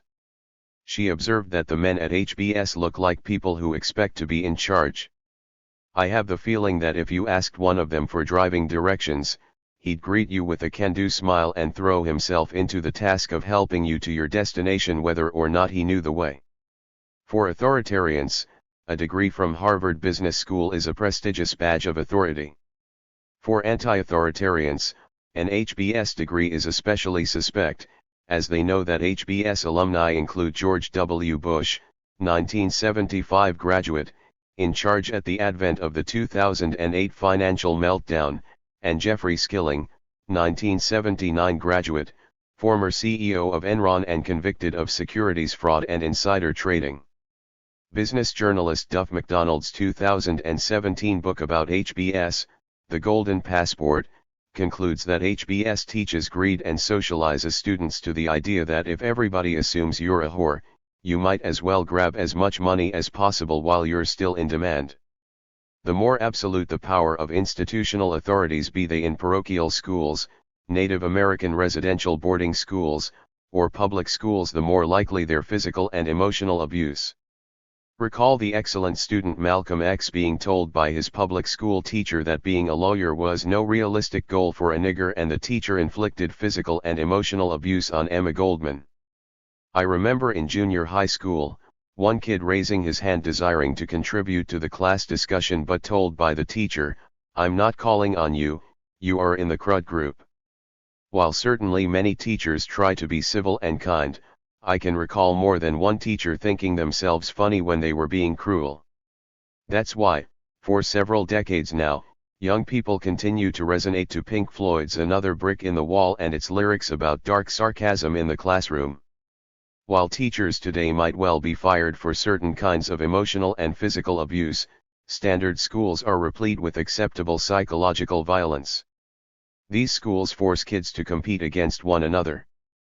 The better some students do on an exam, the worse this is for others.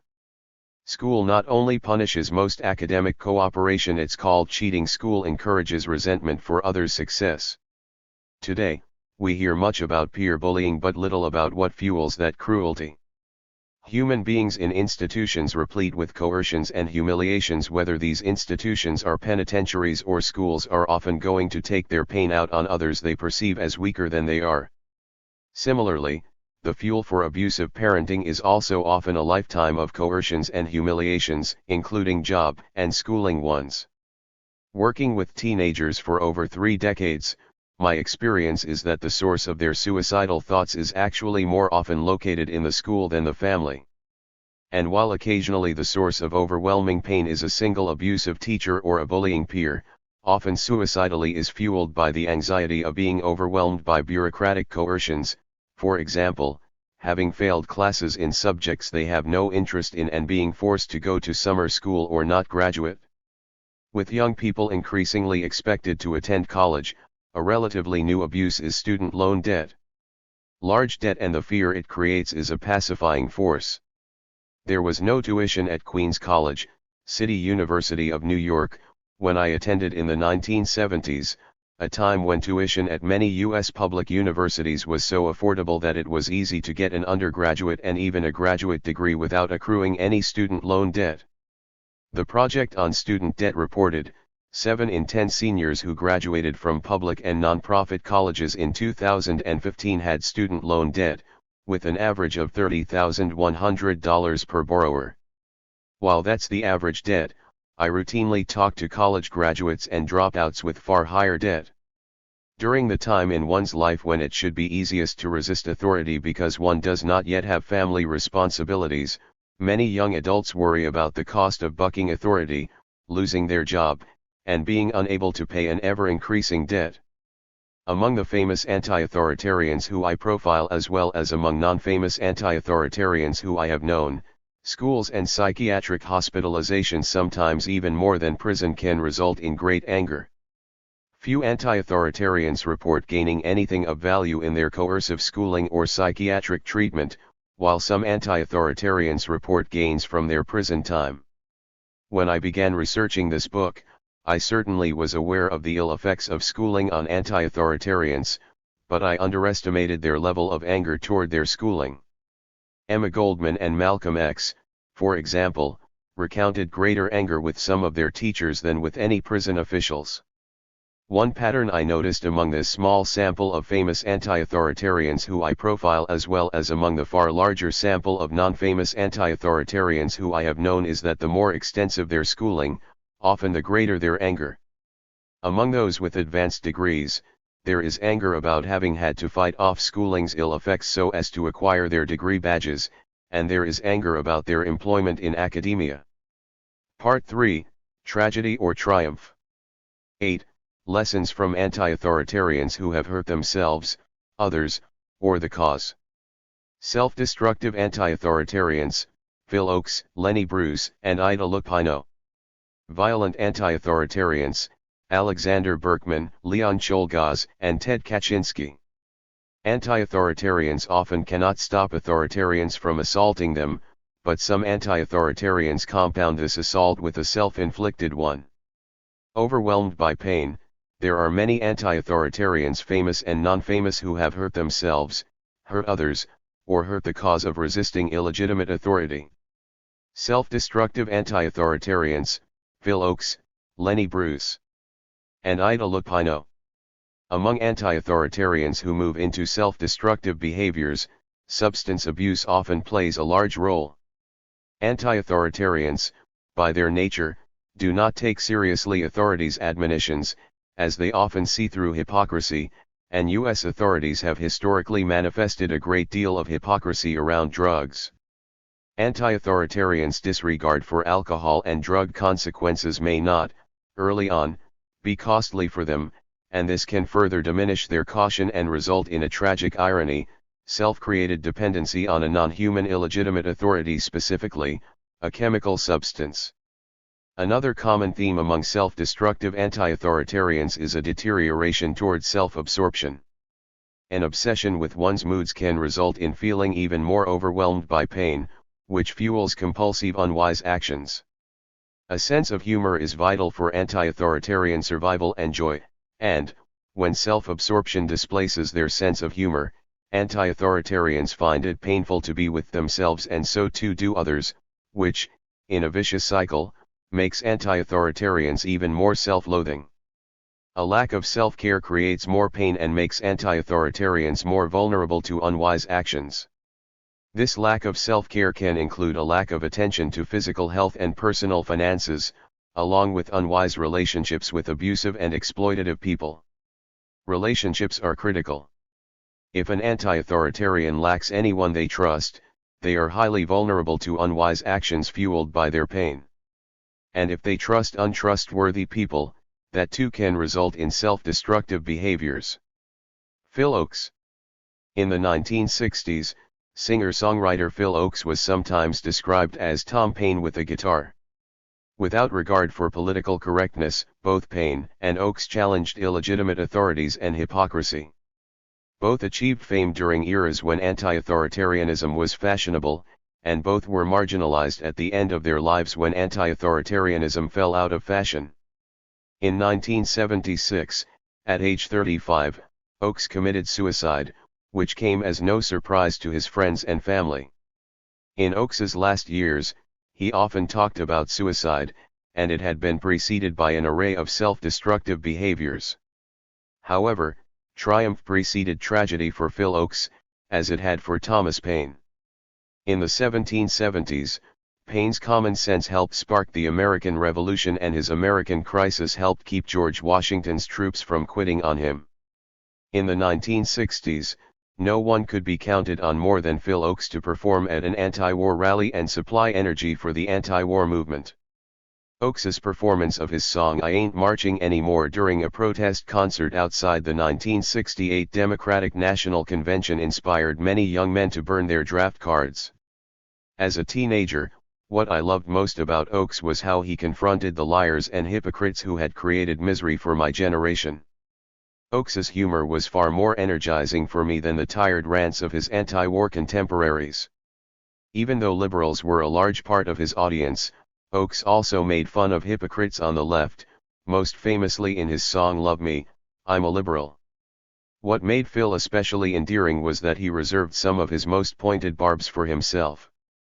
In his songs and his quips, Phil Oakes modeled a hugely important trait for anti-authoritarians: maintaining a sense of humor and not taking oneself too seriously. However, at the end of his life, Oakes modeled the opposite trait: an anti-authoritarian who loses his sense of humor, becomes self-absorbed, and ends up in a dark place. Because his rise and fall came during my most impressionable years, Phil Oakes's life served as both an inspiring model and a cautionary tale for me. I remember as a teenager listening repeatedly to When I'm Gone, his song about the value of staying alive despite the pain of life. As beautiful and life-affirming as that song is, I recall wondering whether he might commit suicide. It was clear to me that he was a fragile guy trying his best not to be defeated by life's pains. Oakes's songs were therapy for many of us fragile teenagers, inspiring us to have the courage to face life. However, Oakes himself ultimately succumbed to his overwhelming pains. Throughout Phil Oakes's life, there were very real pains, beginning in his household growing up. Phil's mother was disappointed in her marriage and her life, and she took out her frustrations on her husband, berating him as a failure and criticizing his every move around the house, notes Oakes biographer Michael Schumacher. Phil's father, Jack Oakes, was a physician but a financially unsuccessful one. In the U.S. military during World War II, Jack had treated soldiers injured in the Battle of the Bulge. The carnage was traumatizing for Jack, and he became a war casualty, receiving an honorable medical discharge. When Jack came home, he was psychiatrically hospitalized for 2 years, disconnecting Phil from his father. Phil was a shy child and tended to be withdrawn even in his own family, and throughout his career, he used and abused alcohol and drugs to reduce his performance anxiety. There is, of course, a long and ever-growing list of anti-authoritarian musicians who have engaged in self-destructive behaviors, especially substance abuse, though not all abused substances for the same reason. As a performer, Oakes was known for his playful bravado. However, he was sensitive to criticism, and music critics were rough on him. Some critics focused on the range of his voice and guitar playing skills rather than what we Phil Oakes fans cared about, which was what he was saying and how powerfully he said it. An Esquire music critic in 1968 mocked Oakes's album Pleasures of the Harbor. Too bad his voice shows an effective range of about half an octave. Too bad his guitar playing would not suffer much if his right hand were webbed. Around that time, Oakes also began experiencing a more general career pain, as the mainstream popularity of folk music began disappearing, and there was especially a decreasing market for his niche of topical political folk music. Political impotency in effecting change was also painful for Oakes. After the police violence at the 1968 Chicago Democratic National Convention and the nomination of Vietnam War supporter Hubert Humphrey, Oakes said, "I don't think fairness wins anymore." Phil's friend Lucian Truscott observed, "There were so many awful things that happened in the 60s, the war in Vietnam, both the Kennedy brothers getting killed, and Martin Luther King. It just seemed like one hammer blow after another. And I think Phil was a big enough egomaniac to take it all personally." In 1973, Oakes was devastated by the torture and assassination of his friend and hero Victor Jara, the Chilean protest singer who was murdered during the U.S.-backed military coup d'état that overthrew the democratically elected Salvador Allende government in Chile. Compounding these pains, a blow to Oakes's physical health had occurred earlier. On a trip to Africa in 1973, in Dar es Salaam, Tanzania, walking alone on the beach, Phil was attacked and robbed. During the assault he was choked, which ruptured his vocal cords and damaged his vocal range. While Oakes was assaulted by others physically and psychologically, he also assaulted himself. There is a lengthy list of anti-authoritarian artists who, overwhelmed by the pains of their lives, moved down the path from casual alcohol and drug use to its abuse, with eventually this abuse being a major factor in their demise. Phil Ochs is on that list. As a casual drinker, Schumacher notes, Phil was fun to be around, but when he was drinking heavily, especially if he was in a depressed state, he could be unreasonable and contentious and, on rare occasions, violent. Earlier in Phil's life, Schumacher notes, he looked at Valium the same way he regarded other drugs as substances that could hinder, rather than open, the mind. However, when he moved to California in 1967, Schumacher reported, Phil stepped up his intake of Valium, and his dependency became more apparent, at one point flying into a rage when a drugstore refused to sell him any. He increasingly drank alcohol, and this coupled with his Valium dependency made him no fun to be around. After 1968, friends reported that he drank day and night, and that his house was a wreck. Fellow musicians reported that he increasingly took drugs to get through performances. Pianist Lincoln Mayorga reported that Phil was abusing himself very badly on a 1970 tour. He was drinking a lot of wine and taking uppers. The wine was pulling him one way and the uppers were pulling him another way, and he was kind of a mess. There were so many pharmaceuticals around, so many pills. I'd never seen anything like that. In 1971, after an evening of excessive drinking, Ochs had an argument with his girlfriend and got into his car and began racing down Sunset Boulevard in Los Angeles. He crossed over the center line and crashed into a car coming from the opposite direction. The collision slammed Ochs's face into the steering wheel and knocked out several of his teeth. Police arrested Phil for felonious drunken driving and he was taken in handcuffs to the hospital. Luckily, he did not kill the other driver, and because the other driver was also drunk, Phil faced no lawsuit, and criminal charges against him were dropped. Phil's brother, Michael Ochs, who managed Phil's later career, said, "He never should have followed me to LA. Whenever I don't want to get into a lengthy conversation with people who ask me, 'What killed your brother?' I'll say L.A." Beyond physically assaulting himself with alcohol and drugs, Ochs psychologically beat himself up for his lack of success. Even among artists who don't aspire to great wealth, it's difficult to have the energy to persevere without the ambition of reaching a larger audience, and that was certainly the case with Phil Ochs. Larry Marks, producer of Phil's album Pleasures of the Harbor, recalled that everybody else involved in it was realistic that it wasn't going to have wide appeal, but that Phil saw no reason why this album would not top the charts. Ochs greatly admired Victor Jara but also envied Jara's achievement of being a protest singer with popular appeal throughout Chile. Ochs fantasized about having that kind of massive appeal in the United States, but his fantasies were unrealistic given the far less politicized U.S. general public. And because Ochs couldn't dial back expectations around success, he felt like a failure, and he punished himself for it. Ochs also gave the wrong people too much psychological power over him. His desire for Bob Dylan's respect and friendship made him vulnerable to Dylan's cruelty. Dylan would taunt and mock his fellow folk singers' desire for fame, saying, "Nobody's gonna make it. Maybe you think you're gonna do what I did.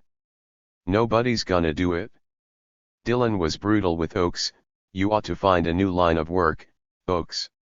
Why don't you just become a stand-up comic?" Perhaps one of Dylan's most psychologically lethal communications to Ochs was, "The stuff you're writing is bullshit because politics is bullshit. It's all unreal. The only thing that's real is inside you. Your feelings. Just look at the world you're writing about and you'll see that you're wasting your time." This Dylan comment was especially psychologically lethal for someone with Phil's temperament, the dark side of which was wallowing in his feelings. Sadly, Ochs did turn more inward. Singer-songwriter Judy Hansk, Ochs's friend, recounted Ochs's deterioration. He had stopped looking outward. "See, that's the scary thing. Before it had been all outward. What do I think about this politician? What do I think about this action? What do I think about this person?" That's what he did before. But then he got sick, and it was all, "What do I think about me? What do I think about me?" Many people who cared about Phil Ochs saw his friendships with Abbie Hoffman and Jerry Rubin as hurtful. They saw Hoffman's and Rubin's narcissism as hurting Ochs's career and hurting the anti-war movement, and both those failures pained Phil. At a Carnegie Hall concert that was important for Ochs's career, Hoffman took the microphone and started yelling, "Fuck Lyndon Johnson. Fuck Robert Kennedy. And fuck you if you don't like it." The crowd demanded Rubin and Hoffman leave, which they did, but not before they had destroyed the concert. After the 1968 Democratic Convention, Ochs concluded that the outrageous theatrics of Rubin and Hoffman might have gained them attention but had served to alienate America's working class from the anti-war movement, and Phil beat himself up for being a part of those negative theatrics. When Phil was depressed, he wallowed in it, Michael Ochs observed. A year before his suicide, Phil became bizarre, taking on the identity of John Train. Phil announced, on the first day of summer 1975, Phil Ochs was murdered in the Chelsea Hotel by John Train, who is now speaking. "I killed Phil Ochs. The reason I killed him was he was some kind of genius, but he drank too much and was becoming a boring old fart. For the good of societies, public and secret, he needed to be gotten rid of." Ochs's John Train creation drank heavily, picked fights in bars, and was unkempt and homeless. Eventually John Train disappeared, and Phil Ochs returned, but many friends wanted him to admit himself to a psychiatric hospital, which he resisted. In 1976, Phil moved in with his sister, Sunny, living in Rockaway, New York. He was quiet and passive, doing little but watching television and occasionally playing cards with his nephews. Sunny finally convinced Phil to consult with a psychiatrist, and she was happy when he told her that he received a psychiatric drug prescription. Sunny was also happy when she was able to talk Phil into playing a few songs for a gathering of her friends, and she was hopeful when 2 days later they went shopping for a new guitar. But 4 days after that, Phil committed suicide, hanging himself in Sunny's home. Later, Sunny found Phil's container of psychiatric drugs and discovered that he had taken none of them. From my experience, it is not uncommon for anti-authoritarians such as Phil Ochs to readily admit that they are in bad mental shape but to reject psychiatric diagnoses and treatment. This is especially true when psychiatric treatment has not been of great benefit to either themselves or to a family member, in Phil's case, his father. Later, I will discuss ways to approach destructive and self-destructive behaviors that differ from standard psychiatric treatments, approaches that anti-authoritarians are more receptive to. Lenny Bruce. Lenny Bruce is revered by many modern comedians for sacrificing his career for free speech. The essence of being both a stand-up comedian and social critic is to be anti-authoritarian, to question and make fun of illegitimate authority. Rolling Stone's top 3 stand-up comics in U.S. history, Richard Pryor, George Carlin, and Lenny Bruce, were all talented anti-authoritarians who engaged in dangerous substance abuse. Bruce was assaulted by the criminal justice system, but he also assaulted himself, primarily with drugs, lethally so. Born Leonard Schneider in Long Island, New York, Lenny Bruce had a very different temperament than the shy Phil Ochs. As a child, Bruce recounted, "I loved confusion, a freezing blizzard that would stop all traffic and mail, toilets that would get stopped up and overflow and run down the halls, electrical failures, anything that would stop the flow and make it back up and find a new direction. Confusion was entertainment for me." At age 16, Lenny ran away from home and boarded with the Dengler family, working on their Long Island farm.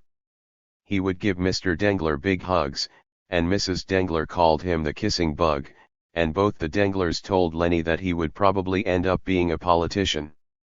For many people today, it's difficult to imagine a young Lenny who would later be labeled the sick comedian living and working on a farm for 2 years.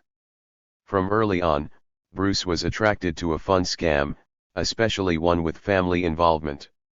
When Bruce worked for the Denglers in the 1940s, they had a roadside stand, and city and suburban folks loved the idea of fresh farm eggs, but the Denglers didn't have enough chickens to meet the demand. So the Denglers would buy eggs wholesale, and a teenage Lenny repackaged them in Dengler cartons. Bruce would later recount, "With my philanthropic sense of humor, I would add a little mud and straw and chicken droppings to give them an authentic pastoral touch." Bruce's rebellions against authority, on stage and off, remain legendary among comics. Fed up with the Navy in 1945, Bruce told medical officers he was overwhelmed with homosexual urges, and this tactic worked to get him discharged. He then fell in love with Honey, a stripper at the time, and they married in 1951. To raise money so that Honey could leave her profession, Lenny engineered the Brother Matthias Foundation scam, in which he impersonated a priest and solicited donations. Bruce was arrested for that scam but was lucky and found not guilty. On stage, Bruce was fearless. He worked as an MC at strip clubs, and following one performer, he himself came on stage completely naked and said, "Let's give the little girl a big hand." In Bruce's time, it was still common for some Christians to accuse Jews of killing Jesus Christ, and this would put most Jews on the defensive but not Lenny. In his act, Lenny would fess up that not only did the Jews kill Jesus but that it was his Uncle Morty who did it. In one variation of this bit, he said that what in fact Jews really had covered up was that his Uncle Morty had killed Jesus with an electric chair, but that Jews thought that Christian women wouldn't be as attractive wearing necklaces with Jesus in an electric chair dangling over their chests, so Jews made up the crucifixion story. However, as Bruce became more famous for his risk-taking humor that fearlessly mocked authorities, his luck eventually ran out. He was arrested multiple times for obscenity during his stand-up act as well as for drug possession. Bruce believed that authorities went after him mostly because he made fun of organized religion. His friend George Carlin agreed, Lenny wasn't being arrested for obscenity. He was being arrested for being funny about religion and in particular Catholicism. A lot of big city cops tend to be Irish Catholic, and as the Irish Catholic Carlin pointed out, so too were many prosecutors and judges. In the years before his death, Bruce became increasingly preoccupied by how to prevent arrest for drug use. In his autobiography, Bruce wrote, "For self-protection, I now carry with me at all times a small bound booklet consisting of photostats of statements made by physicians, and prescriptions, and bottle labels." Bruce displayed one of those statements from Dr. Norman Rotenberg, who wrote about Lenny, "His response to oral amphetamine has not been particularly satisfactory, so he has been instructed in the proper use of intravenous injections of methadone." In 1964, Bruce was arrested on obscenity charges in New York and, despite petitions and protests from many renowned people, he was convicted and sentenced in December 1964 to 4 months in a workhouse.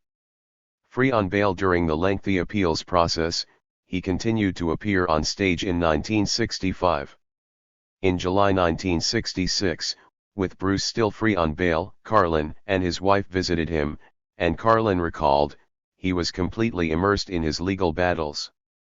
He didn't appear in clubs anymore. The Irish cops and judges had indeed shut him the fuck up.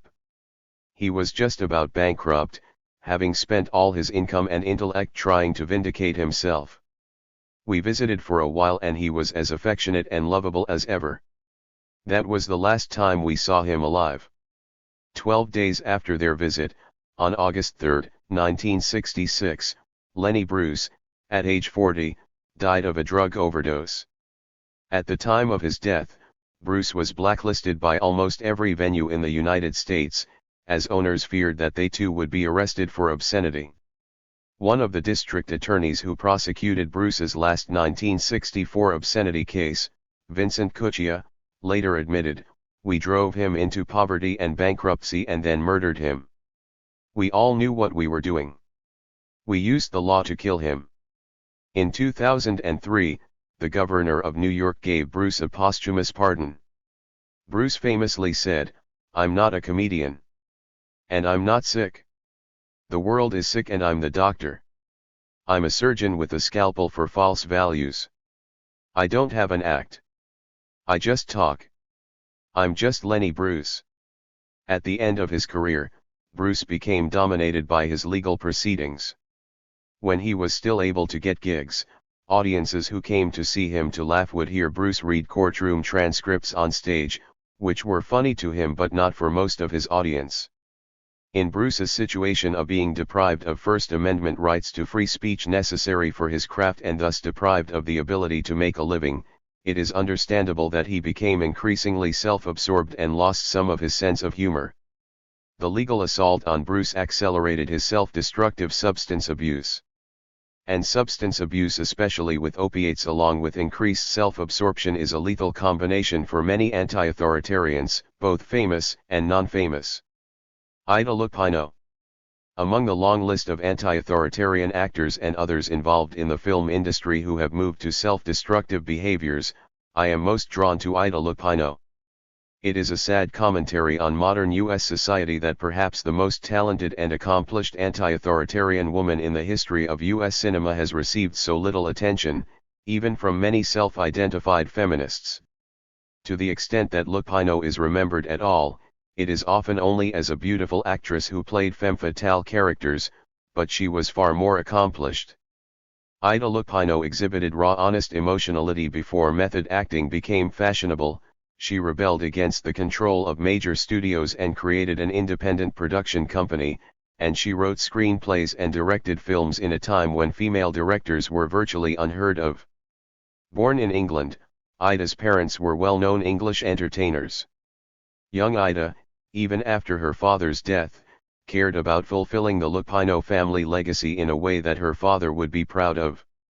As a teenager, while working in the film industry in England, she was spotted by Hollywood, and she signed with Paramount and moved to the United States. Similar to Frances Farmer, the studio attempted to exploit her sex appeal, and Lupino also rebelled.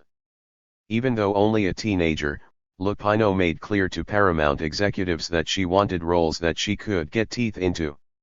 So when she was given just a few lines in the 1934 film Cleopatra and ordered to stand behind its star and wave a palm frond, Lupino refused the role. Paramount placed her on suspension. Finally getting a substantive acting role, she won critical acclaim for her performance in The Light That Failed.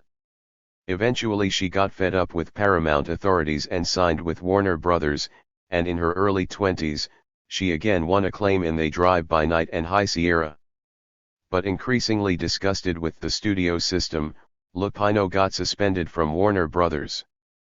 Unfazed by her studio suspensions, she used that time to go on movie sets and acquire directing skills.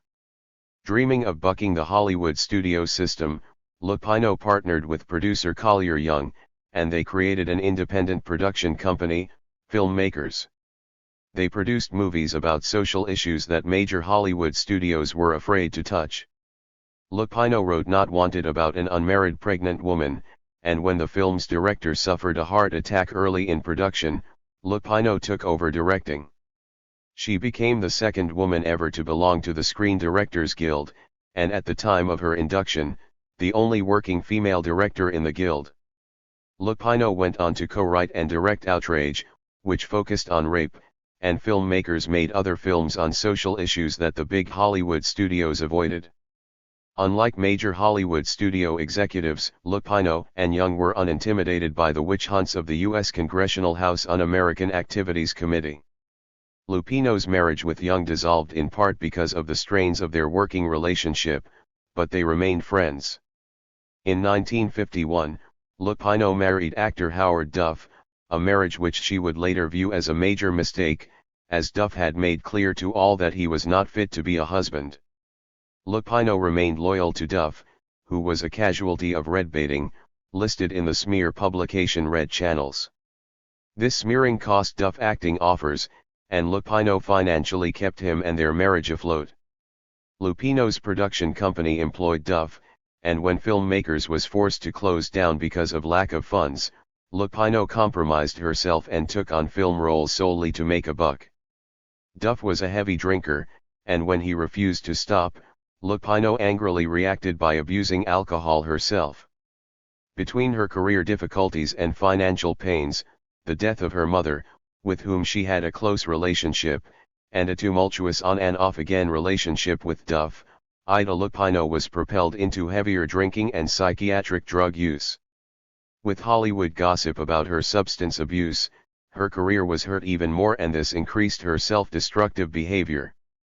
By age 66, the once fiercely independent Lupino had become incapable of self-care. Her friend Mary Ann Anderson, who would ultimately run Lupino's estate, reported, she had become like a grand bag lady. Everything was a disaster. At age 77, Lupino died while undergoing treatment for cancer. According to her daughter, Ida Lupino was full of doubts about her talents, as is the case with many self-destructive performers. Ida Lupino had overwhelming pain in her life and resorted to substance abuse to deal with that pain. The general public is repeatedly told that these life-ending tragedies could be avoided if substance abusers were not resistant to treatment early on. But there is a long list of famous performers who have taken the standard professional treatment route to no avail. In the end, anti-authoritarians need to find a wise way to reduce pain and increase joy, while also finding the morale and energy to change bad habits. By coincidence, Phil Oakes, Lenny Bruce, and Ida Lupino each had one child, a daughter. A sweet aspect of the bittersweet legacies of these talented anti-authoritarians is that each of their daughters, Megan Oakes, Kitty Bruce, and Bridget Duff, today make known their great affection for their deceased anti-authoritarian parent. Violent anti-authoritarians: Alexander Berkman, Leon Czolgosz, Ted Kaczynski. Overwhelming pain is also common among those anti-authoritarians whose violent actions have hurt others and the cause of anti-authoritarianism. Overwhelmed by the pain of societal injustices and their own personal humiliations and powerlessness, they can act compulsively and reactively rather than wisely choosing actions that can best liberate themselves and others. Violent actions fueled by rage are usually not well thought out actions, especially with regard to the ultimate consequences for others. Anti-authoritarians who move to violence are often quite willing to die. While they may sincerely believe that they are willing to die for their cause, they are often unaware of their need to be perceived as courageous by others. This lack of awareness skews their judgment as to the likely consequences of their violence. For many violent anti-authoritarians, a need for life's pleasures signifies weakness and an inadequate loyalty to the cause. However, the absence of pleasure in their lives can make their pains even more excruciating, driving them to compulsive actions. Among this group of violent anti-authoritarians, anger over societal and personal injustice is often quite justifiable, and their experience of powerlessness to produce justice for society and themselves is often quite painful. This combination of rage and impotency can act like a disinhibiting drug that allows for the sort of moral and strategic justifications for violent actions that would not seem moral or strategic at all without this disinhibiting emotional state. Violence by anti-authoritarians is often welcomed by authoritarians. Such violence provides authoritarians with ammunition to persuade the public of the danger of anti-authoritarians and the need for strong rulers. Alexander Berkman. Alexander Berkman was one of the most famous anarchists in U.S. history. He is most remembered for his failed attempt to assassinate Carnegie Steel Company manager Henry Clay Frick during the Homestead, Pennsylvania, steel workers' strike in 1892. Among anti-authoritarians who have violently reacted to oppressive authority, I will focus most on Berkman because his prison memoirs of an anarchist provides us with his justifications and motivations. Unlike others who have turned to violence, Berkman cannot so easily be dismissed as unstable or mentally ill, as he was admired for his integrity even by those outside the anarchist movement. The famously cynical journalist H. L. Mencken, criticizing the U.S. government's deportation of Berkman, described Berkman as a transparently honest man, but said that we hunt him as if he were a mad dog and finally kick him out of the country. And with him goes a shrewder head and a braver spirit than has been seen in public among us since the Civil War. For historian Paul Avrish, Berkman was a man of uncompromising integrity. And while Berkman gained fame for one act of violence, he also undertook life-saving actions. Known to his friends and family as Sasha, Alexander Berkman was born in the Russian Empire in present-day Lithuania. His father was a successful merchant, and his mother came from an affluent family. At age 12, his father died, the family business was sold, and his mother moved the family so as to be close to her brother. At a young age, Sasha admired Nikolai Chernyshevsky, a Russian revolutionary, and he was attracted to the Russian nihilist movement which rejected societal authorities and embraced individual freedom. Berkman had initially done very well at school but then began blowing off his school work to read revolutionary political works. He turned in a paper titled "There is No God," resulting in a 1-year demotion as punishment. This punishment forced him to be with younger children, and Berkman recounted, "My senior class looks down upon with undisguised contempt. I feel disgraced, humiliated." Berkman's mother died when he was 18, and his uncle became responsible for him, but young Sasha had contempt for his uncle, who Sasha viewed as cowardly and materialistic. Sasha was caught stealing copies of the annual school exam, and he was expelled and labeled a nihilist conspirator. Soon after, in 1888, Berkman immigrated to the United States, where he joined a group of anarchists in New York City who admired Johann most. And soon after that, he became Emma Goldman's lover and ultimately her lifelong friend. In 1892, Alexander Berkman, at age 21, became a household name in the United States for his failed assassination attempt of Henry Clay Frick. Berkman later recounted the arousing of his passion and his justification for attempting to kill Frick. He tells us how Emma Goldman, a year older than him, waves a newspaper and cries out, "Have you read it? Homestead. Strikers shot. Pinkertons have killed women and children." Berkman tells us that Goldman's words ring like the cry of a wounded animal, the melodious voice tinged with the harshness of bitterness, the bitterness of helpless agony. Berkman recounts his contempt for the hypocrisy of the philanthropist Andrew Carnegie, who had chosen Frick to manage his company for the purpose of crushing the labor union. For Berkman, Frick is not simply an illegitimate authority, but evil in his secret military preparations. The fortification of the Homestead Steel Works, the erection of a high board fence, capped by barbed wire and provided with loopholes for sharpshooters, the hiring of an army of Pinkerton thugs. Recounting his justification for killing Frick, Berkman concludes, "The removal of a tyrant is not merely justifiable, it is the highest duty of every true revolutionist. Human life is, indeed, sacred and inviolate. But the killing of a tyrant, of an enemy of the people, is in no way to be considered as the taking of a life. A revolutionist would rather perish 1,000 times than be guilty of what is ordinarily called murder. In truth, murder and attentat are to me opposite terms. To remove a tyrant is an act of liberation, the giving of life and opportunity to an oppressed people." Berkman felt that he had thought through the consequences of his action, believing his act would help his cause of anarchism. He believed that the value of his action very much depends upon my explanation, which offers me a rare opportunity for a broader agitation of our ideas. For Berkman, the people misunderstood the cause of anarchism because they had been prejudiced by the capitalist press. They must be enlightened, that is our glorious task. In the end, Berkman tragically failed to think through the consequences of his actions. His attempt at explaining his actions to the public was a pathetic failure, and the consequences of his actions were tragic for the Homestead strikers, for other workers, and for the cause of anarchism. At his trial, Berkman refused a lawyer and instead wrote a speech in German because his English was then still poor. He read it to the court, which used a German translator who was incompetent, and the judge cut Berkman off before he was done. And so Berkman's statement thus failed to enlighten the public. Prior to Berkman's assassination attempt, a majority of U.S. newspapers had been supportive of the Homestead strikers, but Berkman's violence undermined public sympathy for the strikers, and thus Berkman's action was one reason for the strike failure. Especially humiliating for Berkman was that his failed assassination attempt garnered public admiration for Frick, who became seen less as a villain and more a survivor.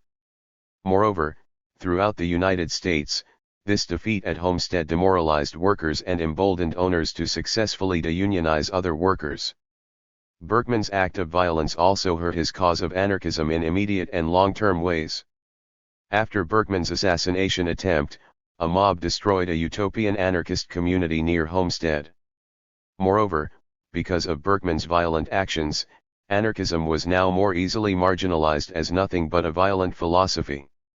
This must have been especially painful for the mature Berkman, who took great lengths in his 1929 book Now and After, The ABC of Communist Anarchism to describe how the essence of anarchism is the antithesis of violence, especially compared to the violence inherent in capitalism. Following his failed assassination attempt, Berkman beat himself up. My failure to accomplish the desired result is grievously exasperating, and I feel deeply humiliated. To make matters worse, Berkman's assassination attempt was condemned by many of those whom he had thought would praise it. Berkman was hurt when he was criticized by the strikers, and he was angered by the attack on him from his former mentor Johann Most. Before Berkman's actions, Most had reversed himself on the value of violent propaganda by the deed, saying that it was doomed to be misunderstood in the United States and thus would have negative consequences for the cause of anarchism. Later in his life, Berkman himself disapproved of the assassination of McKinley. He concluded that in Russia, political oppression is popularly felt, however, the scheme of political subjection is more subtle in America. The real despotism of republican institutions is far deeper, more insidious, because it rests on the popular delusion of self-government and independence. That is the subtle source of democratic tyranny, and, as such, it cannot be reached with a bullet. Historian John William Ward in his 1970 article Violence, Anarchy, and Alexander Berkman concluded that acts of violence against U.S. authorities fail because most Americans accept the idea that the United States is a uniquely free society. Ward noted, violence has been used again and again to support the structure of authority in American society. We are only puzzled when violence is used to attack that structure. To attempt to kill Frick, Berkman stripped Frick of his humanity. As Ward noted, Berkman has turned him into an object, a symbol of the repressive forces of capitalism. It is not Frick, the man, but Frick, the symbol, there before Berkman. Berkman must do the same to himself. He must deny his own humanity, his own feeling, and turn himself into an instrument of a cause, a symbol of a revolutionary ideology. Early in prison, Berkman's sentimental glorification of the people, noted Ward, provides no room in his affections for ordinary, flawed human beings. He shrinks from familiarity with other prisoners. However, Berkman's humanity and attitude toward his fellow prisoners evolved. Berkman recounted that at first, I would aid them, as in duty bound to the victims of social injustice. But I cannot be friends with them. I must give them my intellectual sympathy, they touch no chord in my heart. But Berkman, in prison, recognized how conditions can damage people, and he more fully accepted humanity's flaws and his own flaws, recounting, I recall with sadness the first years of my imprisonment, and my coldly impersonal valuation of social victims. Ward believed, the remarkable thing is that he learns what it means to be human, that to love humanity means to love the least of men. As he moves from a cold and abstract idealism to a warm and sympathetic identification, even to an unembarrassed and untroubled acceptance of the reality of homosexual love. Shortly after being imprisoned, Berkman planned his suicide, and in prison, he unsuccessfully attempted to hang himself. In 1906, after serving 14 years of his sentence, Berkman was released at age 35. Tormented by nightmares and having difficulty adjusting to life outside prison, he again considered suicide but agreed to go on a speaking tour with Goldman. On the tour, he purchased a gun to commit suicide but did not use it. Berkman and Goldman, not long after reconnecting, discovered that they had lost sexual passion for one another, and Berkman became attracted to another woman. In 1907, Goldman, who would remain a loyal friend to Berkman for his entire life, invited him to become the editor of her journal Mother Earth. Berkman served as editor of Mother Earth from 1907 to 1915, and it became the leading anarchist publication in the United States. In 1916, Berkman moved to San Francisco and started a new anarchist newspaper, The Blast. Not long after his move, a San Francisco bomb explosion was initially attributed to him, but blame then shifted to two local labor activists, Thomas Mooney and Warren Billings. Although neither were anarchists, Berkman came to their aid, raising a defense fund, hiring lawyers, and organizing a national campaign on their behalf.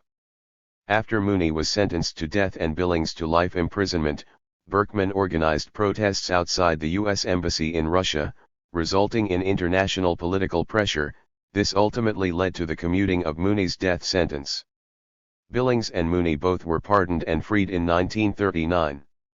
So Berkman, who had tried to kill one man, helped save another's life. With the U.S. government's entry into World War I and its creation of a military draft, Goldman and Berkman formed the No Conscription League, and they were prosecuted and imprisoned for this and ultimately deported to Russia. Berkman, similar to Goldman, became disillusioned with Lenin and Bolshevik tyranny, and he published The Bolshevik Myth in 1925. Around that time, we again see Berkman's altruism. He organized a fund for aging anarchists and drew international attention to the plight of anarchist prisoners in the Soviet Union. Having moved to France, Berkman spent a good part of the remainder of his life struggling with money and health issues. His cousin Modska Arenstam, who had been a co-conspirator in the Frick assassination but had left the anarchist movement and had become a successful artist, sent Berkman money for his expenses. However, by the 1930s, Berkman's health had deteriorated. He had 2 unsuccessful operations on his prostate, the second surgery leaving him bedridden for several months. In constant pain and completely dependent on others financially and for his physical care, a 65-year-old Berkman committed suicide. Alexander Berkman's life offers many lessons for anti-authoritarians who are politically passionate and who pride themselves on uncompromising ideological integrity. Berkman, like many other violent anti-authoritarians, viewed a need for material pleasures as weakness and a betrayal of the cause. Berkman denied himself even small consumer pleasures, and he expected the same from his fellow anarchists, which created friction with his comrades. He lectured them, "Every penny spent for ourselves was so much taken from the cause.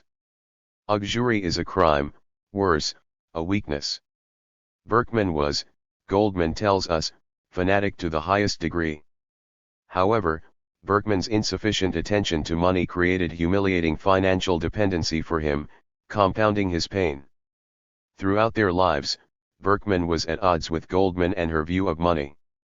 After being deported with Emma Goldman to Russia, Berkman was robbed while carrying their entire travel fund. Goldman became upset, "Our independence.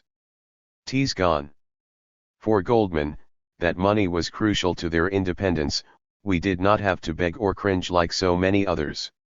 We had been able to keep our self-respect and to refuse any truck with the dictatorship." But Berkman mocked her for thinking of money and not appreciating the fact that he wasn't killed. For Goldman, "I simply could not face the possibility of eating out of the hand of the Bolshevik state." Throughout Berkman's life, and especially late in life, his financial dependency on others was humiliating, one of several painful reasons for his suicide. In Sasha and Emma, Paul Avrish and Karen Avrish report that while Berkman was admired by his friends for his brains and his nerve, he also could be self-centered and dogmatic.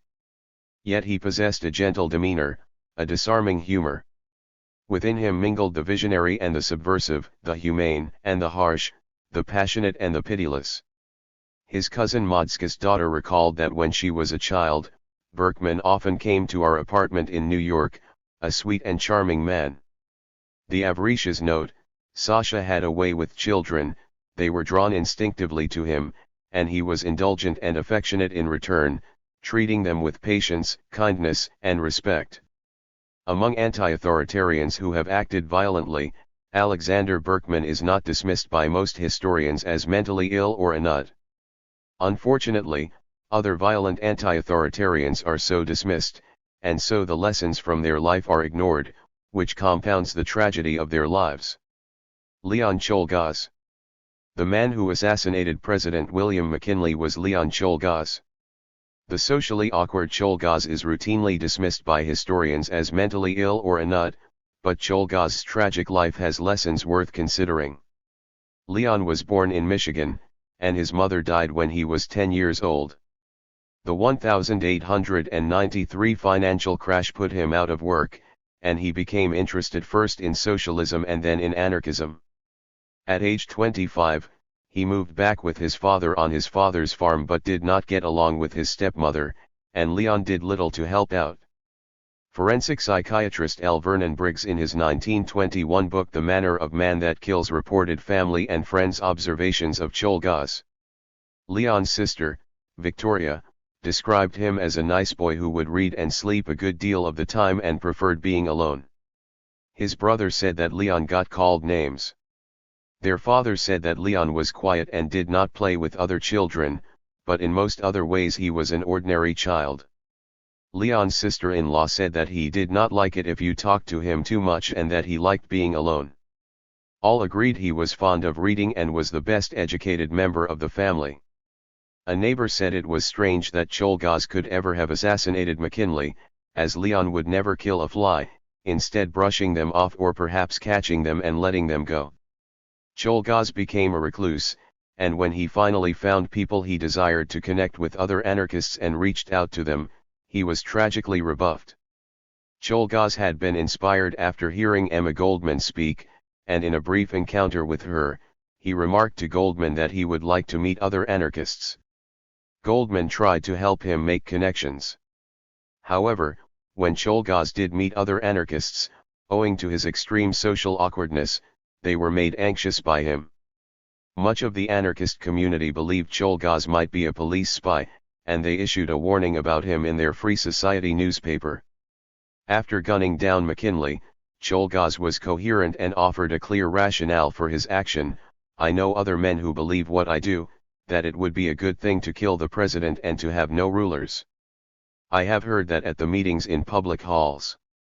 Emma Goldman was the last one I heard. She said she did not believe in government nor in rulers. I don't believe in voting, it is against my principles. I am an anarchist. I don't believe in marriage. I believe in free love. I fully understood what I was doing when I shot the president. I realized that I was sacrificing my life. I am willing to take the consequences." While Cholgas had an ideological motive to assassinate McKinley, he also was overwhelmed by his life's painfulness and appears to have had a desperate desire to connect with like-minded people. He was willing to sacrifice his life, perhaps to have at least a short time of comradeship, or perhaps he envisioned the anarchist community's affection for him after he was put to death. After assassinating McKinley, Cholgas legally protected Goldman, making it clear that, "She did not tell me to kill McKinley." Without this statement, public opinion and authorities were ready to convict Goldman as an accomplice in the assassination.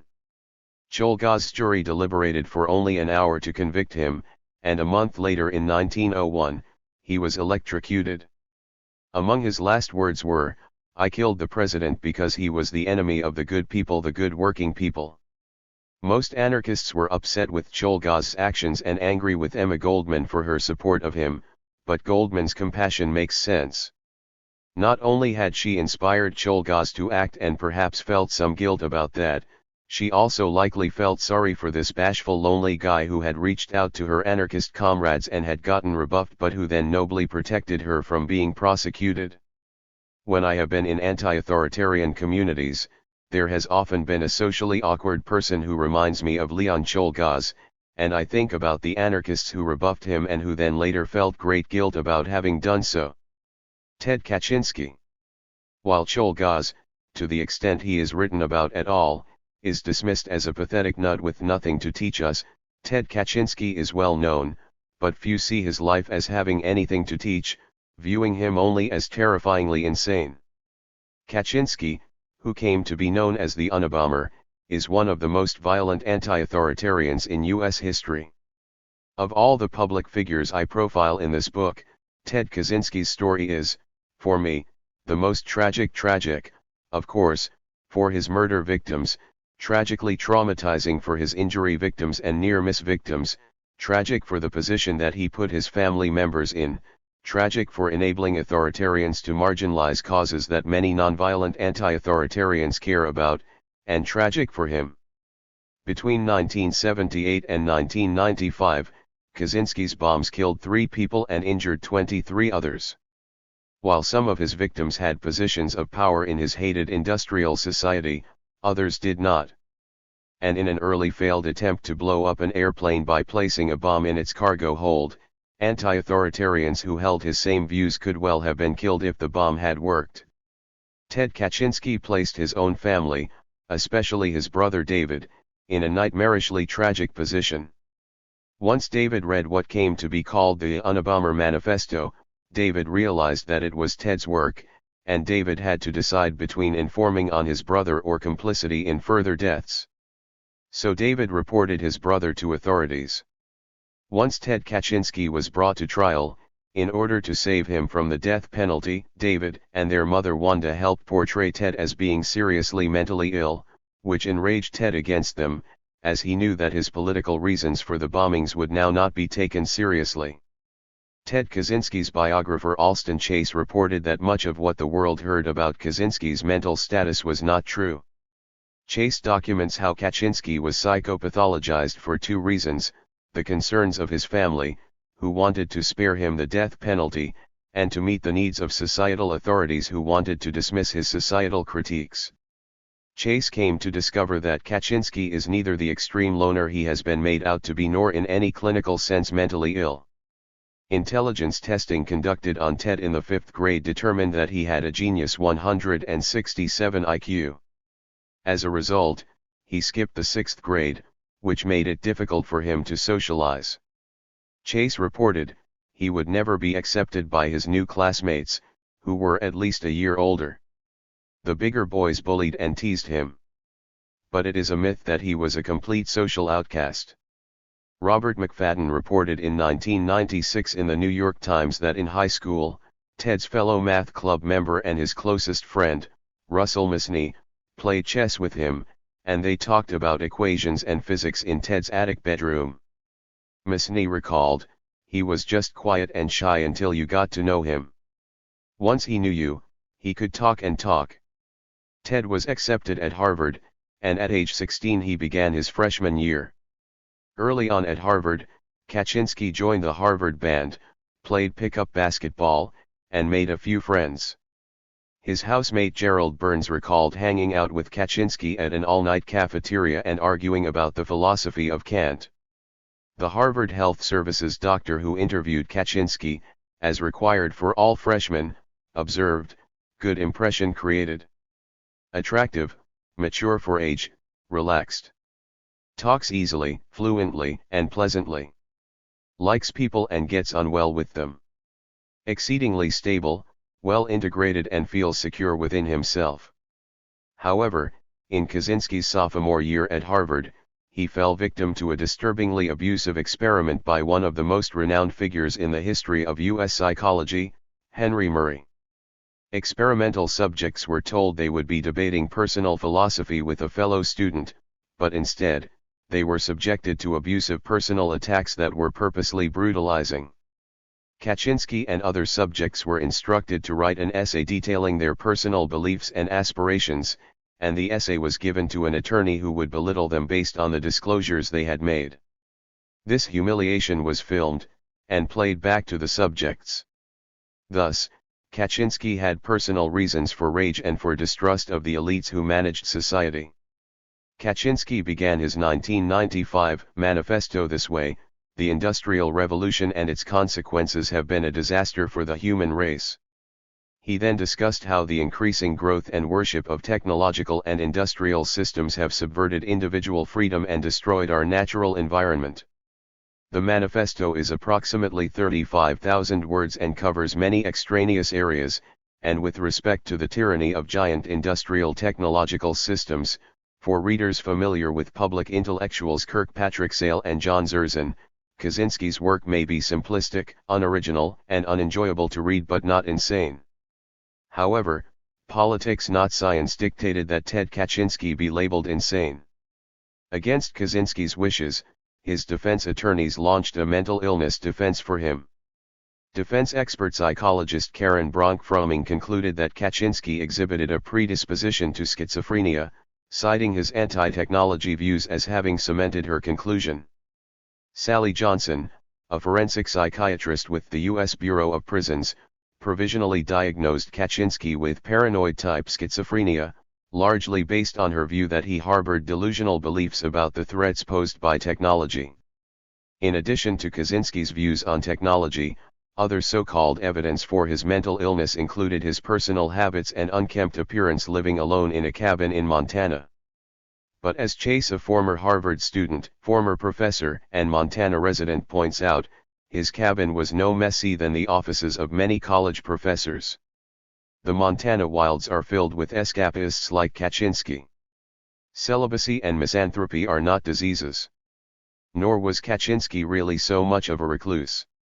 In the end, Kaczynski's violent behaviors gave authoritarians ammunition to not only marginalize him as mentally ill, but to discredit as Kaczynski like other critics of the authoritarian use of technology. Kaczynski's violence may have gotten him attention but ultimately hurt his cause. Berkman, Czolgosz, and Kaczynski are certainly not the only anti-authoritarians in U.S. history to gain attention for themselves with violence at the expense of the cause of anti-authoritarianism. In 1969, the violent weatherman splintered off from the nonviolent Students for a Democratic Society. The 2002 film documentary The Weather Underground portrays how these anti-authoritarians rage over the injustice of the Vietnam War, along with powerlessness in stopping the war through peaceful means, resulted in their resorting to violence, including multiple bombings. This combination of rage over injustice and impotency in effecting change made them, a former Weather Underground member later acknowledged, crazy. Here we can clearly see how that rage-impotency combination acted like a disinhibiting drug, enabling moral and strategic justifications for violent actions that, as some former Weather Underground members acknowledged, did not later seem moral or strategic at all. The greatest beneficiaries of the Weather Underground violence were U.S. authoritarians, particularly Richard Nixon, as it provided him with ammunition for his law and order presidential re-election campaign and aided his 1972 landslide victory. Some U.S. anti-authoritarians have convinced themselves of the possibility of the effectiveness of violence by pointing to John Brown, but Brown's violence was effective only because of extraordinary and exceptional circumstances. By the time of his death, Brown was viewed as a terrorist by many white Americans, beginning with his role in the Potawatomi, Kansas revenge massacre that killed 5 people. More famously, Brown led the raid on the Federal Armory at Harper's Ferry, designed to foment a slave rebellion. At Harper's Ferry, several people were killed and wounded. Brown became an abolitionist martyr when he was captured, placed on trial, and hanged. The Harper's Ferry raid failed to foment a slave rebellion but successfully further polarized slavery proponents and abolitionists, escalated tensions, and helped provoke secession, resulting in the Civil War. While Brown was in fact successful in becoming an abolitionist martyr, U.S. history has repeatedly shown that individual political violence is ineffective in gaining desired results without at least some degree of support among the U.S. ruling class. Brown's Harper's Ferry assault came at a time when there were U.S. senators who were slave abolitionists and when some in the ruling elite had financial reasons to invade the South, profit from war, and further centralize authority. Thus, Brown's inflaming the South and creating another provocation to attack a federal fort and secede from the Union wasn't just good news for many abolitionists. It was also good news for at least some of the elite, which was not the case at all for the actions of Berkman, Czolgosz, or Kaczynski. In general, in U.S. history, while state violence routinely succeeds at putting down dissent, citizen violence directed at authoritarianism usually subverts the cause of anti-authoritarianism. 9. Political, spiritual, philosophical, and psychological lenses for anti-authoritarians. Anarchism, Buddhism, the God of Spinoza and Einstein, and the Enneagram. Anti-authoritarians tend to resist the dogmas of both secular and religious authorities. There are, however, lenses to view the world that can be attractive for anti-authoritarians. Rather than offering an encyclopedia of such lenses, I will present those that I have been drawn to and have found most useful for anti-authoritarians whom I've known. Anarchism, Buddhism, the God of Spinoza and Einstein, and the Enneagram are each book-length topics, but I have tried to provide a sense of them.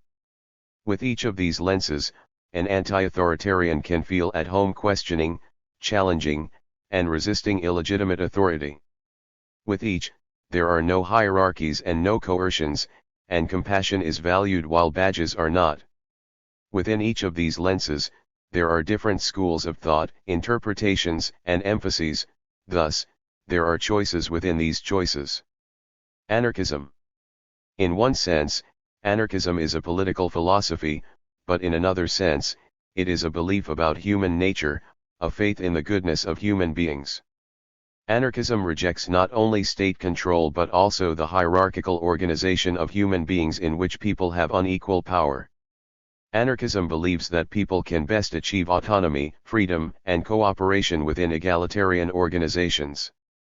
Anarchism is positively impassioned by a thirst for freedom in all spheres of life, and it is negatively impassioned by a resentment with coercion. For critics of anarchism, those passions make anarchism immature and dangerous. But for advocates of anarchism, those passions make it highly mature and benevolent. What's most radical about anarchism, for me, is its faith that human beings can organize themselves without fear. This is a radical notion, because people are so accustomed to being controlled by fear that they don't even notice it. The state, whatever ideology it claims, keeps people in line using policing authorities and prisons. Orthodox religions keep congregants in line using the fear of God, clergy, and hell. Standard schools keep students in line using grades, suspensions, expulsions, and threats to withhold diplomas. And employees are kept in line by their fear of being fired and falling into poverty. Authoritarians routinely smear anarchism as advocating chaos and violence. Some of these authoritarians are ignorant of anarchism, while others are not. It is true some anarchists have used violence to achieve their aims, but anarchists don't seek a violent and chaotic society. Informed authoritarians who spread falsehoods about anarchism fear that should people actually grasp the truth of anarchism, many would be attracted to it. Anarchism, according to Alexander Berkman, means that you should be free, that no one should enslave you, boss you, rob you, or impose upon you. It means that you should be free to do the things you want to do, and that you should not be compelled to do what you don't want to do. It means that you should have a chance to choose the kind of a life you want to live, and live it without anybody interfering. It means that the next fellow should have the same freedom as you, that everyone should have the same rights and liberties. It means that all men are brothers, and that they should live like brothers, in peace and harmony. That is to say, that there should be no war, no violence used by one set of men against another, no monopoly and no poverty, no oppression, no taking advantage of your fellow man. Of course, Berkman clearly meant to include all genders here, or else he would not have had Emma Goldman's lifelong loyalty. Free association is paramount in anarchism, which is optimistic about humanity and its capacity to cooperate. In Emma Goldman's essay Anarchism, What It Really Stands For, she wrote, "Anarchism stands for a social order based on the free grouping of individuals for the purpose of producing real social wealth, an order that will guarantee to every human being free access to the earth and full enjoyment of the necessities of life, according to individual desires, tastes, and inclinations." The vision of a society without coercion is attractive to many people, intoxicatingly attractive to some people. And anarchism's attractiveness makes it so threatening for various authoritarians that anarchism is their common enemy. For example, in the 1930s, Nazi Germany, Fascist Italy, Stalinist Soviet Union, Western capitalist nations, and the Catholic Church all played a role in destroying a successful anarchist society in Spain. Authoritarians are horrified by anarchism because they believe that without coercions, people would run amok and life would be fraught with chaos and violence. The reality is that coercions do work to keep certain populations in line. Social critic Alfie Kohn, in his book Punished by Rewards, documents that coercions such as rewards and punishments can be effective in shaping behaviors of laboratory animals, children, institutionalized adults such as prisoners, and others who are dependent on authorities for the necessities of their survival. In order to most effectively control people's behavior, research shows that people have to be needy enough of the rewards and terrified enough of the negative reinforcements and punishments. And so there is actually an incentive for authoritarians to keep people alienated and infantilized, as such people are easier to control. Coercions can effectively control behavior in certain populations, but not without humiliation, resentment, and rage. Not coincidentally, U.S. society is replete with people feeling humiliated, resentful, and enraged. In anarchism, people perform activities that they desire to perform, and so coercion is unnecessary. However, in U.S. society, people are mostly performing activities they dislike. In 2013, the Los Angeles Times reported, 7 out of 10 workers have checked out at work or are actively disengaged, according to a recent Gallup survey. The more one is disengaged from an activity and dependent on authorities for survival, the more coercion is necessary to maintain order. Anarchism's opposition to coercion is not an advocacy of chaos but rather a faith that human beings can be organized with love. A key belief of anarchism is mutual aid and cooperation. This requires altruism. Concern for others is not created by coercive rewards and punishments. Cohn's review of the research confirms that children whose parents use rewards to motivate them are less cooperative and generous children than their peers who are not so coerced. Instead of coercions, it is the experience of love and the modeling of love that best creates caring and cooperative people. In U.S. society, anarchism is not only a radical political idea but also a radical psychological one. Anarchism asserts that human beings can have community without being dominated by fear. Most of us, consciously or unconsciously, live with great fear and anxiety. Given our ordinary fear-based existence, when people experience fearlessness through an extraordinary experience, that fearlessness can feel so exhilaratingly different that it can be intoxicating, sometimes so intoxicating that we can become manic. The more fear pervades a culture, the more extraordinary is the experience of fearlessness, and the more likely it will be so intoxicating that it can cause us to behave irrationally. Fearlessness does not intoxicate people who are accustomed to it. There are anarchists who are rigid ideologues. For them, attempting to survive in an economic system based on the coercion of money is so shameful that they either deny their hypocrisies or self-flagellate for their failure to live up to their ideals. In either case, the rigid ideologue is not going to be much fun to be around. In current society, if we have no money, we cannot pay the bills that most of us have.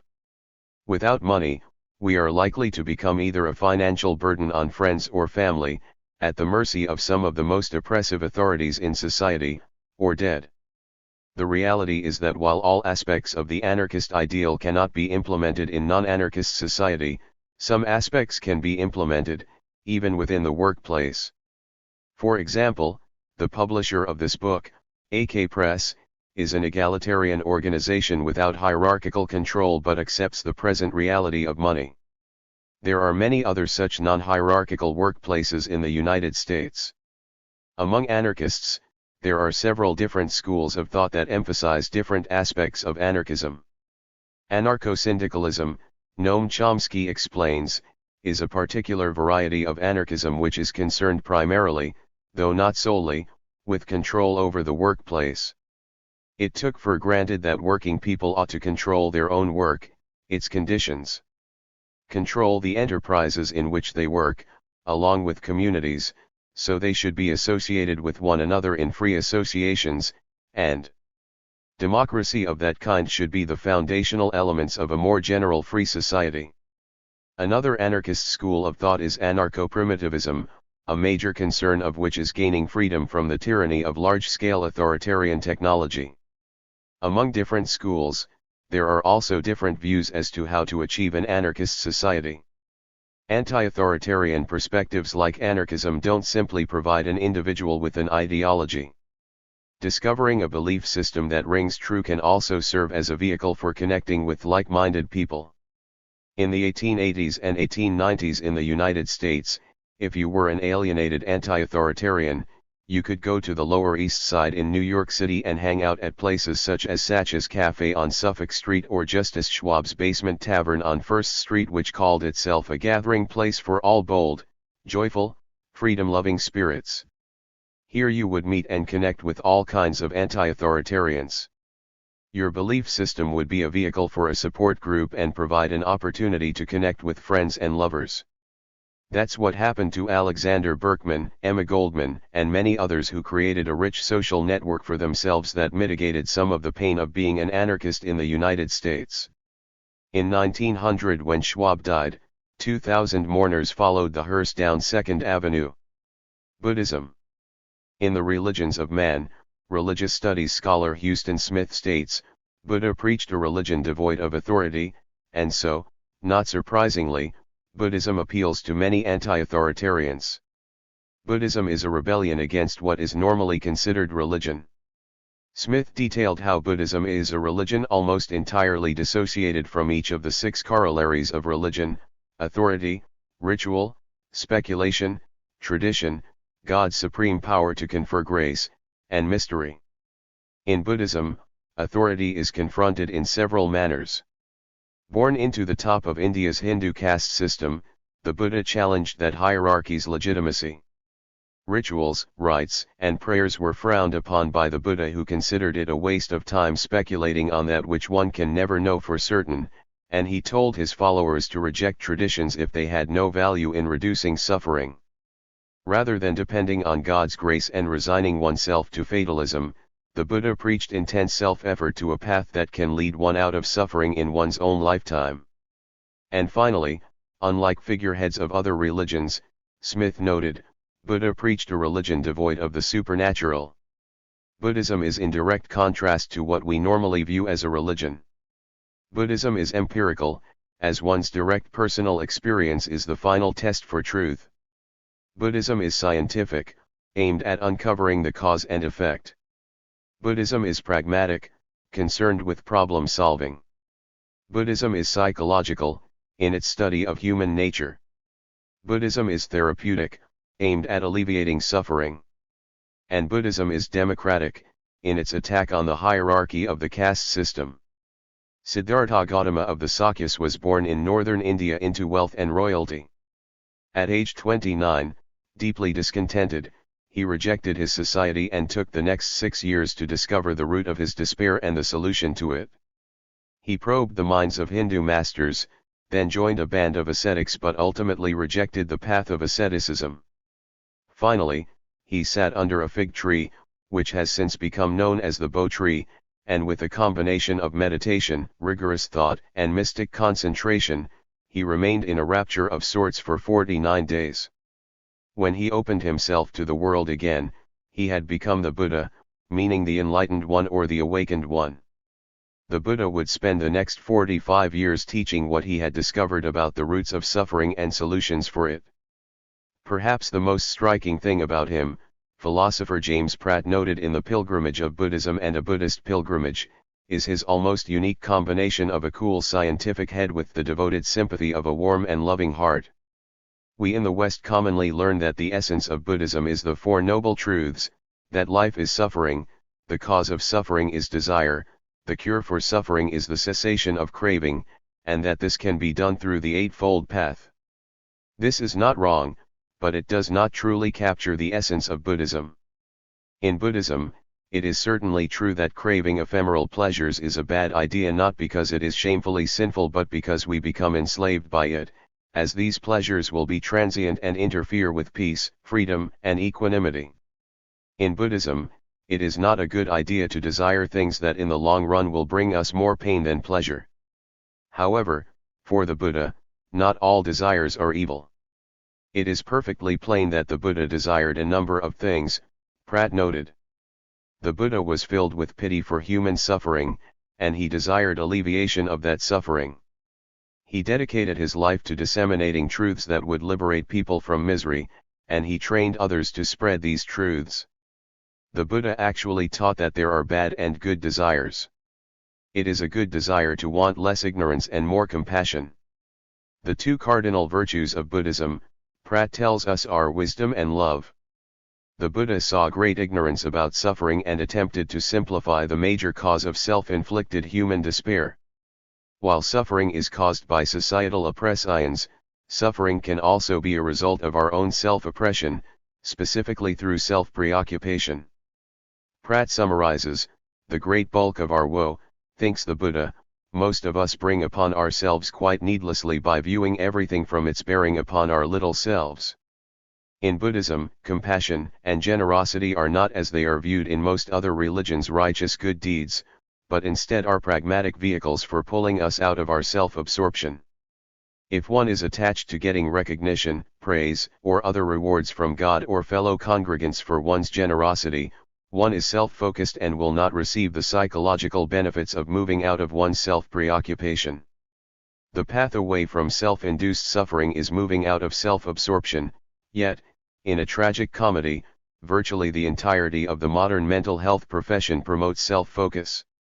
Psychiatrists' most common treatment consists of medication management in which patients are directed to self-focus, as they are asked questions solely about their symptoms so as to tweak their drug prescription.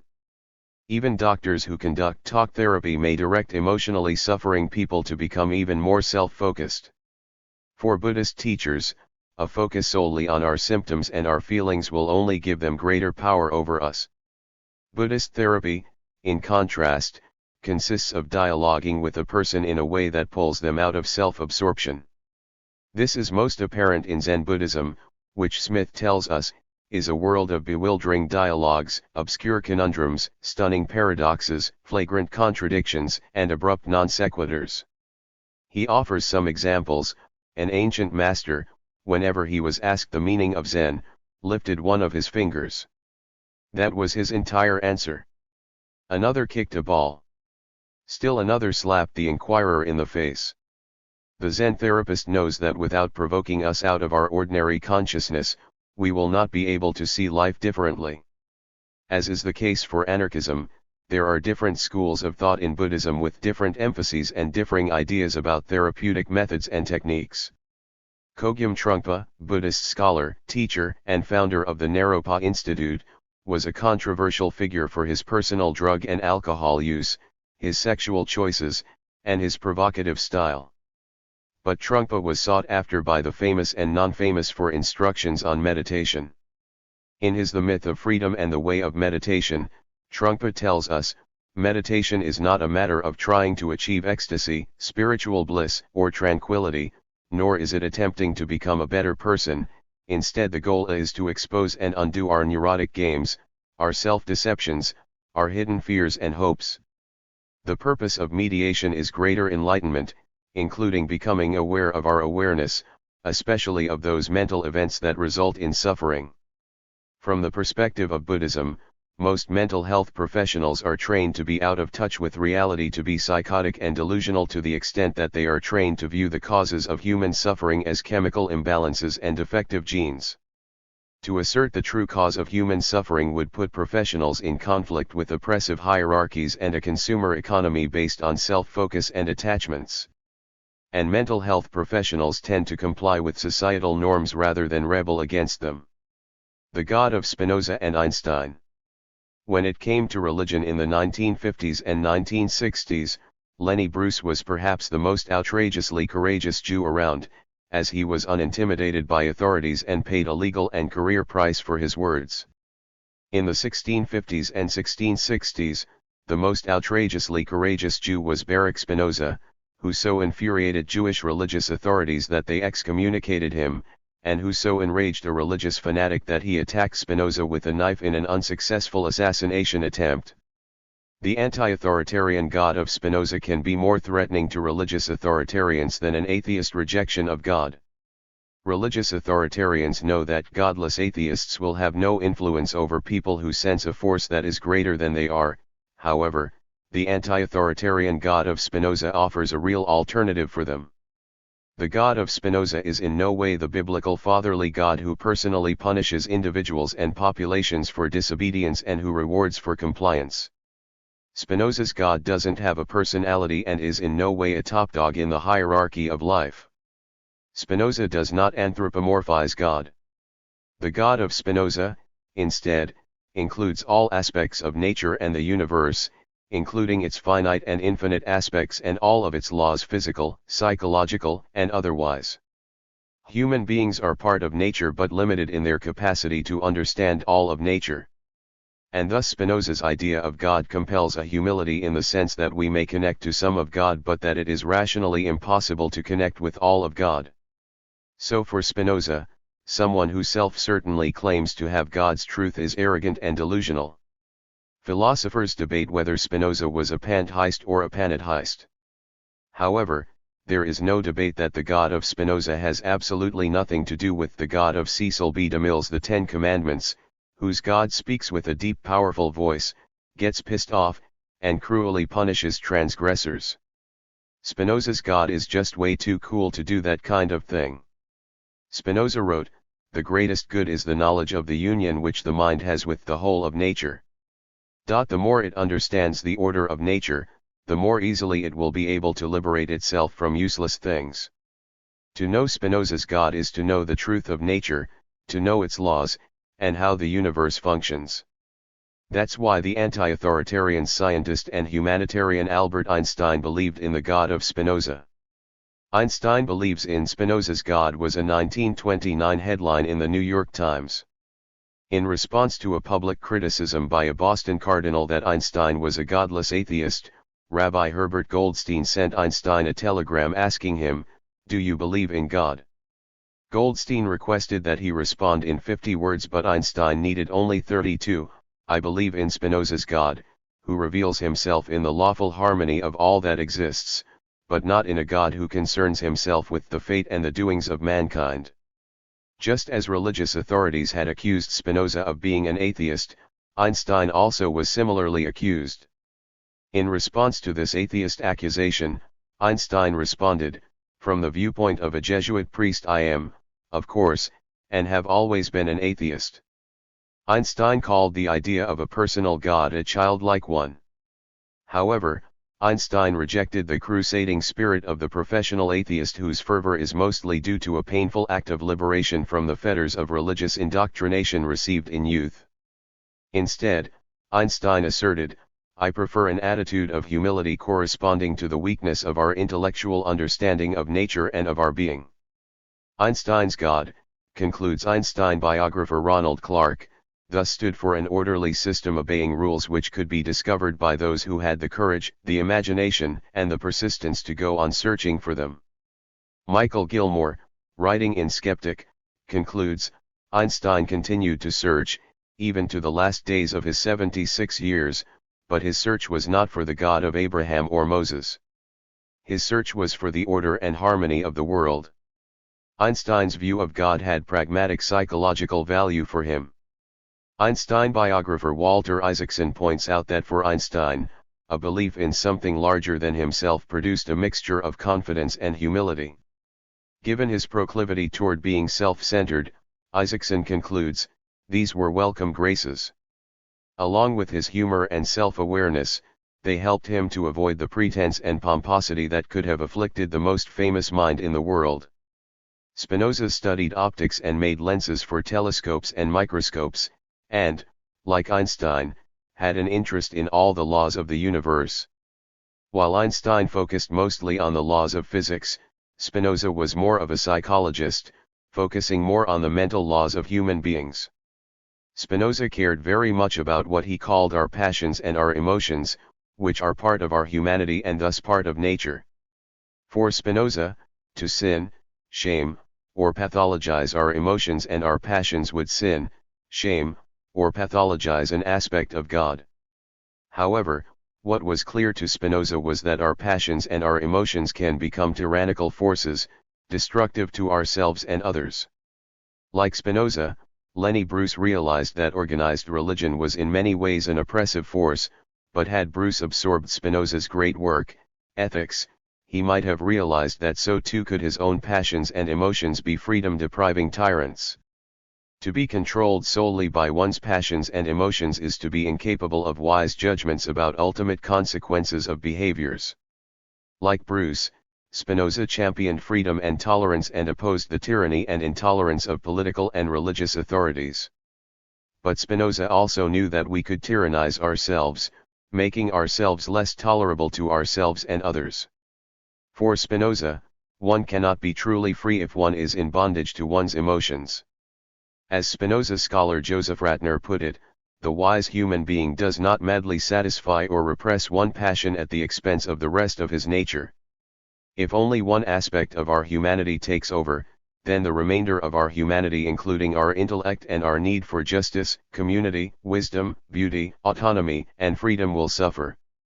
Sinning, shaming, or pathologizing our emotions and passions actually gives them the power to tyrannize us, while simply acknowledging them gives them the influence they merit, which is not the power to dominate and control but merely the capacity to partially inform. Spinoza was not an ascetic. He simply had few material needs. He had a view of happiness in which fame or material goods would not provide him with joy. For Spinoza, the incremental understanding of the universe, of nature, of life, and thus of God is the supreme source of happiness. Both Spinoza and the Buddha are very much psychologists who came to similar conclusions. Both taught how to gain freedom from self-induced tyrannical attachments. And both practiced what they preached. There are other anti-authoritarian views of God, or at least less authoritarian views than the God of the Bible and the God of Cecil B. DeMille. Thomas Paine, like Spinoza and Einstein, was condemned as an atheist for his attack on Christianity. However, Paine was not an atheist. After reflecting on religion a good part of his life, he came to believe in deism, the belief in a God that was the cause or the creator of the universe, not a God who interferes with the universe. For deists, a universe created by God does not require an intervening God. Deism was actually the belief system of many Enlightenment thinkers, including Benjamin Franklin and other so-called founding fathers, but most of them, more politically astute than Paine, did not widely publicize these views. Other anti-authoritarians are attracted to the God of Martin Buber. Buber's God or eternal thou is found not by looking high up in the sky but within an I-thou encounter. An I-thou relationship may be between lovers, friends, strangers, or even between a person and a pet. In this I-thou encounter, there is no using of the other in any way. In the I-thou, there is simply an experiencing of the other, and this results in the experience of God or the eternal thou. Buber recognized that life is not possible without some objectifications or what he called I-it, so Buber does not shame or sin the I-it.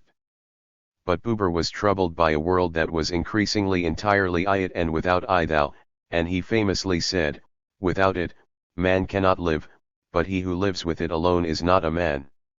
Some anti-authoritarians sense a divine force that can liberate humans from social and economic injustices, and they selectively believe in only the anti-authoritarian aspects of the Bible.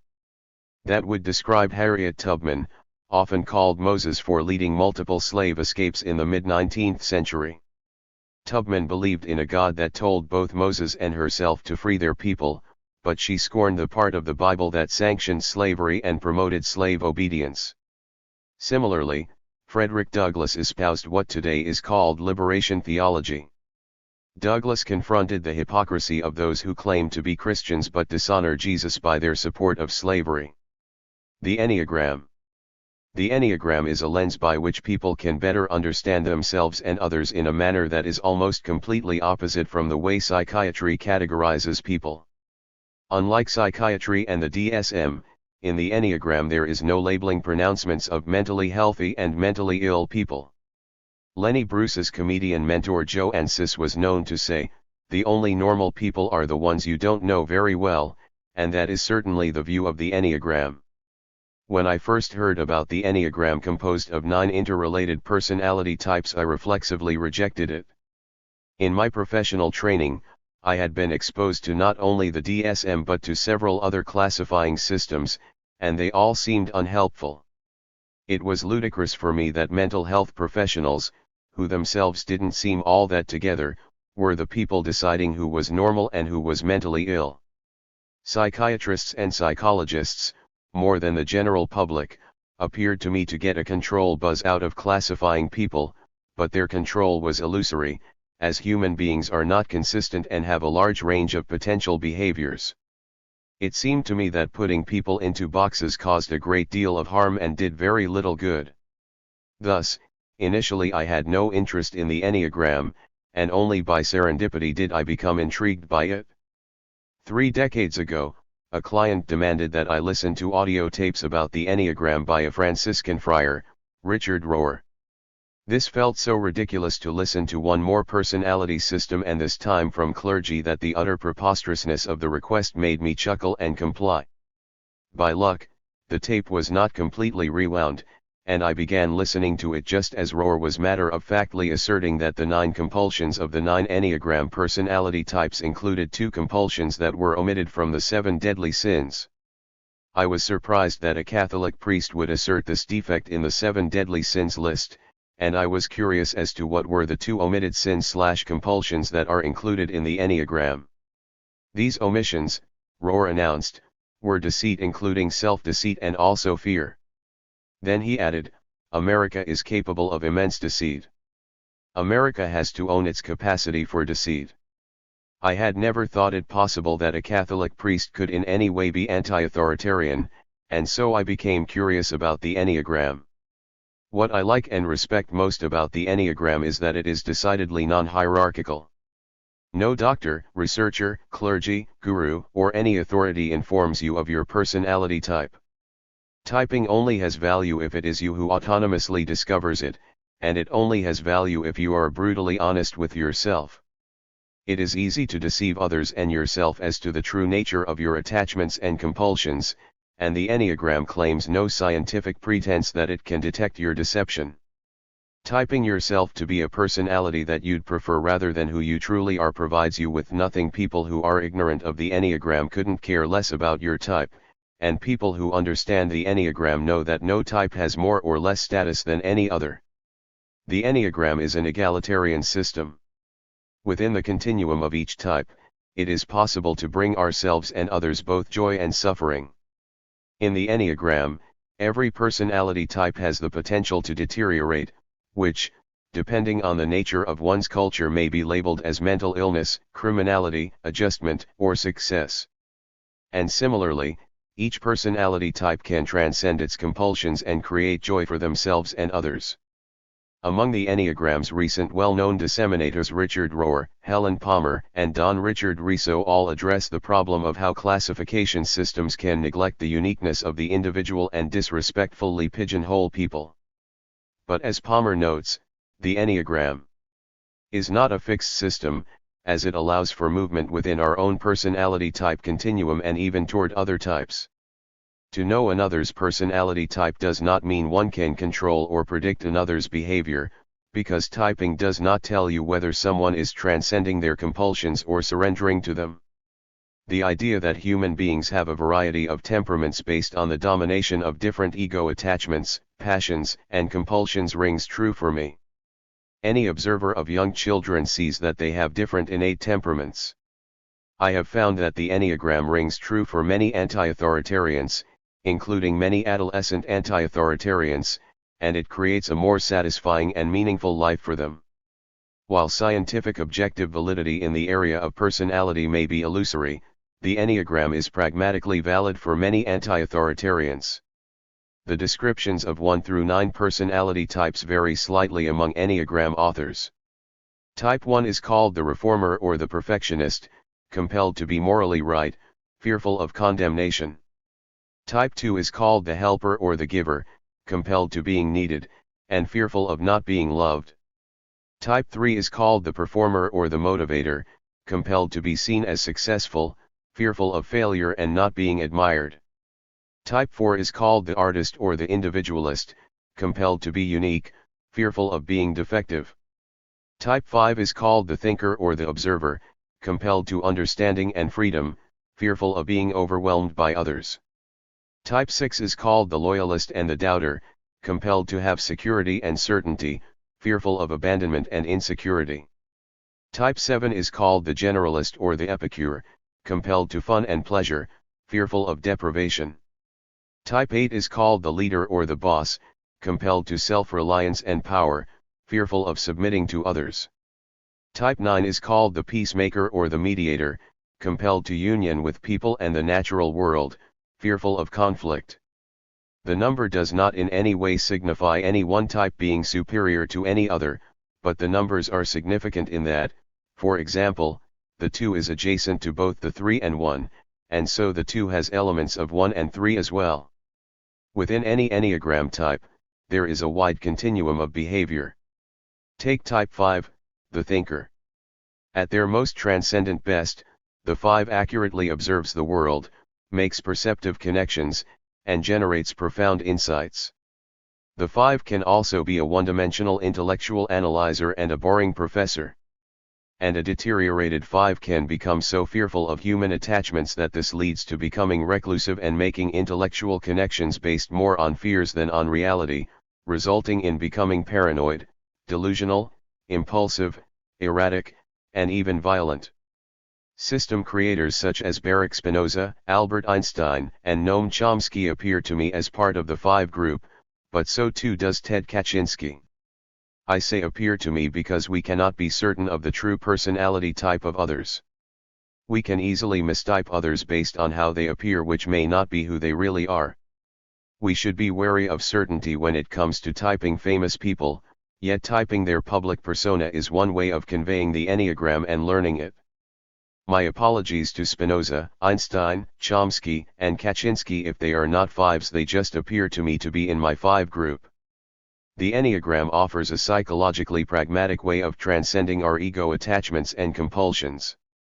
When we type ourselves, we are recognizing our imbalances of being too dominated or too devoid of an aspect of humanity, and so a path for balance and wholeness becomes quite clear.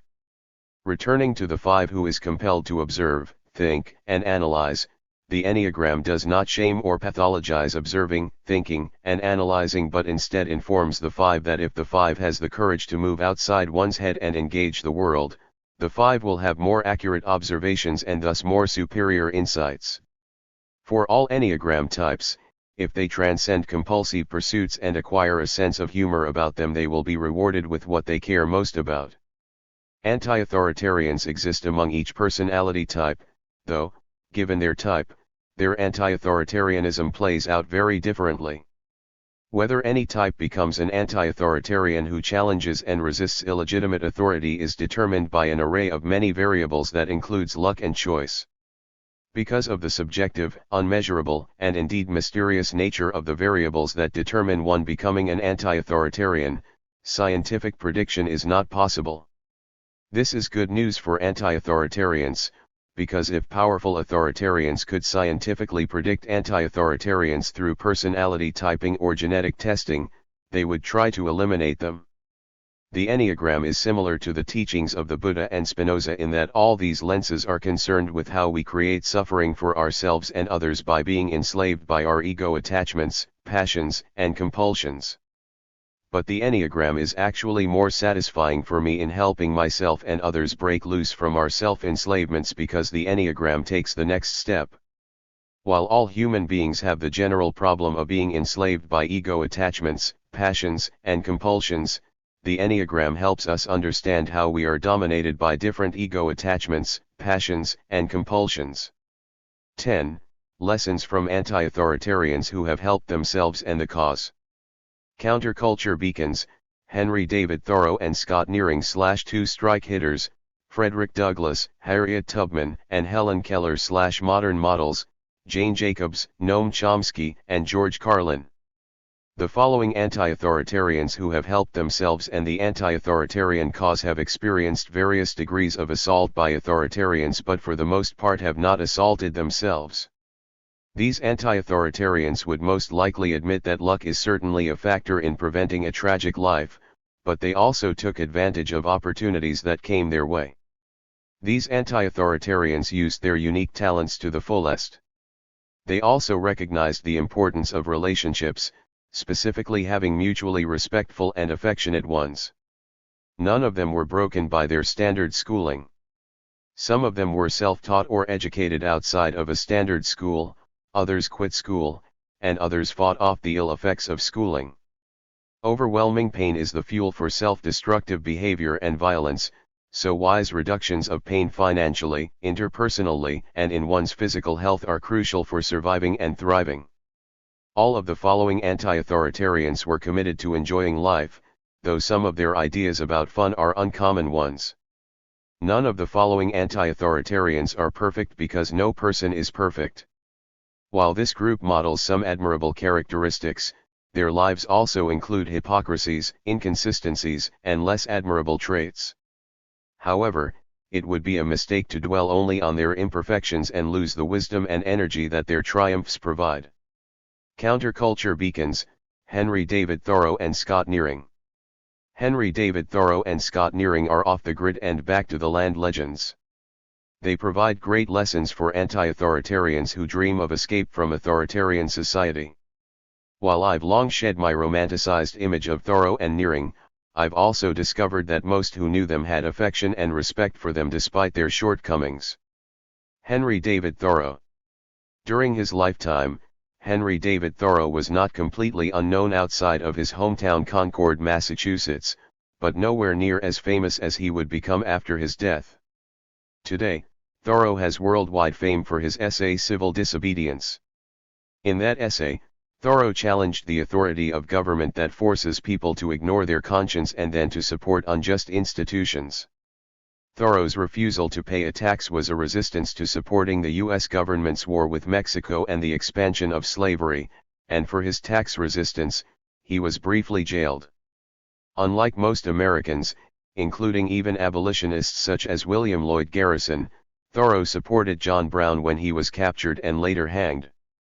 Thoreau also disobeyed the Fugitive Slave Act of 1850 by participating in the Underground Railroad, assisting runaway slaves on their way to Canada, including providing them with money. Thoreau is a beacon for countercultural anti-authoritarians for many reasons. To say that he was a naturalist is an understatement. He was in love with nature. He modeled simple living and self-reliance and was an early critic of consumerism. He was an advocate of preserving the wilderness and the environment, and he celebrated recreational canoeing and hiking. For what he modeled and advocated, Thoreau was seen as eccentric by much of his contemporary society. As a young man, Thoreau went to Harvard, graduated, taught, and famously exited to the woods for 2 years. In contrast to Ted Kaczynski's tragic victim-victimizer existence and isolation, Thoreau's life was filled with reciprocal support from friends and family members. While Thoreau praised solitude, he nurtured relationships, showed great loyalty, and enjoyed his travel companions. Thoreau had fun, this an important but too often neglected aspect of his life. Thoreau famously observed, "The mass of men lead lives of quiet desperation. What is called resignation is confirmed desperation." Thoreau did not romanticize rural living. From the desperate city you go into the desperate country, and have to console yourself with the bravery of minks and muskrats. He saw despair everywhere, concealed even under what are called the games and amusements of mankind. There is no play in them, for this comes after work. Thoreau knew the importance of having a good time.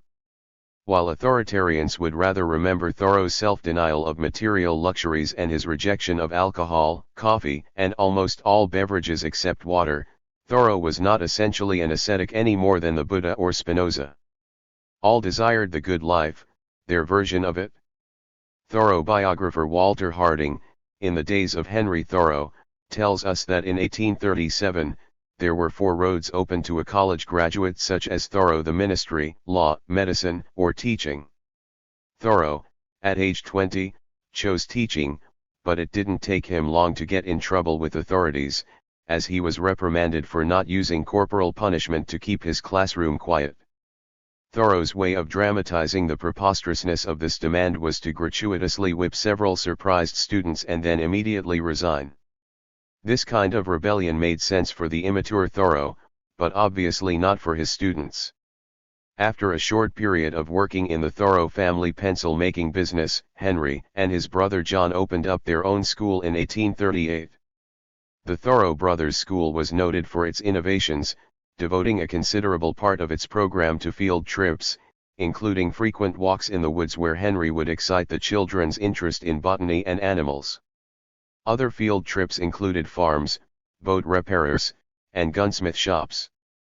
Henry purchased surveying instruments and introduced it into the curriculum as a practical way to make math come alive. Surveying not only stimulated his students, but ultimately Henry became proficient enough to have an alternative way to make a living after John's tragic death in 1842, which ended the Thoreau Brothers School. As a young adult, Thoreau became friends with Ralph Waldo Emerson, who was a well-known public intellectual during this era. Emerson introduced Thoreau to other unconventional and eccentric writers and thinkers in the Concord, Massachusetts, community.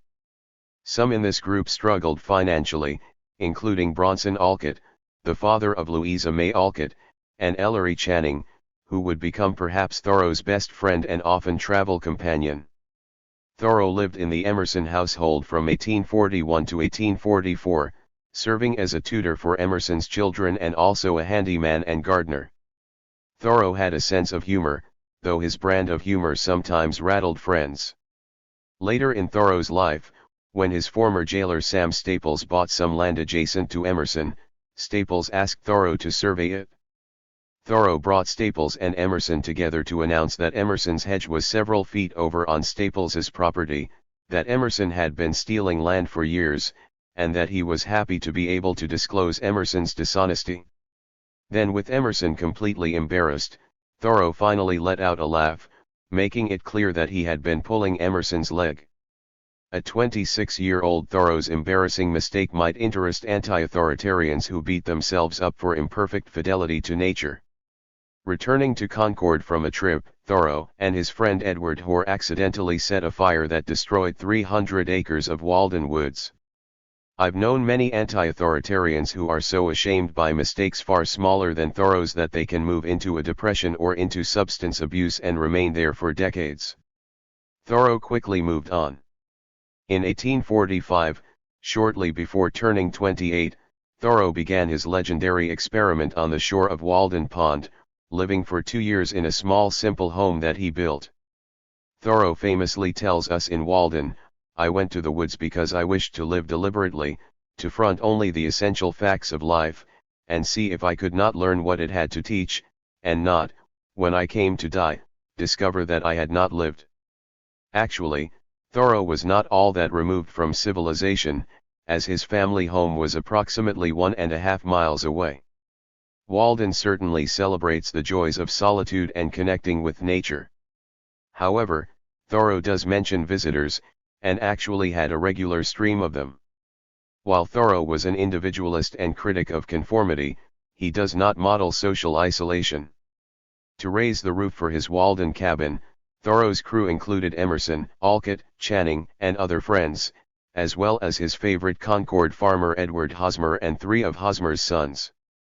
And Harding reports, "The children of Concord were always happy to go out to Walden Pond, and Thoreau was equally happy to have them, as he would take them on nature walks." One child would later recount, he could lead one to the ripest berries, the hidden nest, the rarest flowers, but no plant life could be carelessly destroyed, no mother bird lose her eggs. While Thoreau mocked material luxuries, he clearly loved the luxury of travel, alone or with companions. In 1839, Henry and his brother John built a boat, and they took a trip on the Concord and Merrimack rivers to the White Mountains, and Henry would return there with Edward Hoare in 1858. In 1837, Thoreau first toured Maine. He returned there in 1846, connecting with his cousin in Bangor and joined by 2 of his cousin's friends for a camping trip to Mount Katahdin. In 1853, he came back to the Maine woods, this time joined by a Native American guide, Joe Dion. And in 1857, with Hoare, Thoreau again journeyed to the Maine woods, hiring Native American guide Joseph Polis. Polis showed Thoreau, who was already a skilled canoe paddler, how to be even better. Thoreau was impressed in many ways by Polis, and he would later write, "The Indian, who can find his way so wonderfully in the woods, possesses so much intelligence which the white man does not, and it increases my own capacity, as well as faith, to observe it." Thoreau's brief life included several other trips and excursions. In 1843, he stayed with Emerson's brother in Staten Island. In New York City, he made writing contacts and hung out with Emerson's transcendental community acquaintances. And in 1856, he returned to the New York City area, hanging out with Bronson Alcott, who introduced him to Walt Whitman. Whitman had been criticized by others for publishing a private letter from Emerson praising him, but Thoreau cut slack to Whitman for his self-promotion, and later he called Whitman a great fellow and praised his Leaves of Grass. Whitman spoke of other meetings with Thoreau, and it is possible they might have reconnected again in 1858 when Thoreau briefly returned to the New York City area. Cape Cod was a frequent destination for Thoreau. In 1849, Thoreau and Channing traveled there. Thoreau returned to Cape Cod by himself in 1850, returned with Channing in 1855, then again alone in 1857. Thoreau also traveled to Canada with Channing in 1850. And in 1861, Thoreau, along with the son of educator Horace Mann, went to Minnesota. The Minnesota trip was taken in large part to help improve Thoreau's health, but it failed. Thoreau died from tuberculosis in 1862 at age 44. For modernists who focus only on Walden and on selective quotes, as did Catherine Schultz in her 2015 New Yorker article Pond Scum, Henry David Thoreau's moral myopia, they may ask, as Schultz asked, why, given his hypocrisy, sanctimony, and misanthropy, has Thoreau been so cherished? Schultz calls Thoreau self-obsessed, narcissistic, fanatical about self-control, and depicts him as adamant that he required nothing beyond himself to understand and thrive in the world. She describes Walden as the original cabin porn, a fantasy about rustic life divorced from the reality of living in the woods, and, especially, a fantasy about escaping the entanglements and responsibilities of living among other people. Hypocrisy is certainly there in Walden, as Thoreau was in no way removed from civilization, so close to his mother and sister that they routinely brought him cookies. But in response to Schultz, Jedediah Pudes in defense of Thoreau noted that while she was right that Ralph Waldo Emerson did say, "I love Henry, but I cannot like him," Schultz excluded other Emerson reflections about Thoreau that give us a fuller and kinder picture of him. Emerson also said Thoreau was a man who threw himself heartily and childlike into the company of young people whom he loved, and whom he delighted to entertain, as only he could, with the varied and endless anecdotes of his experiences by field and river. Schultz also accused Thoreau of having no understanding whatsoever of poverty and consistently romanticized it, offering as evidence Thoreau's quote, "Farmers are respectable and interesting to me in proportion as they are poor.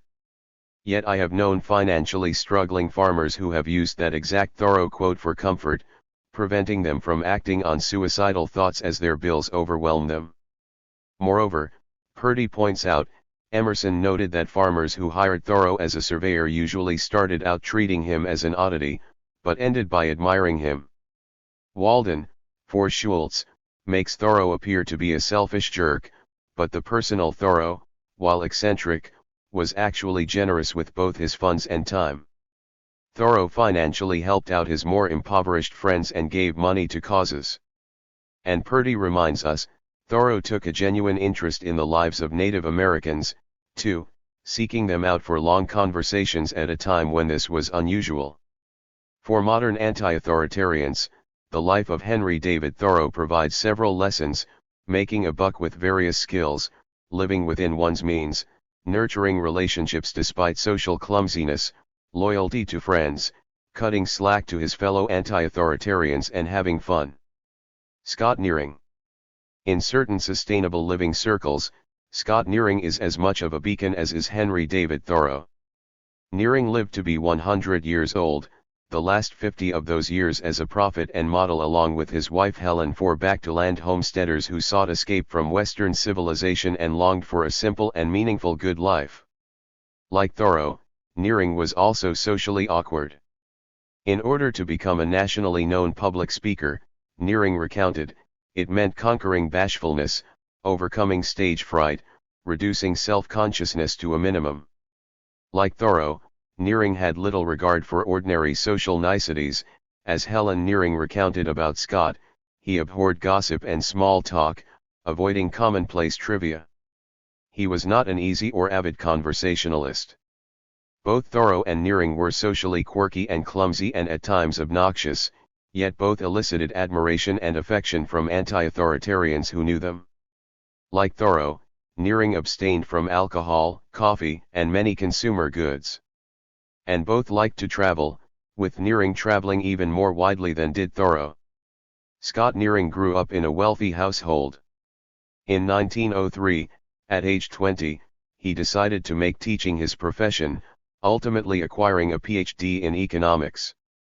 He taught at the University of Pennsylvania's Wharton School of Business but became increasingly outspoken about the cruelties of capitalism, including its child labor practices, and he was fired in 1915. His dismissal was seen by many Americans across the political spectrum as a serious breach of academic freedom. It made Scott Nearing a national public figure, a victim of academic authoritarianism. Nearing found another teaching post at the University of Toledo, but after he spoke out against the U.S. government's entry into World War I, he was fired again in 1917. At that point, his academic career lay in ruins. He later recounted, "My experience and competence as a professional teacher were brushed aside." A serious young man, Nearing became even more serious, beginning with the War of 1917-18, he recalled, "I deliberately stopped introducing any form of humor or lightness into my talks. I no longer tried to ingratiate myself with audiences or with the organizations sponsoring the lectures." Nearing joined the Socialist Party in 1917 and authored several pamphlets, including The Great Madness, A Victory for the American Plutocracy, for which he was indicted by the U.S. government under the Espionage Act. However, Nearing, unlike many others so prosecuted, had greater luck and was not convicted in his 1919 trial. In 1927, Nearing joined the Communist Party, but in 1930 he was expelled from it for contradicting Leninist dogma. Estranged from left political parties, his academic career destroyed, Nearing had also separated from his first wife. Marginalized and disillusioned, Nearing later recounted that as long as he continued to speak out, I would be cut off from the country's major channels of publicity. No more of my articles would appear in newspapers or magazines, nor would my books be reviewed in them. No more books would be published by representative publishers. I would be excluded from the lecture platform. Most important of all to me, the academic field would be closed tight. Nearing had little choice but to cut a different path. I decided to continue as a freelance teacher, to talk and write as opportunity offered. In the meantime, how to live? Many of my friends and associates on the left who stayed true to the cause, drove trucks for a living, served milk routes, delivered papers, worked as waiters or stevedores, or drove taxis. I chose homesteading as a way of life under United States right-wing pressure in the 1930s. In 1932, a 49-year-old Nearing, along with his new partner, 29-year-old Helen Nothey, purchased land in rural Vermont. In 1954, Scott and Helen Nearing published Living the Good Life, about their then approximately 2-decade experiment in homesteading. They proudly reported that they had succeeded in restoring depleted mountain lands so as to grow vegetables, fruits, and flowers, had done so organically without chemical fertilizers, created a subsistence homestead, had a small-scale successful business enterprise, a maple sugar cash crop, maintained excellent health, with neither needing to see a doctor for 2 decades, simplified their lives, were able with 6 months a year bread labor to have 6 months a year of leisure time for research, travel, writing, and speaking, and fed and lodged many people who stayed with them for days, weeks, or longer. When ski resorts and developers intruded on their Vermont homestead, Scott, at age 69, and Helen decided to start over. They relocated their homesteading to Cape Rosier, Maine, again calling it Forest Farm, replacing maple sugar with blueberries as their cash crop. In addition to vegetable growing and other typical homesteading activities, Scott deepened a pond by shoveling out thousands of wheelbarrow loads of mud, built a stone wall around his large garden, and in his early 90s was mixing cement for the Nearings' new stone house. With the Nearings' Good Life books, they became legends. The Nearings became counterculture celebrities in the 1970s, writes historian and philosopher John Faithfull-Hamer in his article The Forest Farm Romance. The Nearing homestead became a sacred place for thousands of young people who would make their pilgrimage there, some just to gawk but others who the Nearings would feed and put to work. Scott once again had his students, and he was in his glory. Many of these young people were so inspired by the Good Life books and by Forest Farm that they embarked on their own homesteading attempts. They reasoned that if Scott could begin homesteading at age 49, start over again in Maine at age 69, and could be making it work for another 3 decades, then certainly with hard work, they too could also succeed. However, in their popular Good Life books, the Nearings were not candid about their sources of income.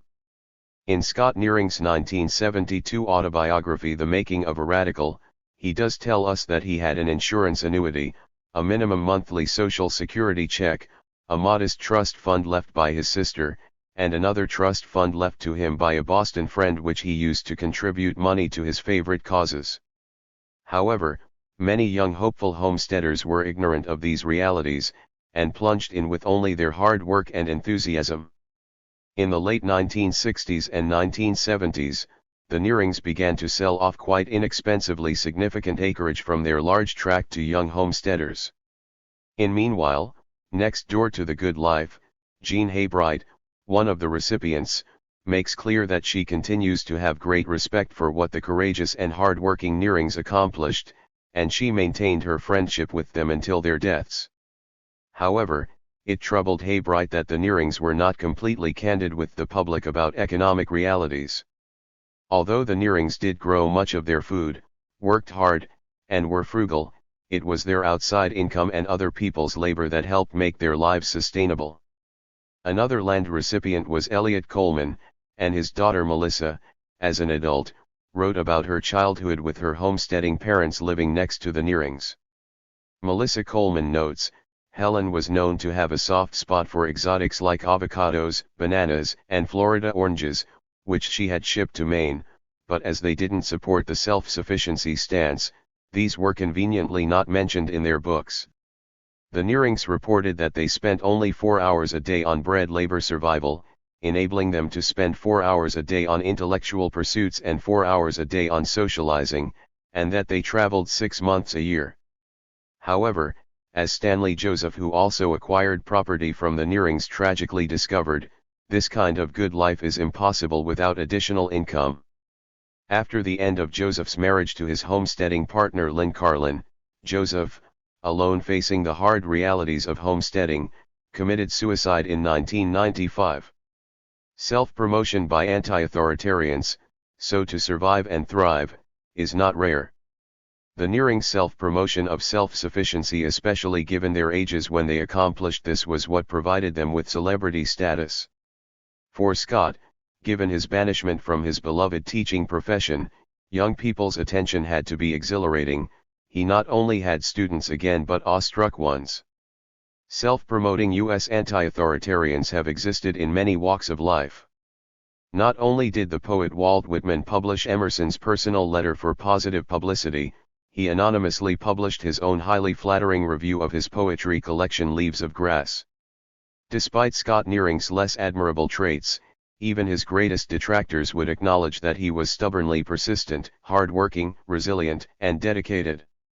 Despite the hypocrisies, there are many important lessons to be learned from Nearing's life, including how he dealt with his anger. Scott Nearing clearly asserts his anger about the direction of the United States, and one also senses his anger about the ruin of his academic career and the sellout of many U.S. leftists. Nearing did not use that fuel of anger to kill enemies but instead as energy to prove his enemies wrong and prove the value of his way of life, and to seize attention and respect from his detractors' children and grandchildren. However, Scott Nearing was very human, and though he mostly used anger as fuel for his worthy achievements, it leaked out elsewhere in psychologically destructive ways. People could be made to feel inferior by Scott for not living up to his moral standards. Also, there was Scott's relationship with his son John. Scott cut John out of his life because of John's mainstream political views and lifestyle, not returning John's letters and not attending John's funeral. Scott did maintain his relationship with his other son and many other people, though he had no really close relationships with anyone except Helen. Scott's best decision was partnering with Helen. As a young woman, Helen had been an aspiring musician and bohemian who was charmed by charismatic older men. Helen was a perfect partner for Scott because Scott needed a woman who would both compliment and compliment him. Helen wrote in her memoir that my life for more than 50 years was Scott-centered. There were times when he had to poke or pull me along toward his own rare intense level of dedication.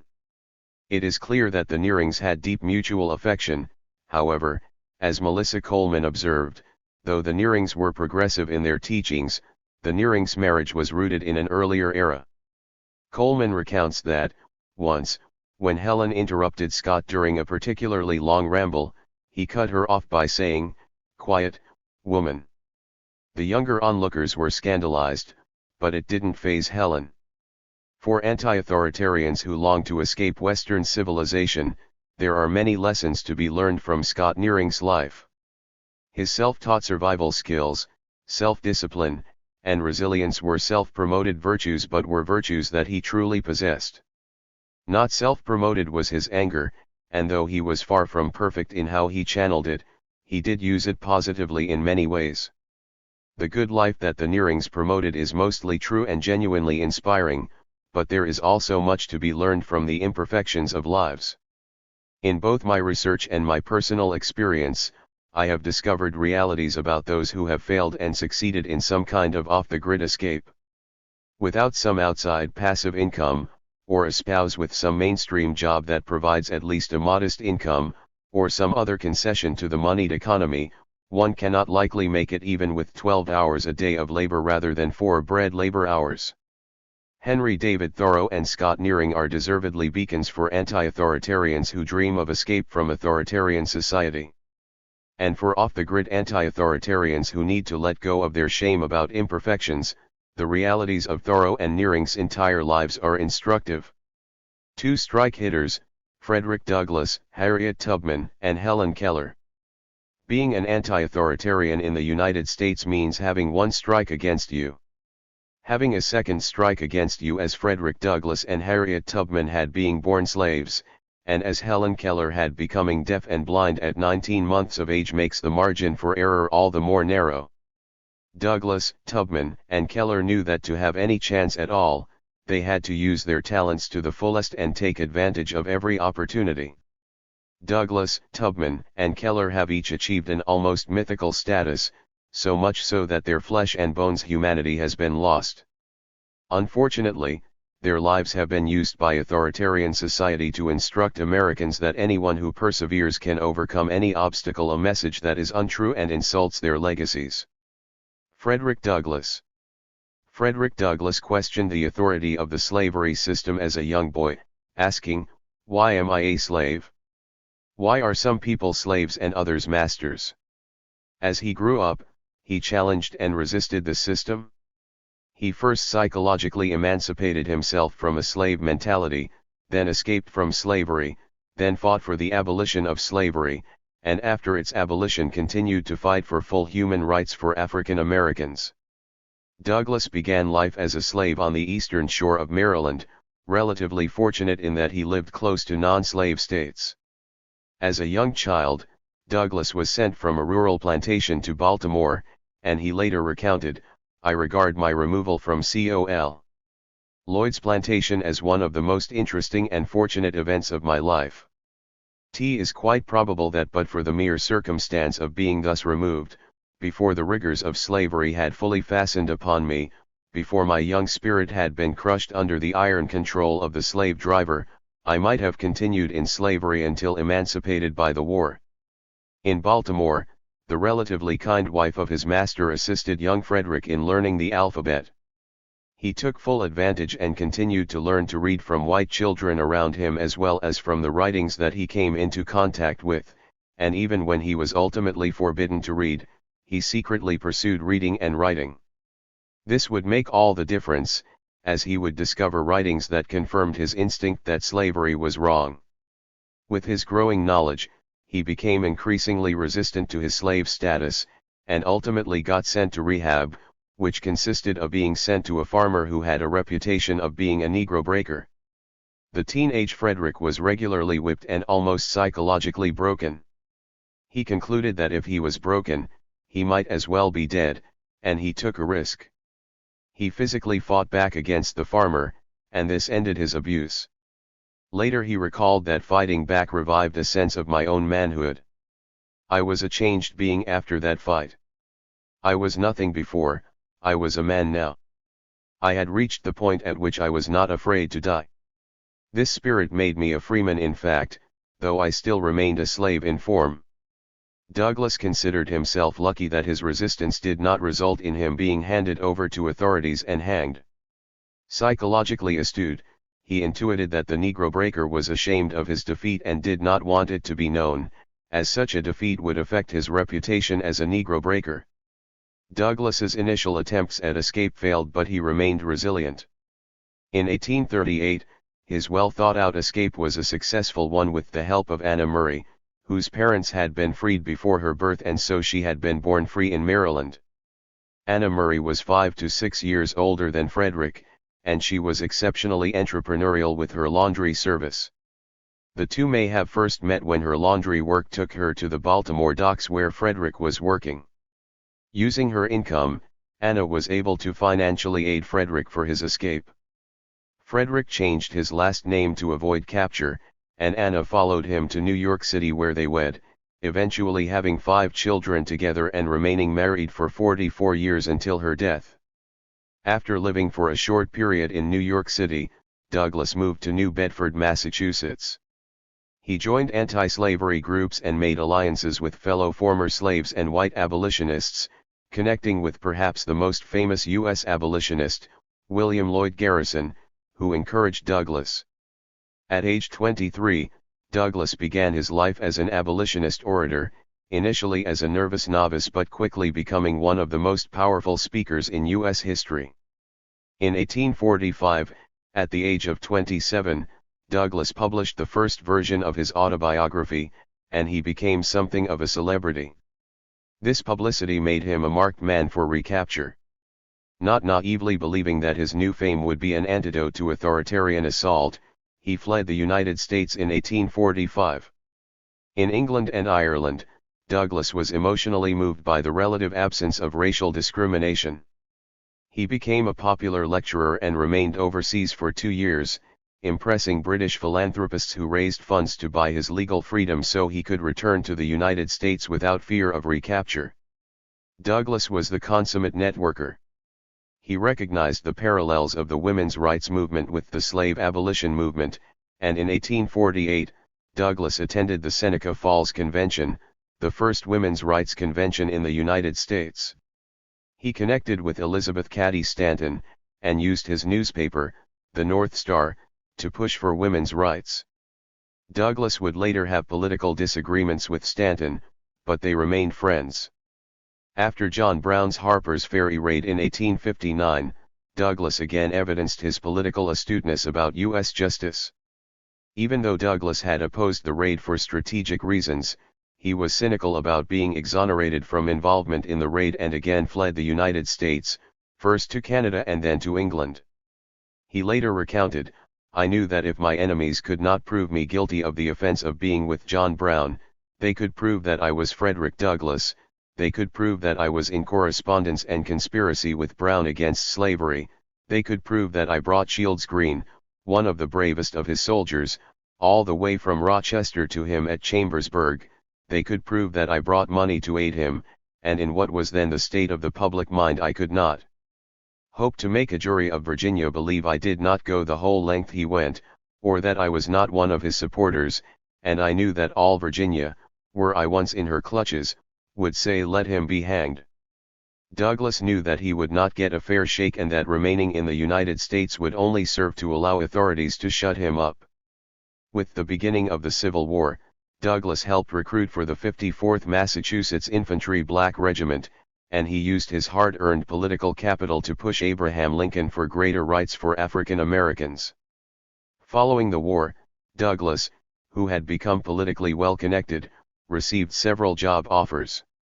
He became president of the Freedmen's Saving Bank, charge d'affaires for the Dominican Republic, U.S. Marshal for the District of Columbia, Recorder of Deeds for the District of Columbia, and Minister to Haiti. He continued to be widely sought as a speaker, and, with income from his writing and speaking and these job positions, Douglas not only gained financial security but could afford in 1877 to buy a large house in Washington, D.C.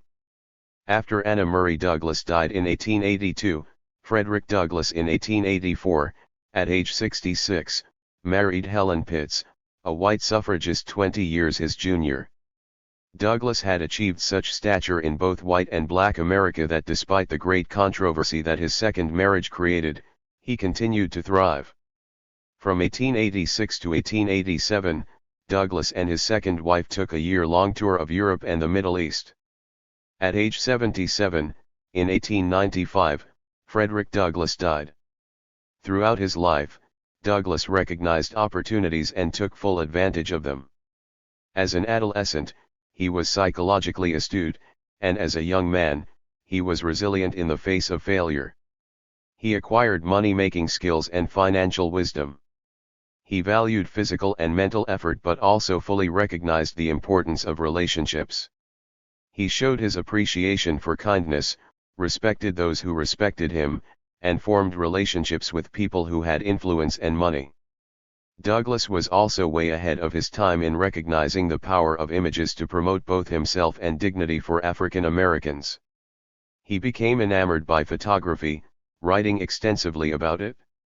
And after achieving fame, in order to counter the racist images of African Americans, he became the most photographed person in the United States in the 19th century. He was well aware that he was the most famous black man in the United States and of the importance of conveying an image of strength and dignity. While aggressively promoting full human rights for African Americans, Douglass was in some ways less radical than his mentor abolitionist William Lloyd Garrison. Their falling out was in part because Garrison had long declared the U.S. Constitution to be pro-slave and thus needed to be abolished, and Douglass came to oppose that view. Douglass favored the annexation of Santo Domingo by the United States and was clearly not a socialist or anarchist. However, Douglass was a triumphant anti-authoritarian who challenged and resisted white domination of himself and of all African Americans. Harriet Tubman.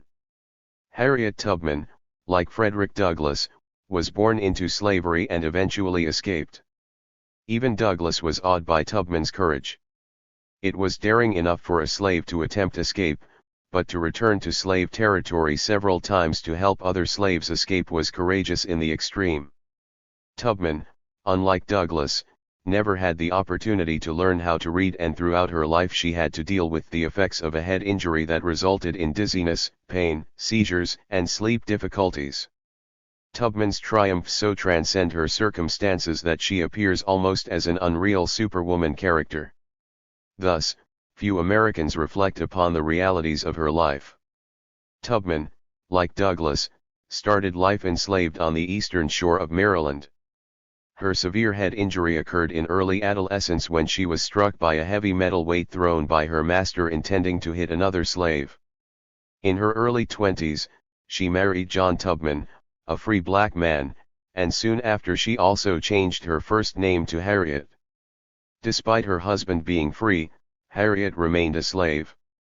Tubman went up for sale in early 1849, but luckily she had been ill, and there were no buyers. Later that year, despite her husband's attempts to dissuade her, she escaped with her brothers Ben and Henry, who then forced her to return with them. Shortly after, she escaped again without her brothers. Returning later for her husband, she discovered that he had remarried and had no desire to leave, so she used the trip to help other slaves escape. In Tubman's abolitionist fundraising, she would tell the story about her husband's refusal to leave so as to get a laugh and a donation. In 1854, she returned to rescue Ben and Henry, as well as a third brother, Robert, their wives, some of their children, and other slaves, taking them to Canada because of the Fugitive Slave Act of 1850. The precise number of slave rescue trips and number of slaves whom she freed is controversial. Based on the claims of Tubman's initial biographer Sarah Bradford, monuments honoring Tubman routinely state that she freed more than 300 slaves in 19 trips. What recent biographer Kate Clifford Larson discovered was that Tubman in the late 1850s told audiences that she had rescued 50 to 60 people in 8 or 9 trips. Larson concludes that Tubman directly helped approximately 70 to 80 slaves escape in 13 trips, and that Tubman had also given instructions to help another approximately 60 slaves escape. Tubman was extraordinarily brave but not arrogant, as she restricted her rescue trips to the Maryland area that she knew. Larson notes, Tubman depended on her great intellect, courage, and religious faith. She followed rivers that snaked northward, and used the stars and other natural phenomena to guide her. She relied on sympathetic people, black and white, who hid her, told her which way to go and connected her with other people she could trust. She wore disguises. She paid bribes. Tubman did not create the Underground Railroad but used the network effectively. Though Tubman couldn't read, she knew what days of the week that newspapers printed runaway notices, and so she began escape trips on Saturday evening, knowing that the notice wouldn't be printed until Monday, providing her with a head start. Tubman also carried a revolver for 2 reasons: protection against slave catchers and their dogs, and to threaten to shoot those who she was rescuing if they wanted to turn back. Tubman's fame, historian Eric Foner notes, spread quickly in abolitionist circles. By the late 1850s, she had become known as the slave's Moses. Nonetheless, Tubman struggled to raise money for her undertakings. She worked in Philadelphia, New York, and Canada as a laundress, housekeeper, and cook, and solicited funds from abolitionists. On one occasion, she camped out in the anti-slavery office in New York City, asking visitors for donations. Harriet Tubman gave direct assistance to John Brown for his 1859 raid at Harper's Ferry, as upon Brown's request, Tubman gathered former slaves who were willing to join his raid. Then in 1860, in Troy, New York, Tubman was involved in the rescue of a fugitive slave, freeing him from the custody of U.S. Marshals. With the advent of the Civil War in 1861, Tubman aided the Union Army as a cook, nurse, scout, and spy for Union forces in Hilton Head, South Carolina. Then, in 1863, Tubman became the first woman to plan and lead an armed raid during the Civil War. The raid freed 700 slaves from several plantations along the Combahee River. The raiders, who included 300 black soldiers, also burned several buildings and crops and either captured or destroyed stockpiles of munitions and food. The Wisconsin State Journal printed a story about the raid and acknowledged Tubman's important role, a black she Moses, her wonderful daring and sagacity, and described the raid as striking terror to the heart of rebellion. After the Civil War, Tubman returned to her home in upstate New York. Prior to the war, Tubman had purchased a home and land on the outskirts of Auburn, New York, from William Seward, at that time an abolitionist U.S. Senator from New York, who gave Tubman extremely favorable terms. Auburn was a significant abolitionist stronghold, and Seward and his wife were participants in the Underground Railroad. In 1869, Tubman married Nelson Davis, an African-American Civil War veteran who was approximately 20 years her junior. She had difficulty getting government compensation for her war contributions, but she did receive financial assistance from the profits of Sarah Bradford's biography about her. Tubman's survival instincts and her physical strength were astonishing, but even she did not win every encounter. In 1873, financially vulnerable, Tubman and her brother were scammed by 2 con artists, who beat her and robbed her of $2,000 of an investor's money that she had raised. Continuing to farm her 7-acre property, she and Davis ran a small brick-making business in the 1880s before he died in 1888. In the 1890s, Tubman became more involved in the women's suffrage movement. In 1896, she purchased 25 acres near her property, which she ultimately transferred to the Ames Ione Church. And in 1908, she opened the Harriet Tubman Home for Aged and Infirm Negroes, a dream of hers. She died in 1913. Tubman survived and triumphed because of her intelligence, her relationships, and her almost superhuman physical courage. William Still, a fellow African-American abolitionist who would chronicle the Underground Railroad, said that Tubman seemed wholly devoid of personal fear. That her fearlessness came from her religious beliefs is uncontroversial. Tubman spoke about consulting with God, and she had complete confidence that God would keep her safe. The abolitionist Thomas Garrett reported that he never met with any person, of any color, who had more confidence in the voice of God, as spoken direct to her soul. And her faith in a supreme power truly was great. For Tubman, Larson concludes, the root of her outbursts, visions, sleeping spells, and voices lay in her powerful faith. Given her visions and the voices that she heard, it is a good thing that Tubman only had to watch out for slave catchers and not modern psychiatrists. Many anti-authoritarians see religion as the opiate of the masses, locking people into passivity and compelling them to wait for the pie in the sky when they die. But for people such as Frederick Douglass, Harriet Tubman, and Helen Keller, their religious faith informed and inspired their anti-authoritarian spirit. For people with 2 strikes against them, logic may tell them to give up, but faith can empower them, energized by a belief that they are chosen by a supreme being to lead their people out of oppression. For Tubman, her faith helped fuel what modern psychiatrists would call hallucinations. Labeling visions or voices as a symptom of illness is an arrogant assumption, as there are many reasons why this phenomenon occurs. One reason is that when human beings experience extreme oppression, such visions and voices can be the only antidotes to psychological powerlessness. Helen Keller. There is a wide gap between what most Americans are taught about Helen Keller and the truth of her life. Keller was a member of the Socialist Party, an enthusiastic supporter of her hero Eugene Debs's presidential candidacy, a leading women's rights and civil rights activist, a critic of World War I, and one of the founders and board members of the American Civil Liberties Union. The mythological Helen Keller that we are familiar with, notes Keith Rosenthal, is little more than an apolitical symbol for perseverance and personal triumph. Rosenthal points out in his article The Politics of Helen Keller that one of the most problematic moral messages that Keller's life is used for is to promote the idea that the task of becoming a full member of society rests upon one's individual efforts to overcome a given impairment and has nothing to do with structural oppression or inequality. That frustrated and enraged the real Helen Keller.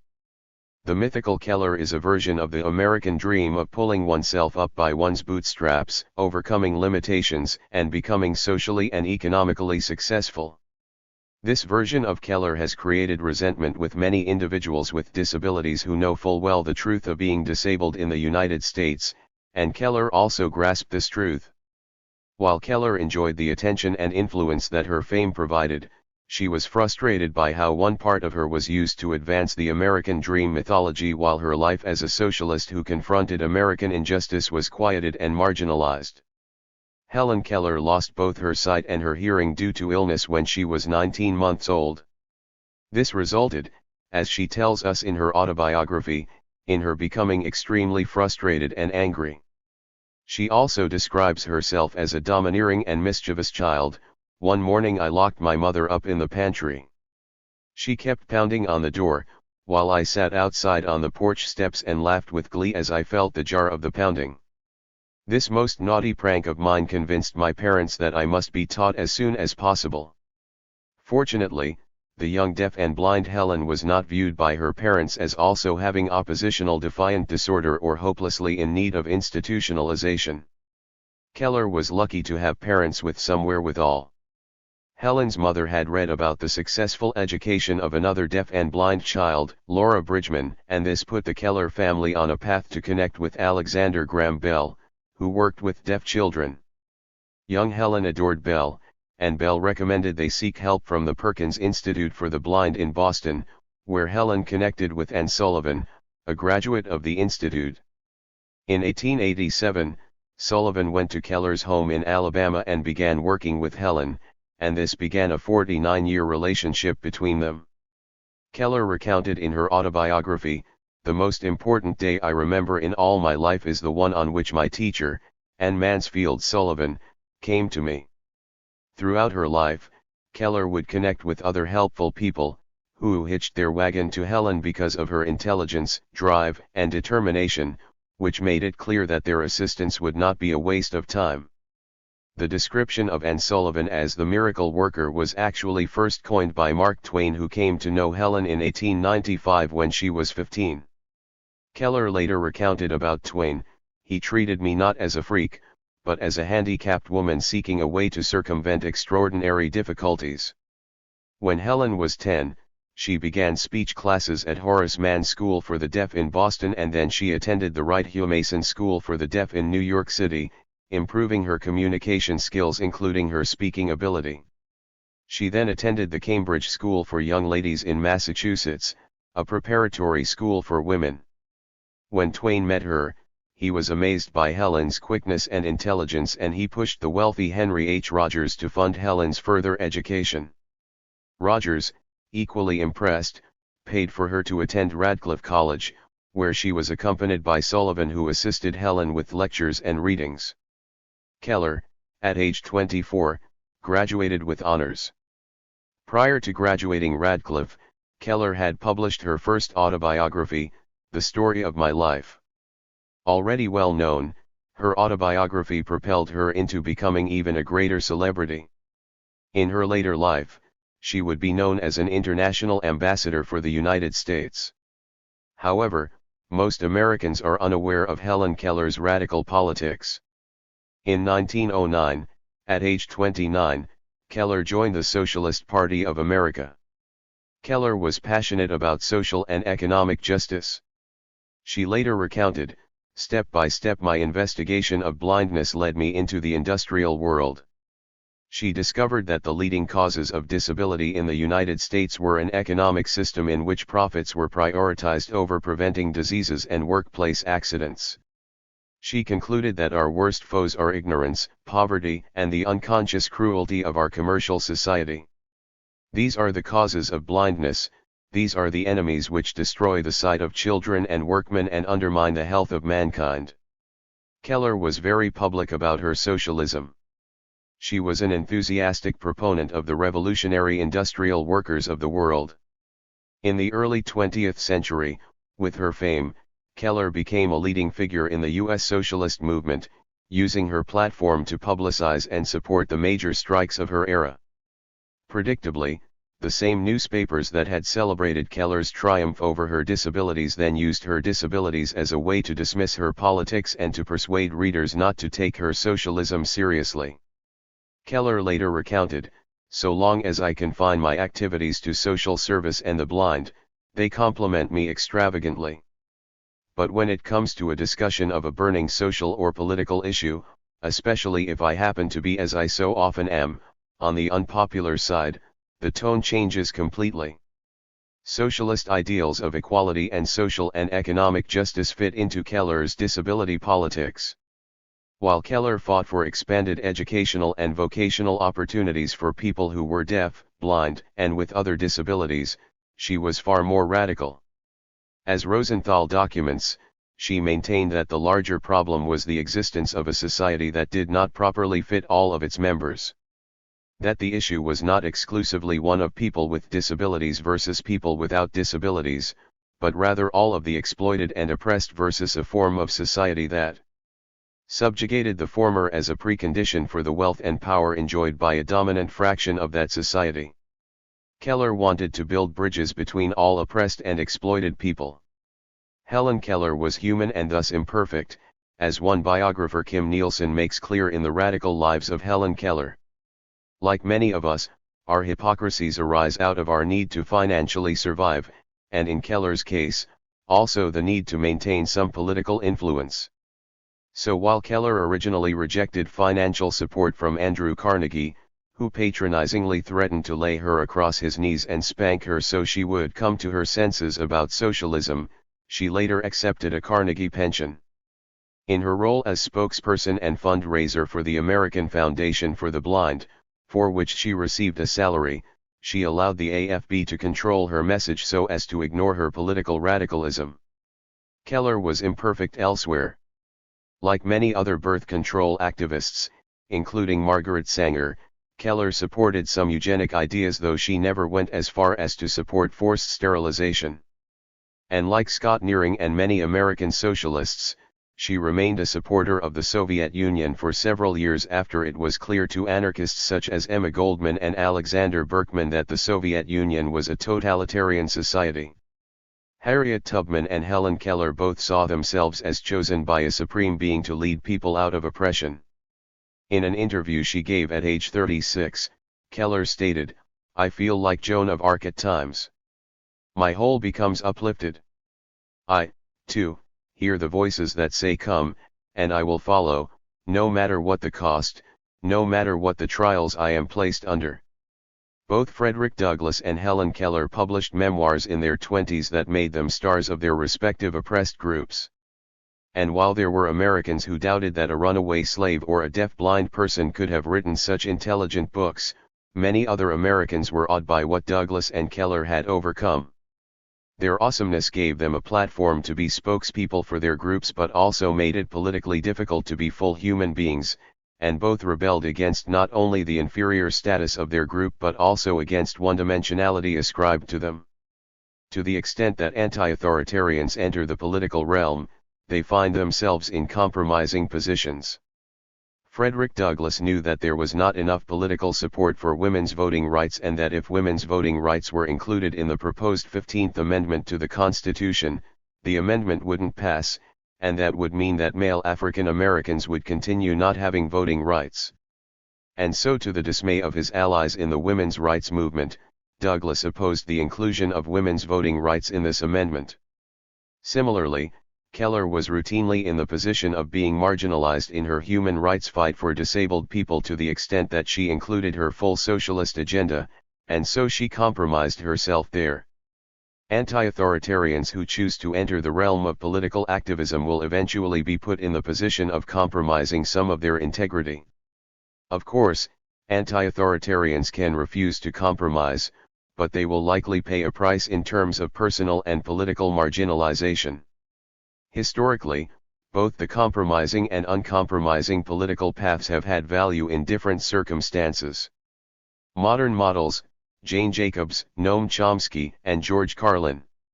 Anti-authoritarians Jane Jacobs, Noam Chomsky, and George Carlin challenged illegitimate authority in a straightforward and accessible manner.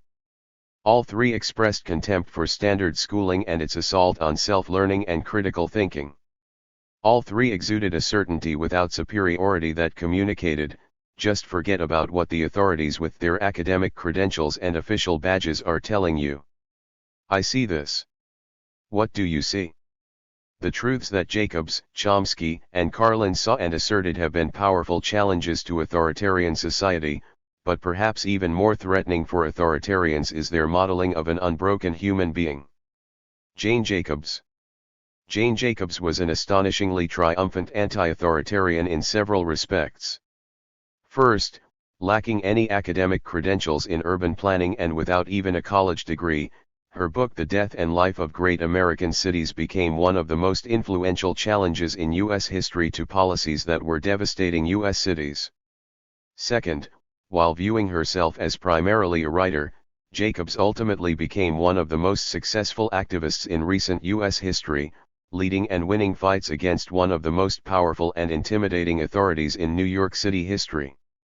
And third, while elitist authorities had tried to marginalize her as just a housewife, her marriage was a key to her success in several areas.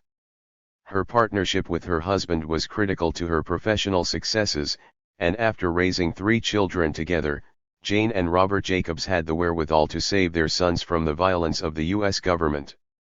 Jane Jacobs started life in Scranton, Pennsylvania. Her ancestors came from old Protestant stock who had arrived in America before the Revolutionary War. Her father, John Butzner, was a highly respected physician who, like Ralph Nader's father, encouraged his children to think for themselves. When she was 9 years old, Jane recalled a teacher telling the class that cities always grow up around waterfalls, and though Scranton had a waterfall, young Jane didn't think that waterfalls were the critical factor, mines were the thing in Scranton. I was very suspicious. So Jane immediately told her teacher that she was wrong. Winning battles with teachers, biographer Alice Sparberg Alexia concludes, only served to increase her already healthy self-esteem. In one incident when Jane was 7 years old, a teacher told the class to raise their hands and promise to brush their teeth every day for the rest of their lives, but Jane's father just the previous day had told her never to promise to do anything for the rest of her life when she was still a child because promises are serious. So Jane not only refused to raise her hand but told her classmates not to do so as well. This enraged Jane's teacher, who threw her out of the classroom. However, the undaunted Jane exited school and enjoyed herself, wandering along some railroad tracks. Jane was a mischievous child, a free spirit, clever, hilariously funny and fearless, recounted a Scranton newspaper columnist who knew her when they were both children. Alexia notes, Jane did just enough work to pass her courses but no more. By the time she got to the 3rd grade, she discovered that she could read anything and thereafter tuned out her teachers. All her life, she would remain a voracious reader. Her parents, notes New Yorker writer Adam Gonick, indulged their daughter's eccentricities, clearly seeing them as part of her character, her spunk. Her upbringing allowed her to believe, Gonick concludes, that authority could be laughed away, a powerful notion for a provocateur to take through life. When Jacobs graduated high school, her parents told her that they had the money to send her to college, but she recalled, I was so damn glad to get out of school I couldn't even think of going to college. Jacobs aspired to be a newspaper reporter, but she took a stenography course so as to support herself and moved to New York City with her sister. With her stenography skills, she supported herself as a secretary and explored New York City, and began loving cities as much as Thoreau loved nature. She discovered Greenwich Village and moved there with her sister. In 1938, at age 22, Jacobs gave higher education a try. She enrolled at Columbia University School of General Studies as a non-matriculating student, taking whatever course she wanted and received good grades. After 2 years, she was required to matriculate, but was rejected by Barnard despite her good record at Columbia because of her poor high school grades. Jacobs claimed later that this was a blessing, and she would have, as Alexia put it, a lifelong disdain for formal schooling. In the 1940s, Jacobs worked as a reporter for the State Department and Overseas Information Agency magazine America. In 1944, she met Robert Jacobs and married him shortly later. In 1947, when their peers were moving out to suburbs, Jane and her architect husband bought an old rundown 3-story building in Greenwich Village, and there they had 3 children together between 1948 and 1955. In 1956, shortly before turning 40, Jacobs gave a speech that changed her life. The Architectural Forum, for whom she was writing, asked her go to Harvard University to speak at a conference on urban design. She first refused as she hated public speaking. It was a real ordeal for me, she later said. But her speech made complex ideas simple, especially about how people use space. She talked about how city planners and architects imposed their ideas of order that were oppressive to people's freedom to interact. Her impressed audience included influential people, such as Louis Mumford, architectural critic for The New Yorker, and William White, who at the time was senior editor of Fortune and who facilitated a piece by Jacobs for Fortune in 1958.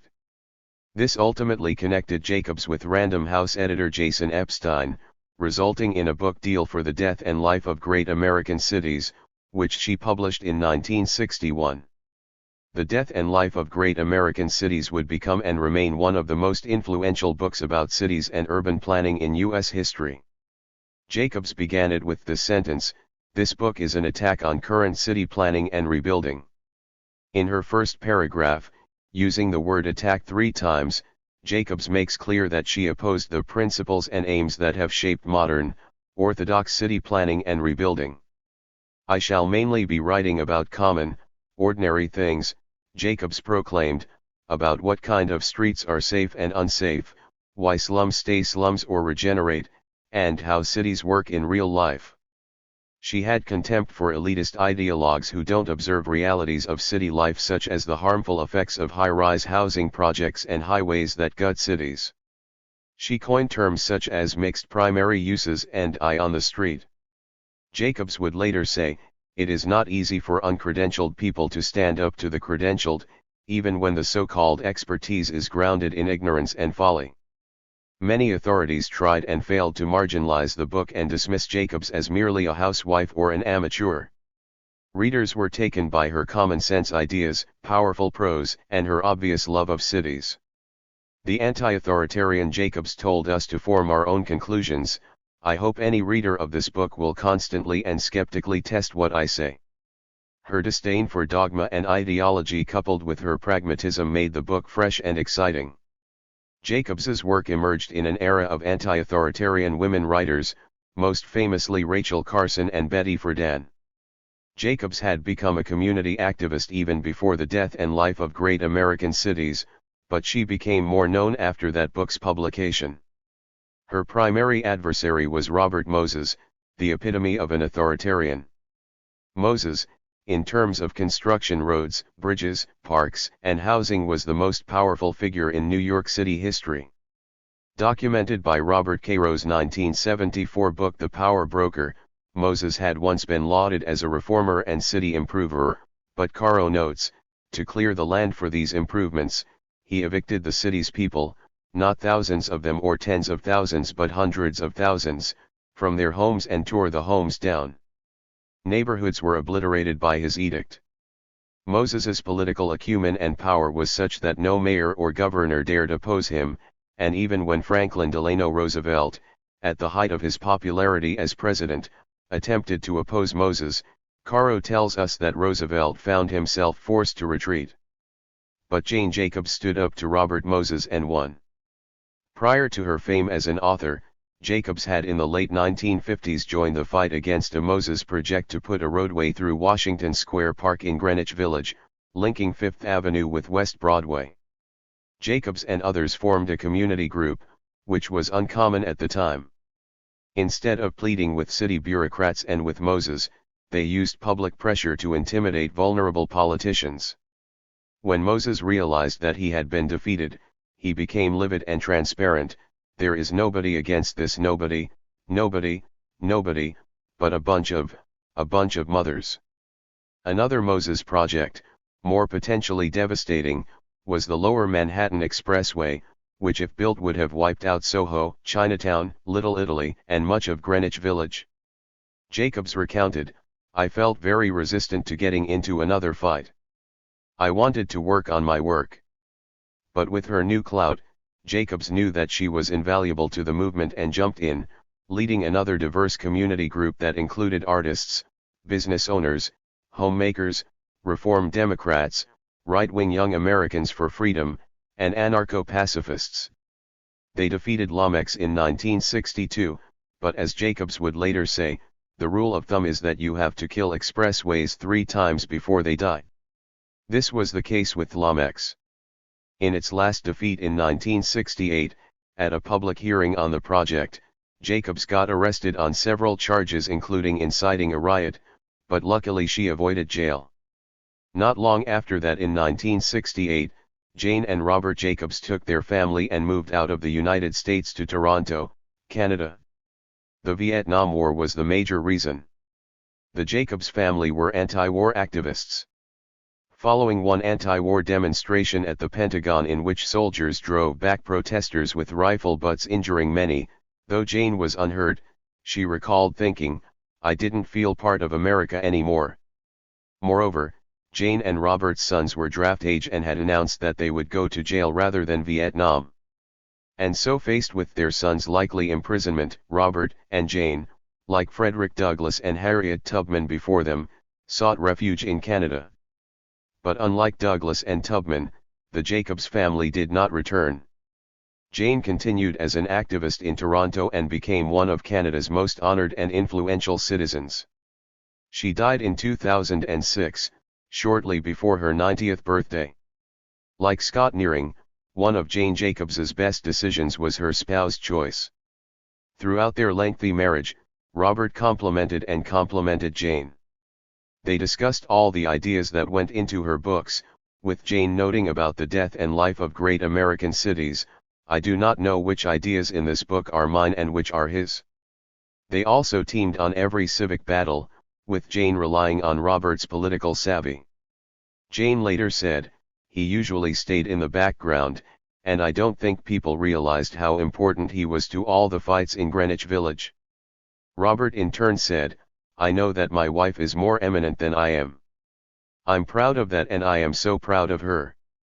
Money always matters, and early on Jane was self-reliant with her stenography skills that kept her financially afloat until she could make it as a writer. But for Jane to have both professional and domestic satisfaction, Robert was invaluable. Alexia notes, Robert had a long and productive career as an architect, which is fortunate because Jacobs's books were not of the sort that makes their writer wealthy. Jacobs prided herself as being opposed to dogma, and she accepted the possibility that there could be downsides to her vision. She had championed preserving older buildings, not simply because of their architectural character but because she believed that this would ensure affordable housing. However, rehabbed older buildings such as hers led to gentrification, and this resulted in a decline of economic diversity. Jane Jacobs was no great diplomat, and she was lucky that this didn't hurt her political activism. For example, the influential Lewis Mumford had been an encouraging support for her, helping Jacobs following her Harvard talk. Jacobs and Mumford agreed on many urban issues from their mutual antipathy for Robert Moses, to their agreeing on the disaster of high-rise housing projects, urban expressways, and urban renewal destruction. However, in The Death and Life of Great American Cities, Jacobs attacked Mumford in some areas, compelling a counter-attack by Mumford in his review of her book. But when it came time to battle Moses and Lomax at a city hearing, upon her request, Mumford wrote what Jacobs called a wonderfully effective letter in opposition. She later recounted, "Nobody could have exerted the influence that he did." In addition to The Death and Life of Great American Cities, Jacobs would author several other books, and at age 88, the anti-authoritarian Jacobs reminded her readers, "I don't want disciples. I want people with independent minds to read my books." Noam Chomsky. Noam Chomsky may well be the most famous and admired modern U.S. anti-authoritarian. Given his political stance, it is remarkable that he has survived and thrived. In the early 1960s, Chomsky challenged and resisted the U.S. government's war in Vietnam at a time when very few Americans were criticizing the Vietnam War, risking an academic career in linguistics in which he had become highly esteemed for his groundbreaking contributions. Since his entrance on the political public stage, Chomsky has used his platform to challenge illegitimate authorities, including the U.S. government and oppressive regimes around the world. He has voiced a consistent contempt for elite rule for its atrocities as well as for its subversion of working-class autonomy. Amazingly, in a 2013 Reader's Digest poll of the 100 most trusted people in America, Chomsky, a self-described anarchist, was voted number 20. Chomsky grew up in Philadelphia. His father, William, fled the Ukraine to the United States, worked in sweatshops, attended Johns Hopkins University, worked as a school principal, and later became one of the world's foremost Hebrew grammarians and faculty president at Gratz College. Noam's mother Elsie was also a teacher. Chomsky describes his parents as normal Roosevelt Democrats, although some other family members were leftist radicals. Noam was seen as an exceptionally intelligent child in his community. B.E.A. Tucker, who worked as William Chomsky's secretary, recalled a conversation with Noam at age 7. Tucker pointed to Compton's encyclopedia and asked Noam if he had looked through any of the volumes, and Noam responded, "I've only read half of them." Between age 2 and 12, Noam went to Oak Lane, a Deweyite experimental school where children were encouraged to think for themselves and where creativity was more important than grades. All schools, Chomsky believes, could be run like Oak Lane but won't, because no society based on authoritarian hierarchic institutions would tolerate such a school system for very long. At Oak Lane, when he was 10, Noam published an article in the school newspaper about the fall of Barcelona to fascist forces during the Spanish Civil War, an influential event for Chomsky then and throughout his life. Later, as a teenager, Noam read Homage to Catalonia, George Orwell's account of the Spanish Civil War and the briefly successful anarchist society in Spain. Chomsky's early understanding that people can rise up against oppressive systems and create cooperative organization among themselves became part of the basis for his belief in anarchism as a real possibility. At age 12, Noam entered Central High School in Philadelphia, a highly regarded school but one that he hated. "It was the dumbest, most ridiculous place I've ever been. It was like falling into a black hole or something. For one thing, it was extremely competitive because that's one of the best ways of controlling people.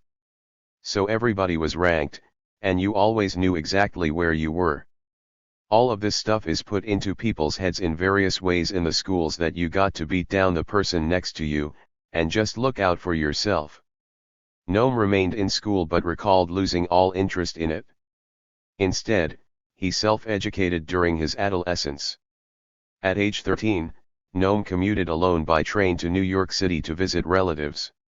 He spent many hours with an uncle who ran a newsstand in Manhattan on 72nd Street, which was a lively literary political salon where Noam was exposed to radical politics and Jewish working-class culture. At age 16, Chomsky began undergraduate studies at the University of Pennsylvania, but he soon became discouraged. He recalled, "When I looked at the college catalog, it was really exciting, lots of courses, great things. But it turned out that the college was like an overgrown high school. After about a year I was going to just drop out, and it was just by accident that I stayed in." He recalled later, "The vague ideas I had at the time were to go to Palestine, perhaps to a kibbutz, to try to become involved in efforts at Arab-Jewish cooperation within a socialist framework."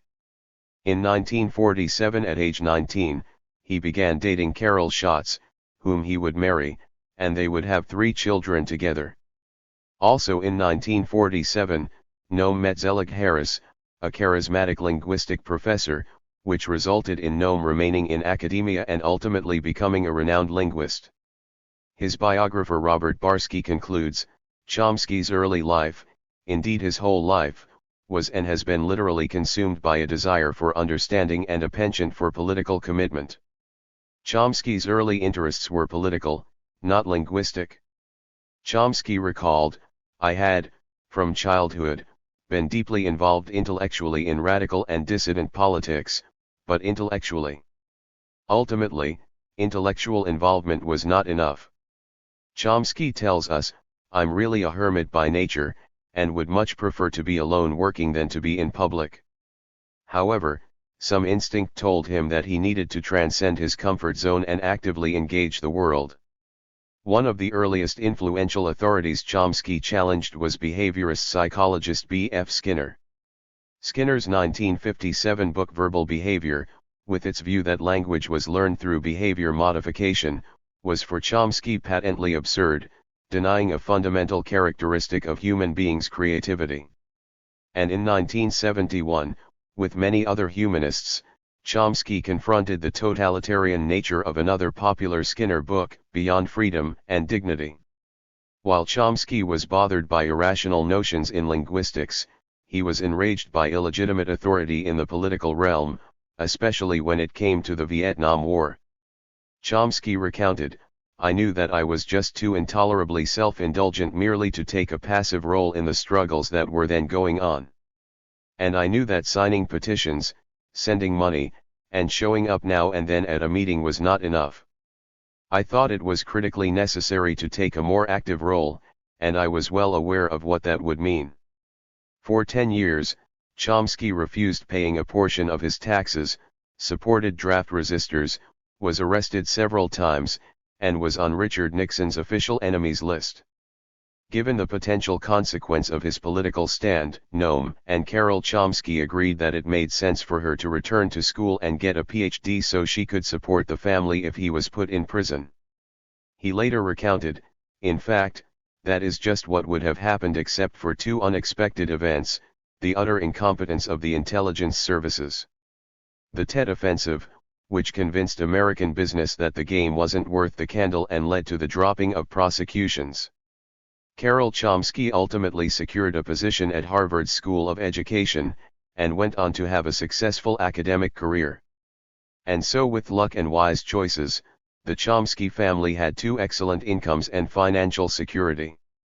Chomsky continued his public attack on authoritarian policies and propaganda. In 1988, Chomsky and co-author Edward Herman published Manufacturing Consent, which describes a propaganda model of how the media creates a distorted view of reality that maintains the status quo for the ruling class. Given Chomsky's many hours on the road speaking about political causes, his many publications, and his extensive work on linguistics, he is mistakenly viewed as leading a life of self-denial. However, he has long realized that to deny his full humanity his need to have security, fun, and family and to attempt ethical perfection would be unhelpful. Chomsky is clear: look, you're not going to be effective as a political activist unless you have a satisfying life. Chomsky tells audiences, none of us are saints, at least I'm not. I haven't given up my house, I haven't given up my car, I don't live in a hovel, I don't spend 24 hours a day working for the benefit of the human race, or anything like that. In fact, I don't even come close. I certainly do devote an awful lot of my energy and activity to things that I just enjoy, like scientific work. I just like it, I do it out of pleasure. In a 2003 New Yorker profile of Chomsky, Larissa MacFarquhar notes, in many ways, he and his wife, Carol, lead a conventional middle-class life. They live in Lexington, Massachusetts, a Boston suburb, in a large brown clapboard house. When their children were little, they went on vacations to the Caribbean, they summer on Cape Cod. MacFarquhar quotes a Chomsky friend, he likes to be out of doors in the summer, he likes to swim in the lake and go sailing and eat junk food. Chomsky models an activist who does not self-flagellate about financial hypocrisies that are virtually impossible to avoid. When employed by the Massachusetts Institute of Technology, Chomsky was candid about the reality that even though the U.S. government's Department of Defense was not funding him directly, because the DoD was funding other MIT departments, such funding allowed MIT to pay him. As far as the moral issue goes, Chomsky remarked, it's not as if there's some clean money somewhere. If you're in a university, you're on dirty money, you're on money which is coming from people who are working somewhere, and whose money is being taken away. Chomsky also realized that valuing family meant not only financial compromises but even an occasional philosophical one. Chomsky, a non-practicing Jew and not a member of any synagogue, was faced with a dilemma when his oldest daughter wanted to get bat mitzvahed but was unable to do so because her family did not belong to a synagogue. Chomsky relented and became a member. Carol, prior to her death in 2008, said, Noam will always stop whatever he's doing and do something with the family. He is totally devoted. It's his outlet. In the area of electoral politics, Chomsky has recommended voting under certain circumstances for the lesser of two evil candidates, which for some on the radical left is seen as a violation of integrity, but which he sees as rational and politically astute. However, in one now infamous incident, the so-called Fersen affair, Chomsky chose not to be politically astute. Specifically, Robert Fersen was a professor of French literature who had been suspended from a university in France because of his denials of the Holocaust. Chomsky, at the request of a friend and because of his belief in free speech, signed a petition in 1979 for Fersen's free speech rights, and Chomsky also wrote a longer statement about this case. By taking this position on Fersen, Chomsky created a distraction for his views about Israel.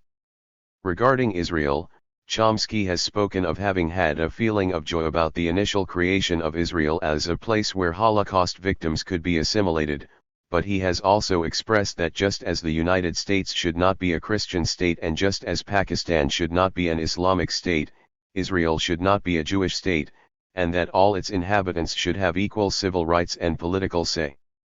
For Chomsky's ideological commitment to free speech in the Fersen affair, he provided those who wished to discredit him as a self-hating Jew with material to manufacture propaganda against him. As we see with all anti-authoritarians, nobody has perfect wisdom, but Noam Chomsky may come as close to Spinoza-like rationality as possible. Chomsky's anger over illegitimate authority certainly has leaked out in debates, but for the most part he has not self-sabotaged. Pained enough over illegitimate authorities, he has not added to that pain any self-flagellations about unavoidable hypocrisies, and he has made sure to include joy in his life. He was wise with his choice of a spouse, and together they were smart with respect to money. Importantly, he has been wise to grow out of his hermit-like comfort zone and engage the world so as to not simply flee the repulsive elite but to also connect with the non-elite. George Carlin. In ranking George Carlin as the second best stand-up comic of all time, Rolling Stone called him, the hippie sage, the MIT-level linguist, the First Amendment activist, the undisputed champion gadfly of stand-up. Like the actual MIT linguist Noam Chomsky, Carlin was fascinated by language. Like Jane Jacobs, Carlin prided himself on being a writer. Jacobs, Chomsky, and Carlin, all very different personalities with very different career paths, radiated a confidence about challenging and resisting the illegitimate authorities of society. George Carlin, as Rolling Stone put it, was the ultimate thinking man's comic, demanding that his audiences fight from underneath the mountain of bullshit heaped upon them by clergymen, politicians, and advertisers. Carlin's career arc was a radical transformation, beginning as a people-pleaser in the 1960s, then a counterculture hero in the 1970s, and finally in the last 2 decades of his life, an anti-authoritarian prophet. In his autobiography Last Words, Carlin tells us, "I was conceived in a damp, sand-flecked room of Cully's Hotel in Rockaway Beach, New York." And so while it's difficult to disagree with Rolling Stone's #1 best stand-up comic ranking of the anti-authoritarian Richard Pryor, I'm a little more drawn to Carlin, in part because he was conceived in Rockaway Park, a couple of miles west of where I grew up. Born in Manhattan, George's parents separated when he was still an infant because, as Carlin put it, his father drank, he got drunk, he hit people. Carlin never met his father, who was for a time a successful salesman and after-dinner speaker. George grew up in the ethnically diverse Manhattan neighborhood of Morningside Heights, raised by a single mother who was an executive secretary in the advertising business. Growing up, George had a great deal of freedom and autonomy. At age 7, he snuck on the subway to visit his mother at work, and went downtown to Central Park, Times Square, Rockefeller Center, Wall Street, Chinatown, and the waterfront. By age 11, he knew he wanted to be an entertainer as he loved the laughter and attention, disrupting class made school more bearable. But after school that longed for part of the day belongs to the kid alone was what counted for me and the kids of my generation. He begged his mother to get him a tape recorder to practice his act, and he would make fun of authority figures in the neighborhood. He recounted, "Now we'd be called delinquents, troubled, alienated, or worse, certainly some of the guys from the neighborhood later did time. But there was something innocent about running wild on the streets back then." Carlin quit school in the 9th grade, later recounting, "I had great marks. I was a smart kid, but I didn't care. They weren't teaching what I wanted. I didn't give a shit. It's important in life not to give a shit. It can help you a lot." When he was 17, Carlin joined the U.S. Air Force. He later proudly recounted, "So that's 2 court-martials, and 4 more Article 15s after the first one. A grand total of 7 major disciplinary offenses. Pretty fucking impressive. One of his court-martials happened overseas, drunk in his barracks celebrating his beloved Brooklyn Dodgers beating the Yankees in the World Series. His sergeant yelled at him, "Shut up, Carlin," to which Carlin tells us, "I replied with my standard 'go fuck yourself, cocksucker.'" By luck, he eventually received a 3,916 discharge, which Carlin recounted, was like a no-fault divorce. Gaining an early exit without dishonorable discharge for Carlin meant, I absolutely beat the game. While still in the Air Force, Carlin began working as a radio disc jockey. In 1959 at age 22, Carlin teamed up with Jack Burns, and in February 1960, they headed to Hollywood, dreaming of performing on The Tonight Show. With good luck and some connections, they were on that show by the end of the year.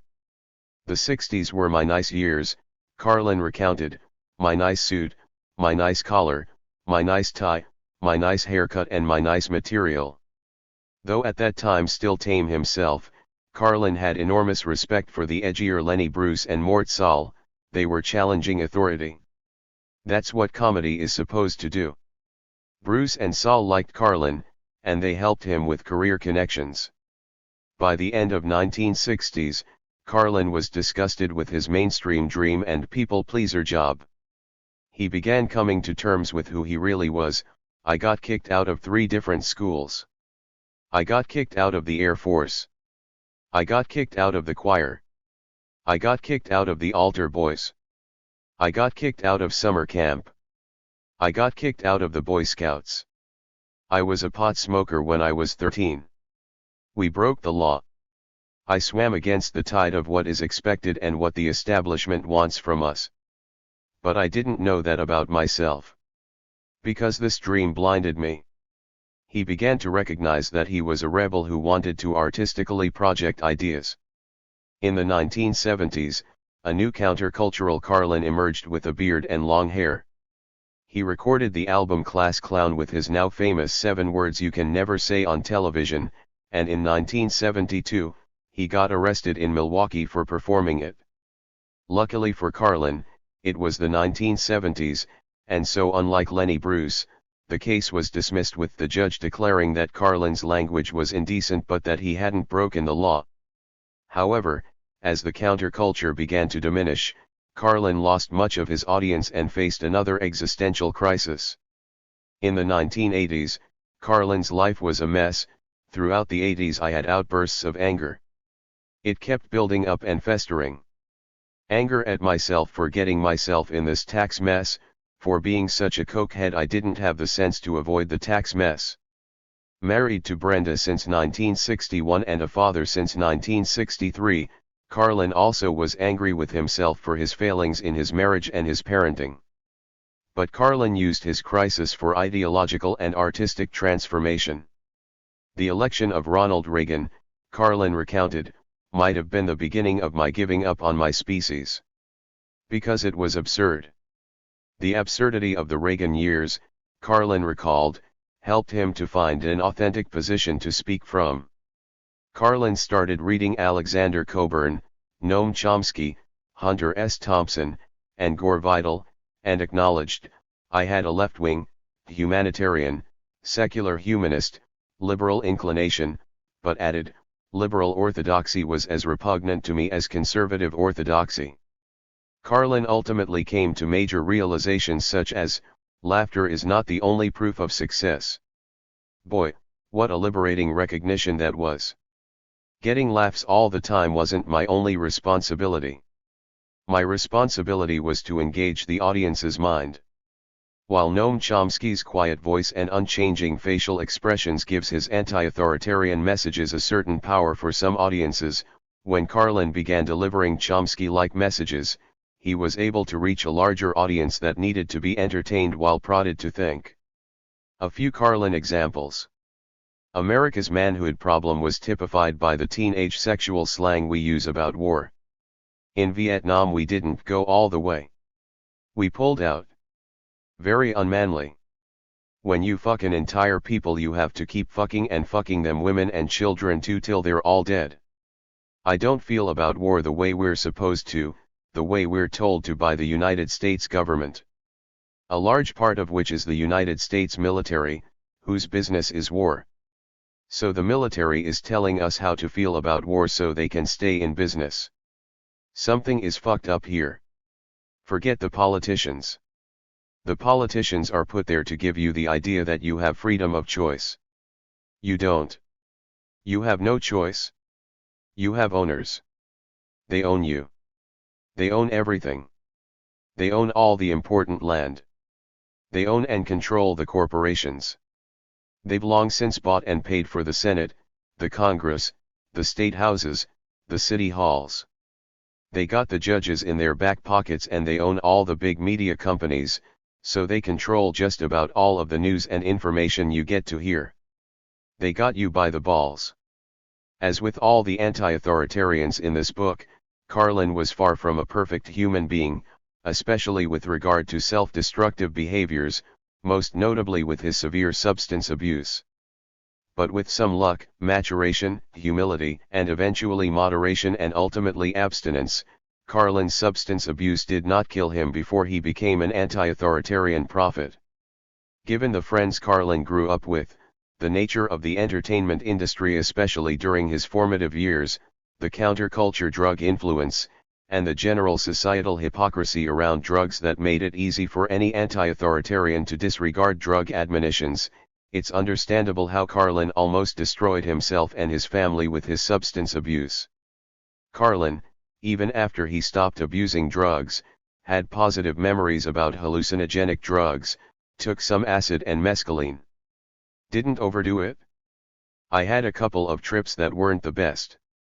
But I had a lot of great trips. Fuck the drug war. Dropping acid was a profound turning point for me, a seminal experience. I make no apologies for it. For Carlin, it took some time to separate drug realities from authoritarian propaganda. For example, with respect to the amphetamine like Ritalin, Carlin recounted, "I'd always used Ritalin. My Ritalin habit didn't make me crazy. I used to take half a Ritalin, or at most 1.5. That was my speed during my so-called straight years. The groundwork was laid early on for my attraction to cocaine." Carlin's maturation, humility, moderation, and ultimately complete abstinence was a gradual process. He recounted that in 1972, I was already using enough cocaine that I had to think consciously about not using it to record an album. Between Carlin's cocaine abuse and his wife's alcohol abuse, their marriage became chaotic and violent, and on a 1973 family vacation, they brandished knives at each other, terrifying their 10-year-old daughter Kelly. Carlin started to gradually mature. My own drug use, post-Brenda sober, fell off. Pot I still saw as benign.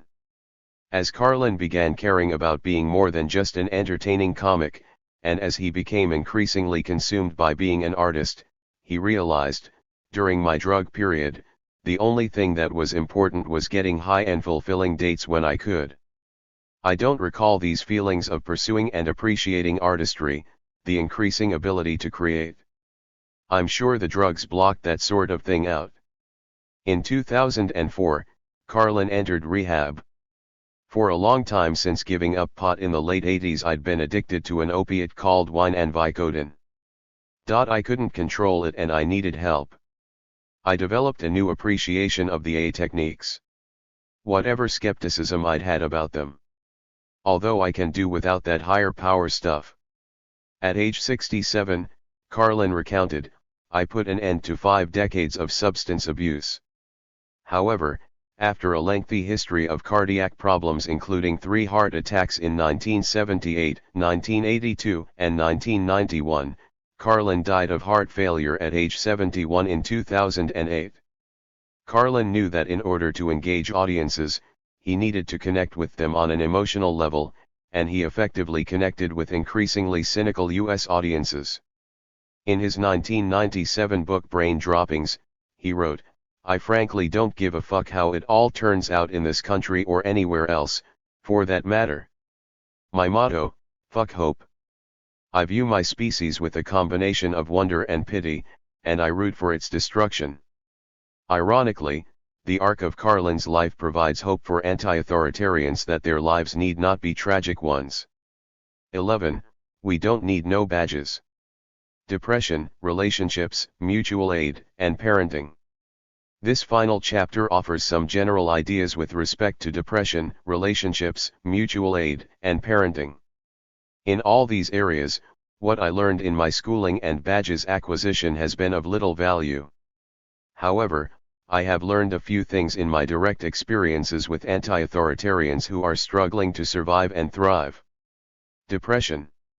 Anti-authoritarians, by nature, assess the legitimacy of authority before taking that authority seriously, and they don't take seriously any authority with a consistent record of hypocrisies and an absence of basic common sense. This covers mainstream mental health authorities as well as the mainstream media.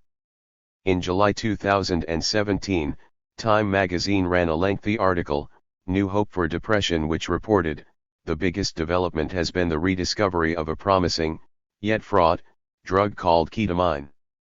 It's best known as a psychedelic club drug that makes people hallucinate, but it may also have the ability to ease depression and fast. Ketamine, or Special K, as it's called on the street, is classified as a dissociative anesthetic, routinely used as a veterinary anesthetic drug. Adverse effects include numbness, depression, amnesia, hallucinations, and potentially fatal respiratory problems. And the foundation for a drug-free world adds, ketamine users can also develop cravings for the drug. At high doses, users experience an effect referred to as K-hole, an out-of-body or near-death experience. Due to the detached, dreamlike state it creates, where the user finds it difficult to move, ketamine has been used as a date rape drug. While psychiatry and the mainstream media are currently excited about the date rape drug ketamine, this drug is by no means the first promising new depression medication in the history of psychiatry. Sigmund Freud was depressed as a young man and started using cocaine, cheerfully proclaiming, "I am just now busy collecting the literature for a song of praise to this magical substance." You perceive an increase of self-control and possess more vitality and capacity for work. Absolutely no craving for the further use of cocaine appears after the first, or even after repeated taking of the drug. The next miracle antidepressant drugs were amphetamines, with benzedrine created in 1936. Beginning in the late 1980s, the miracle antidepressants were the SSRIs such as Prozac, Paxil, and Zoloft, yet, these SSRIs turned out to be far less effective than initially proclaimed. That same 2017 Time article reported the following about the SSRIs and other antidepressants: the largest, longest study conducted on depression treatments, called the STAR*D trial, found that after people tried 4 antidepressants over the course of 5 years, 30% of patients don't experience remission at all. But the failure rate reality is actually far worse. Taking relapse rates into account, according to an American Journal of Psychiatry editorial that accompanied the STAR*D report, there was actually a 57% long-term failure rate in STAR*D, but even this analysis turned out to be overly optimistic.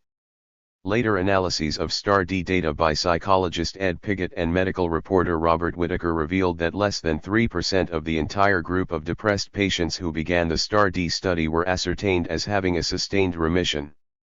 The United States is home to a drug culture in which both authoritarians and anti-authoritarians participate. Some authoritarians seek drugs that can turn large profits and that maintain the status quo by facilitating compliance. Some anti-authoritarians, especially early in life, prize a drug that makes them less compliant to authority and that blissfully connects them with the universe. Some people swear by Prozac or Zoloft, while others swear by marijuana or LSD. Anti-authoritarians, for the most part, are not opposed to the informed use of drugs, but they are opposed to prescription/illegal drug hypocrisies and misinformation about drug effectiveness and adverse effects. What about talk therapy? Some people swear by it, but for others it's a waste of time. Psychologist Bruce Wampold reviewed the psychotherapy outcome literature, examining hundreds of studies for his 2001 book The Great Psychotherapy Debate. Wampold found that no therapy techniques are any better than any other, but what is highly associated with therapy effectiveness is the nature of the alliance between therapist and client, including a client's confidence in the therapy and in the therapist. Simply stated, Wampold concludes, the client must believe in the treatment or be led to believe in it. Be it antidepressant drugs or talk therapy, the effectiveness of treatment largely depends on faith in the treatment, and this can be problematic for anti-authoritarians who don't easily have faith. What, then, are wise and unwise strategies and techniques for depressed anti-authoritarians? Depression is fueled by overwhelming pain, and there are many unwise ways to distract ourselves from pain that may work in the short term but are dangerous in the long term. For example, some people cut themselves to distract themselves from emotional pain. I admit to temporarily having latched onto another unwise strategy that unfortunately worked for a while. When I was depressed in graduate school, I accidentally walked out of a chain supermarket without paying for a six-pack of beer that was on the bottom rack of the shopping cart. In the parking lot, when I realized what I had done, I discovered the antidepressant effects of shoplifting. I got a little addicted to the shoplifting buzz and did the same maneuver a few more times. But one day, I noticed that the supermarket had installed mirrors so that the cashier could see the bottom rack. That shook me up. I recall thinking that I was already humiliating myself every day by remaining in graduate school, and that I didn't need the extra humiliation of getting arrested for shoplifting. So I achieved shoplifting sobriety. Lots of other poor choices work temporarily but not in the long term. It's likely that the chronically depressed Alexander Berkman got a euphoric buzz in planning the assassination of Henry Clay Frick with his cousin and Emma Goldman. But Berkman's assassination attempt resulted in 14 depressing years of hard time in prison, lifelong physical health problems, bouts of depression, and suicidally. Similarly, I can see how the idea of assassinating McKinley could give an anarchist a buzz. However, while doing that deed didn't result in a long life of misery and depression for Leon Czolgosz, that's only because less than 2 months after shooting McKinley, he was electrocuted by the state with 1,800 volts, multiple times. When overwhelmed by pain, some people consider or attempt suicide. Mental health authorities such as the National Alliance on Mental Illness proclaim, research has found that about 90% of individuals who die by suicide experience mental illness. However, anti-authoritarian suicidologist David Webb, who attempted suicide several times and was psychiatrically treated, ultimately concluded that it was unhelpful to view feeling suicidal as a consequence of mental illness. In his book Thinking About Suicide, Webb criticizes the mental illness approach as medicalizing what he views as a sacred crisis of the self. For Webb, if being suicidal is viewed as a symptom of mental illness, then talking about your suicidal feelings runs the very real risk of finding yourself being judged, locked up and drugged. So many critically thinking suicidal anti-authoritarians don't reach out. Society stigmatizes mental illness, so how can one expect a person overwhelmed by emotional pain not to self-stigmatize once they've been labeled as mentally ill? And this stigma creates more pain and hopelessness. In contrast, what was helpful for Webb and helpful for many other anti-authoritarians is validation that their pain is evidence of their soul and their humanity. Overwhelming pain, be it financial, physical, relationship, school, other incarcerations, or from other sources, is the fuel of depression. So the common sense question is, how do you reduce pain and increase joy in a way that doesn't make matters worse in the long run? Mainstream mental health professionals, especially those involved in chemical dependency treatment, may deride the geographical cure of simply exiting a miserable situation. But Frederick Douglass and Harriet Tubman certainly did not deride the geographical cure, and Edward Snowden seems a lot better off with his geographical cure than having his health destroyed in federal prison, as was the case with Eugene Debs. In our moneyed society, financial pains can be lethal, and were especially so for Lenny Bruce, Alexander Berkman, and also many non-famous anti-authoritarians who I've known. In our economic system, it is difficult to make a living doing what one believes in, and young anti-authoritarians are often tough on themselves in this regard, adding more pain to their lives.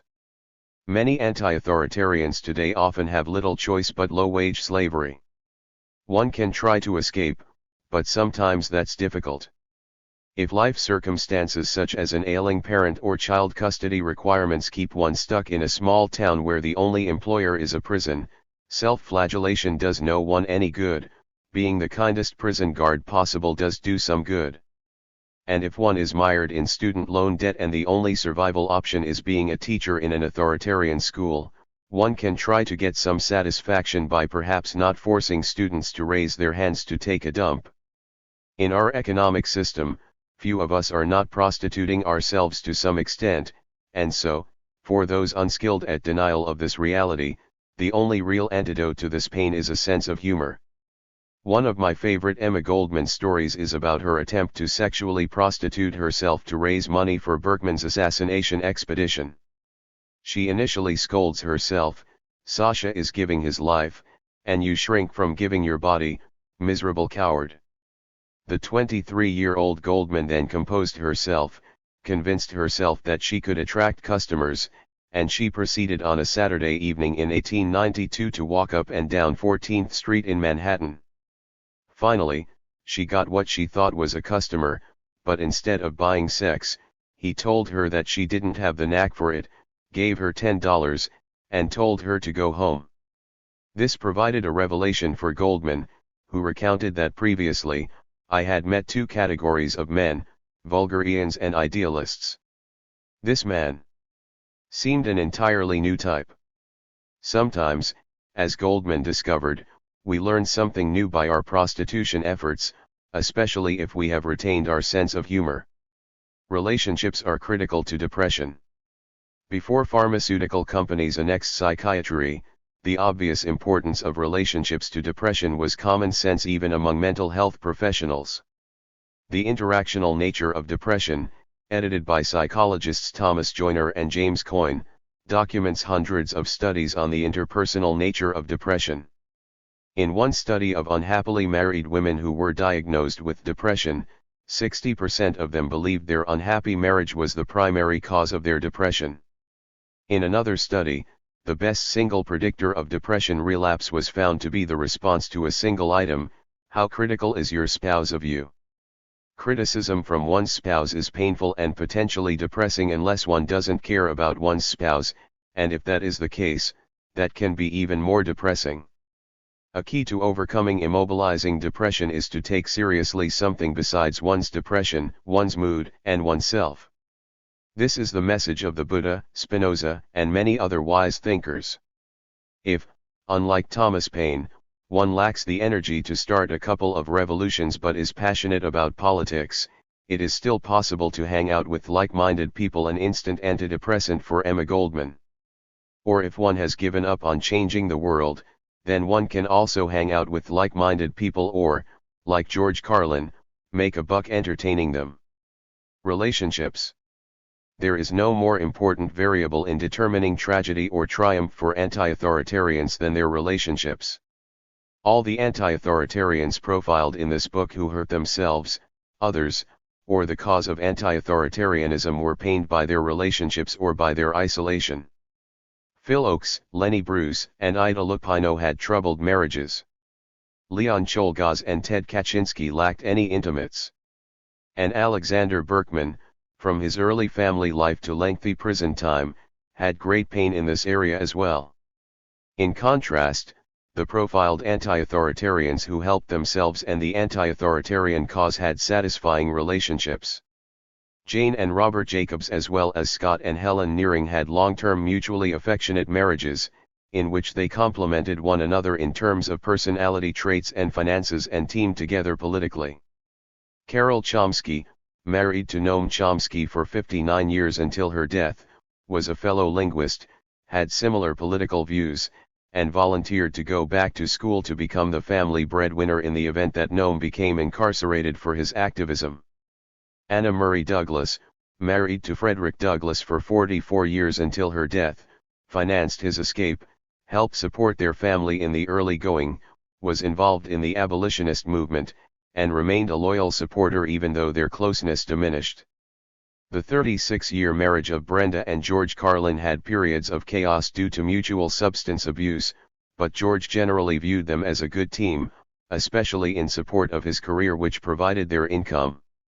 When Harriet Tubman's attempt to rescue her first husband failed because of his disloyalty to her, she didn't try again, and she would later remarry a more loyal man. In contrast, Ida Lupino repeatedly attempted to rescue her disloyal husband, and the relationship pain of this marriage contributed to her alcohol abuse. Helen Keller never married but had hugely supportive people in her life, including her 49-year relationship with Anne Sullivan, another lengthy friendship with Polly Thompson, as well as other friends and family. Likewise, Henry David Thoreau had no spouse, but he had a supportive community of loyal friends and family. In the United States, we are socialized to fail at relationships.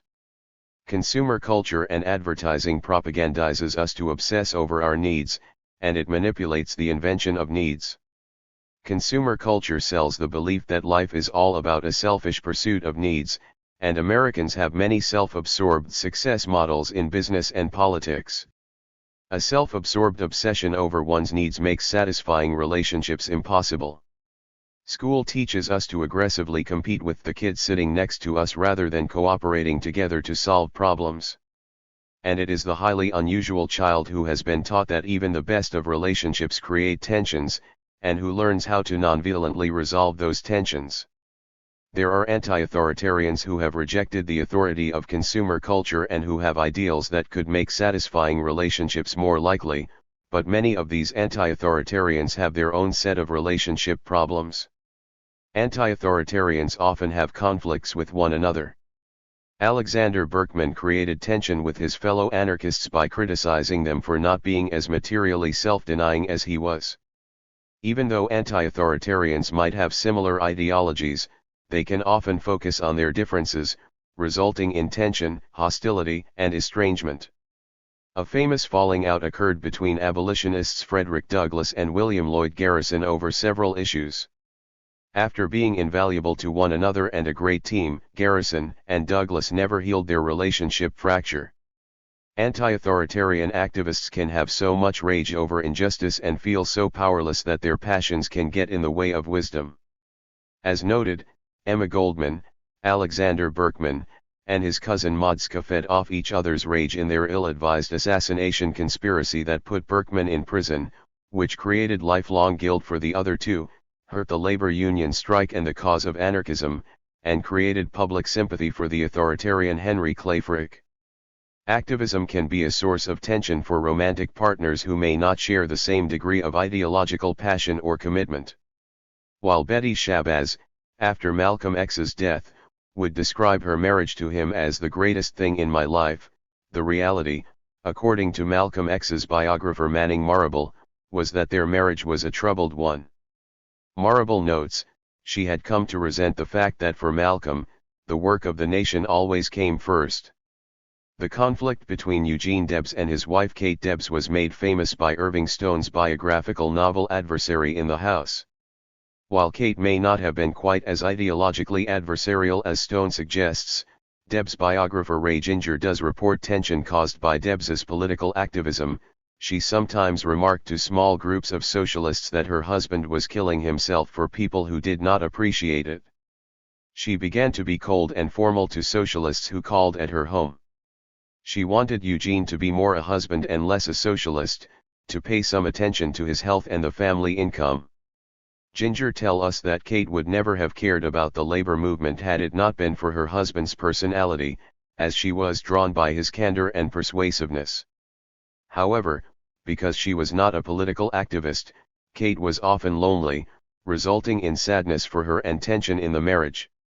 While Ralph Nader maintains close relationships with his siblings and their families, he does not see it possible for a dedicated activist to have a spouse. His sister Laura Nader recounted, "People always used to say, 'Why didn't you get married?' And he would always say, "What wife would want to tolerate this, my working 18 hours a day?" And friend and fellow activist Gene Karpinski recounted, he gave me a line I'll never forget: "Gene, there are two kinds of people in this world, the hardcore and the spouse core. You gotta decide which side are you on." Minimizing resentments and resolving them before they become lethal are critical to relationships. Resentments occur when people feel discounted, disrespected, used, abused, or coerced. Coercion is intrinsic to Western culture's employment, schooling, and parenting. In Western culture, compared to many indigenous cultures, there is little effort at minimizing resentment, and people are routinely unskilled at resolving small resentments before they turn into unresolvable poisons. In Western culture, the decision-making continuum ranges from complete authoritarian control to majority rule, resulting in many people being discounted and resentful. In many indigenous cultures, great time and energy is spent in achieving consensus in which nobody feels discounted and resentful. And if resentments do occur, there is great time and energy given to resolving them. Moreover, there is an understanding that if resentments cannot be avoided or resolved, it is better for all involved to separate rather than utilizing coercions to force compliance. Many anti-authoritarians are well aware that coercion results in resentments that destroy relationships. However, even with this awareness, anti-authoritarians often still fail to effectively minimize and resolve resentments. Anti-authoritarians often have a great deal of pain, which fuels anger and depression, making it difficult to have the time, patience, and energy to prevent or resolve resentments. Thus, to reduce the fuel for unwise compulsive reactions, anti-authoritarians need to make all efforts to reduce unnecessary pain and increase joy. Anti-authoritarians need to pay attention to their pain fuel level, recognizing that when it gets too high, they are vulnerable to unwise compulsive reactions. A key to satisfying relationships is how dissent and the tension it creates is dealt with. If one ignores or pathologizes dissent, then one is behaving as an authoritarian, even if one considers oneself otherwise. Non-hypocritical anti-authoritarians take seriously dissent in their personal relationships, and they engage in dialogue to resolve it. Mutual aid.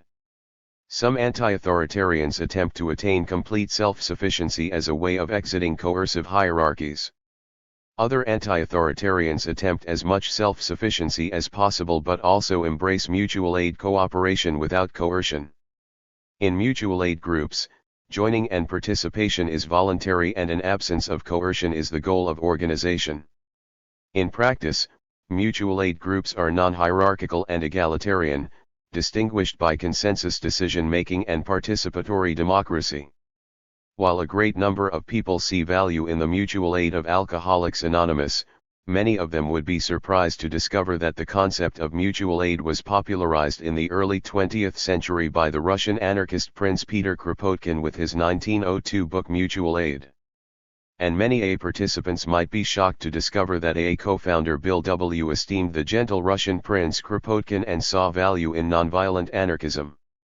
In Alcoholics Anonymous Comes of Age, Bill W. pointed out how attractive the non-coercive nature and freedom of AA is for newcomers. We cannot be compelled to do anything. In that sense, this society is a benign anarchy. The word anarchy has a bad meaning to most of us. But I think that the gentle Russian prince who so strongly advocated the idea felt that if men were granted absolute liberty and were compelled to obey no one in person, they would then voluntarily associate themselves in a common interest. Alcoholics Anonymous is an association of the benign sort the prince envisioned. Anarchist writer Logan Marie Glitterbaum points out that AA's 12 traditions are replete with anarchist mutual aid principles, stressing unity and solidarity, no governing leaders, and self-supporting and autonomous groups.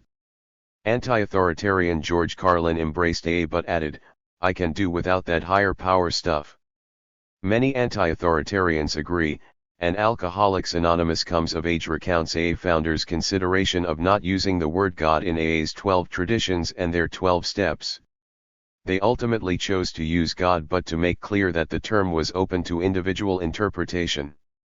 The beauty of a mutual aid group is that while individuals may join for a specific goal in AA, to stop drinking, the non-coercive nature of a mutual aid group can be so satisfying that it becomes a vehicle to build community, including career contacts, friends, and lovers. Mutual aid occurred in the slave abolitionist groups and among those involved with the Underground Railroad. Historian Henry Louis Gates reports that while the vast majority of runaway slaves were young males who absconded alone and then later received help, the Underground Railroad and the abolition movement itself were perhaps the first instances in American history of a genuinely interracial coalition, predominantly run by free Northern African Americans, with the assistance of white abolitionists, many of whom were Quakers. Scholars estimate the number of slaves who escaped range from 25,000 to 100,000. Beyond helping facilitate escape, the mutual aid of the Underground Railroad and the abolitionist movement also created fertile grounds for community. Vital communities have also been created in mutual aid workplaces, labor unions, and political activist groups. For U.S. anarchists in the late 19th and early 20th century, there was certainly individual tragedy and political failure. However, historians Paul Avrish and Karen Avrish capture in Sasha and Emma these anarchists' rich community. In major U.S. cities, there existed a network of informal mutual assistance among anarchists to provide housing and other necessities. Immediately prior to Berkman's assassination attempt on Frick, the Emma Sasha Modska trio partnered in a successful worker collective lunchroom ice cream parlor in Worcester, Massachusetts, in order to financially support themselves. The mutual aid groups with which I am most personally familiar with are those created by ex-psychiatric patients, for example, Mind Freedom and the Western Mass Recovery Learning Community. These mutual aid groups vary in funding, autonomy, decision-making, and the variety of mutual assistance offered. Members of these groups are routinely anti-authoritarians who have questioned and challenged the legitimacy of mainstream professional authorities and have resisted them, creating their own alternatives. Through these and other mutual aid groups, former psychiatric patients, though often previously labeled by mental health professionals as socially unskilled, find friends and a close-knit community. Mutual aid groups are a threat to authoritarians, and so authoritarians will attempt to co-opt them, diverting them from their original role and adopting them for their own purposes. What makes AA attractive as a mutual aid group is voluntary participation, but when court systems coerce people to attend meetings, the non-coercive culture is destroyed, and when hospitals use AA groups as part of a profit-making enterprise, this also subverts the essence of AA. Similarly, the value of mutual aid among former psychiatric patients has been subverted by the co-opting of peer support. Such co-opting occurs when so-called peer specialists, ex-psychiatric patients hired in psychiatric hospitals or other institutions, are positioned at the bottom of the workplace hierarchy and used to persuade current patients to accept their treatments. Authoritarians in power and their like-minded subordinates believe that hierarchy is the only way that human beings can be organized, and that without such hierarchy there is only chaos. And so, if authoritarians cannot eliminate mutual aid, they will attempt to co-opt it to maintain their own control. For this reason, anti-authoritarians should always be prepared for rejection by authoritarians of any true mutual aid. And if mutual aid efforts prove successful, anti-authoritarians should always be watchful against authoritarian subversion or co-optation. Parenting. In psychology classes, I was taught that taking away enjoyable stuff from mice or kids in order to get them to learn is called negative reinforcement, which along with positive reinforcement and punishment are elements of behavior modification. This certainly works to control most mice and even some kids, but not anti-authoritarian kids. Nowadays, these negative behavioral modifications are routinely called consequences, but in my day, parents called them punishments. I didn't get punished much since I did well in school, but when I did, the punishment was usually no television, and I remember my immediate response to it. When my mother said, "No television for a week," I said, "Make it 2 weeks, I don't care." When she responded, "Then 2 weeks it is," I said, "I don't care, make it a month." It progressed to years, decades, and centuries. I think by 2567, I will have served my time. So I have some empathy for how a young Alexander Berkman's bravado bought himself a lengthier prison sentence than if he had employed a competent lawyer. Professionally, I have worked with kids for whom the coercions of parents, teachers, and other adults failed to control behaviors but succeeded in creating resentments. These kids, like me, were not going to allow adults to use knowledge of their joys and pains for purposes of control, so they learned to hide their true joys and pains. They learned to be guarded about their true self so as it would not be used against them. Some kids learn that it's easier to hide themselves from the adult world if they hide from themselves, and so these kids lose awareness of who they are, and some of them need to, later in life, crack up for rediscovery. Life is filled with ironies and occasional pleasant surprises. Ironically, my stinkin' badges have given me access to parents of anti-authoritarian kids. And a pleasant surprise for me has been how infrequently I've been fired by these parents. Only rarely has an authoritarian parent dragged their anti-authoritarian kid into my office with expectations that I would provide treatment to make their child unquestioningly obedient. The vast majority of parents I have worked with are more of what I would call normies than Nazis. Normies buy into societal norms. They take seriously PhDs and licensing badges of authority. Normie parents may intellectually understand that people can be so overwhelmed by pain that they become self-destructive or violent, but it is easier for normies to compartmentalize such people as mentally ill. Normie parents want to do the right thing with their kids, but unfortunately, taking seriously professional badges often turns out to be the wrong thing. The vast majority of mental health professionals are not anti-authoritarians, so they often give advice that can turn a resolvable problem into a tragedy. While coercions work to control the behavior of many mental health professionals themselves, coercions don't work on anti-authoritarians. While normies get a positive buzz by pleasing authorities and receiving good grades, anti-authoritarian kids get no such buzz for compliance. For anti-authoritarian kids, coercions only create resentments. Resentment destroys relationships and eliminates the possibility for dialogue that can solve problems. Anti-authoritarian children and teenagers are often taken by parents to a mental health professional because they are underachieving in standard schools. These young people resist all coercions that demand giving attention to subjects that bore them, doing homework for which they see no value, or staying inside a building that feels sterile and suffocating. All anti-authoritarian kids do not have the same temperaments, so such coercions result in some different outcomes, all unpleasant ones. Some gentler anti-authoritarian kids resist coercions but worry that their resistance will result in dire life consequences. They worry that performing poorly in school will mean flipping burgers for the rest of their lives. Their anxiety and pain of failure is exacerbated by their parents' anxiety over failure, and these kids become hopeless, believing that all of life will be as miserable as school. This can result in debilitating anxiety and immobilizing depression. On many occasions I've seen school failure and the threat of not graduating high school make a teenager suicidal. It is routine for doctors to medicate these kids with an array of psychiatric drugs, and if parents and professionals become anxious about suicide, these kids are often psychiatrically hospitalized, though hospitalization is no guarantee of safety. In psychiatric hospitalizations, suicidal young people are routinely told that they are mentally ill. This makes many anti-authoritarian kids even more hopeless.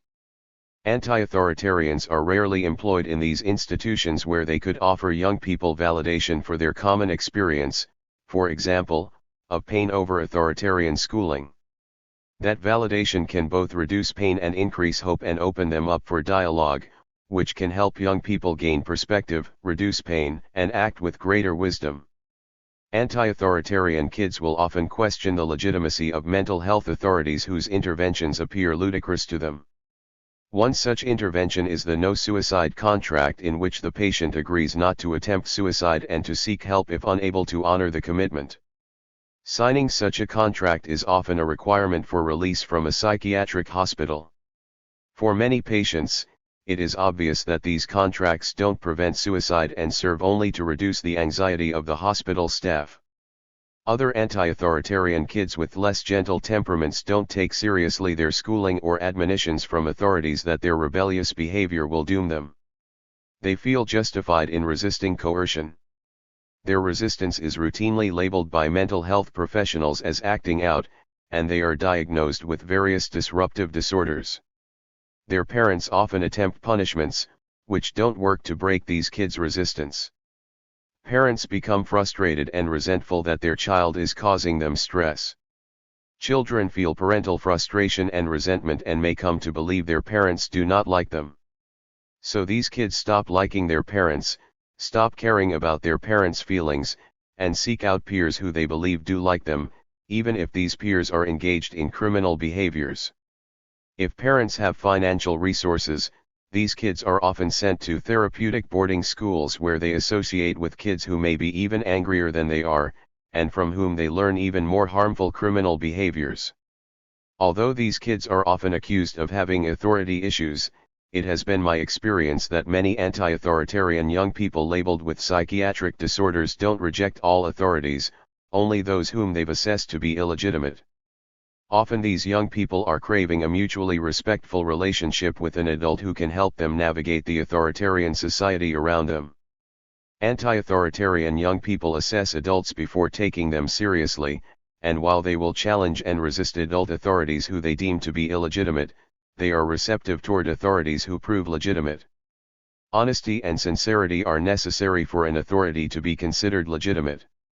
Young anti-authoritarians must also sense that an adult has both affection and respect for their anti-authoritarian nature. People engage with those who make them feel good. Normie professionals and parents routinely fail to engage young anti-authoritarians because their frustration, anger, punishments, incongruence, and pathologizing are unpleasant for these kids. What feels good is affection, respect, empathy, nurturance, humor, and mutual fun. When young anti-authoritarians feel that they are liked, understood, and are not being manipulated, most are open to a dialogue about how best to navigate the world without self-destructive or destructive behaviors. Normie mental health professionals and normie parents routinely fail to help destructive and self-destructive young anti-authoritarians because they are incapable of seeing anti-authoritarians' anger as legitimate and valid. Normies cannot adequately empathize with the painfulness of coercion and how such pain fuels destructive behavior. Invalidated pain can cause some young anti-authoritarians to become completely hopeless and others to become completely enraged. With young anti-authoritarians' overwhelming pain, hopelessness, and rage, there is no dialogue, no space to think or reflect. With genuine validation of their pain, empathy for hopelessness and rage, and affection and respect for their anti-authoritarian nature, dialogue becomes possible and wisdom can replace compulsive destructiveness. Finally, some parenting advice from George Carlin on the blindness of some anti-authoritarian parents. He was so annoyed by his own controlling mother that, like many anti-authoritarians, he took a laissez-faire approach to parenting his own daughter, Kelly, who began smoking marijuana in her early teens and went to school stoned, though at first continuing to receive excellent grades. Kelly eventually hung out with kids who occasionally stole things from her father, and George recalled thinking, "But what could I do? Like the drugs situation, I could hardly bitch about it, having been a dedicated felon myself at their age." But then Kelly got involved in a relationship with one of these kids, a boyfriend who emotionally and physically abused her. This resulted in Kelly cutting school, adding cocaine and quaaludes to her drug use, and becoming depressed, unbeknown to George, who had mistakenly assumed that constantly checking in or asking children how they were doing would lead to resentment. "My own parents' fearsome need to control me scared me off any behavior like that," he said. Ultimately, George Carlin recognized that what he had needed in his own youth was not what his daughter needed in hers. At that point, he first went to her boyfriend's father and told him to make sure the boy did not come around anymore. The boy defied this, and George recounted what happened next. "I got my baseball bat. I showed him the bat and said, 'I don't play baseball. Neighborhood I come from, we use bats a different way. To change a person's behavior.' He got the point. Never came near Kelly again. Later she told me it was the first time in her life she felt I'd done a real traditional fatherly thing. She was shocked, she said. And very proud. It is common for many parents to give their children what they believe that they needed from their own parents. However, to love children means recognizing each child's unique personality and individual needs. Conclusion. While there are certainly societies less free than the United States, what makes life difficult for U.S. anti-authoritarians are the mixed messages that they receive. From the Declaration of Independence, to the Bill of Rights, to the Statue of Liberty, the United States gives the appearance of welcoming those who resist illegitimate authority. Moreover, the United States is a place where immigrant anti-authoritarians such as Thomas Paine and Emma Goldman became celebrities. However, when anti-authoritarian resistance truly threatens powerful U.S. authoritarians, the rug is pulled out, often violently so. Some U.S. anti-authoritarians have been punished with prison and deportation for merely exercising their First Amendment right of free speech. However, U.S. anti-authoritarians are not routinely marginalized in these ways. Authoritarians need only ensure that anti-authoritarians not be heard in order to marginalize them. Scott Nearing, indicted by the U.S. government for stating his beliefs, was luckily not convicted in his 1919 trial but was by other means effectively marginalized. He wrote in 1972 that for the past half-century, I have had the right to speak, write, print, publish, but my words dropped into a deep well of oblivion. I have the right to teach, but no university or school in the country would accept me. I could speak, but few public forums would allow me on their platforms. I could write, but my books were not published by recognized firms, nor were they reviewed in magazines or papers or stocked in bookstores. Many anti-authoritarians resonate with Nearing's anger over being disregarded and discarded. Authoritarians realize that simply ignoring opposition is often an effective way to marginalize it, whether that opposition comes from the voice of a single anti-authoritarian or the majority of the people. In 2014, political scientists Martin Gilens and Benjamin Page, in a study published in Perspectives on Politics, empirically established how average U.S. citizens are almost completely ignored by U.S. governmental authorities in terms of public policies. Reviewing U.S. public opinions of policy issues, along with examining 1,779 different enacted public policies between 1981 and 2002, they determined that even when fairly large majorities of Americans favor policy change, they generally do not get it. They conclude, the central point that emerges from our research is that economic elites and organized groups representing business interests have substantial independent impacts on U.S. government policy, while mass-based interest groups and average citizens have little or no independent influence. When dissent, be it through public opinion polls, protest demonstrations, or otherwise, becomes impotent in changing policy, this is an indicator of living under authoritarian rule. If a society is not authoritarian, then the tension that dissent creates is resolved so that dissenters experience their grievances being taken seriously, as evidenced by policy changes. In an authoritarian society, dissenters, even when in the majority, routinely feel impotent and helpless. Dissent without disobedience is essentially no threat to authoritarians in power. Clever authoritarians welcome dissent without disobedience, since it can be easily ignored and provides the illusion of a free and democratic society. Only disobedience can threaten authoritarians. If anti-authoritarian voices prove difficult to ignore, authoritarians will resort to overt assaults. For such assaults, authoritarians will often rely on the work of professional authorities, including the legal system to criminalize disobedience, mental health professionals to pathologize anti-authoritarian behavior, and teachers and the media, who label disobedience as immature. It is no wonder that people who disobey illegitimate authority often feel such intense anger.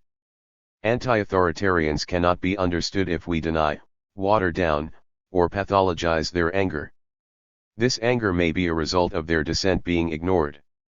Or it may be a result of overt assaults on them for challenging and resisting illegitimate authority.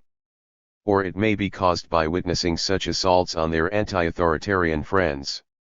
Or their anger may come from resentment over being forced into constant vigilance against authoritarian assault. The manner in which anti-authoritarians deal with their anger and how others who care about them deal with it is critical to tragedy or triumph.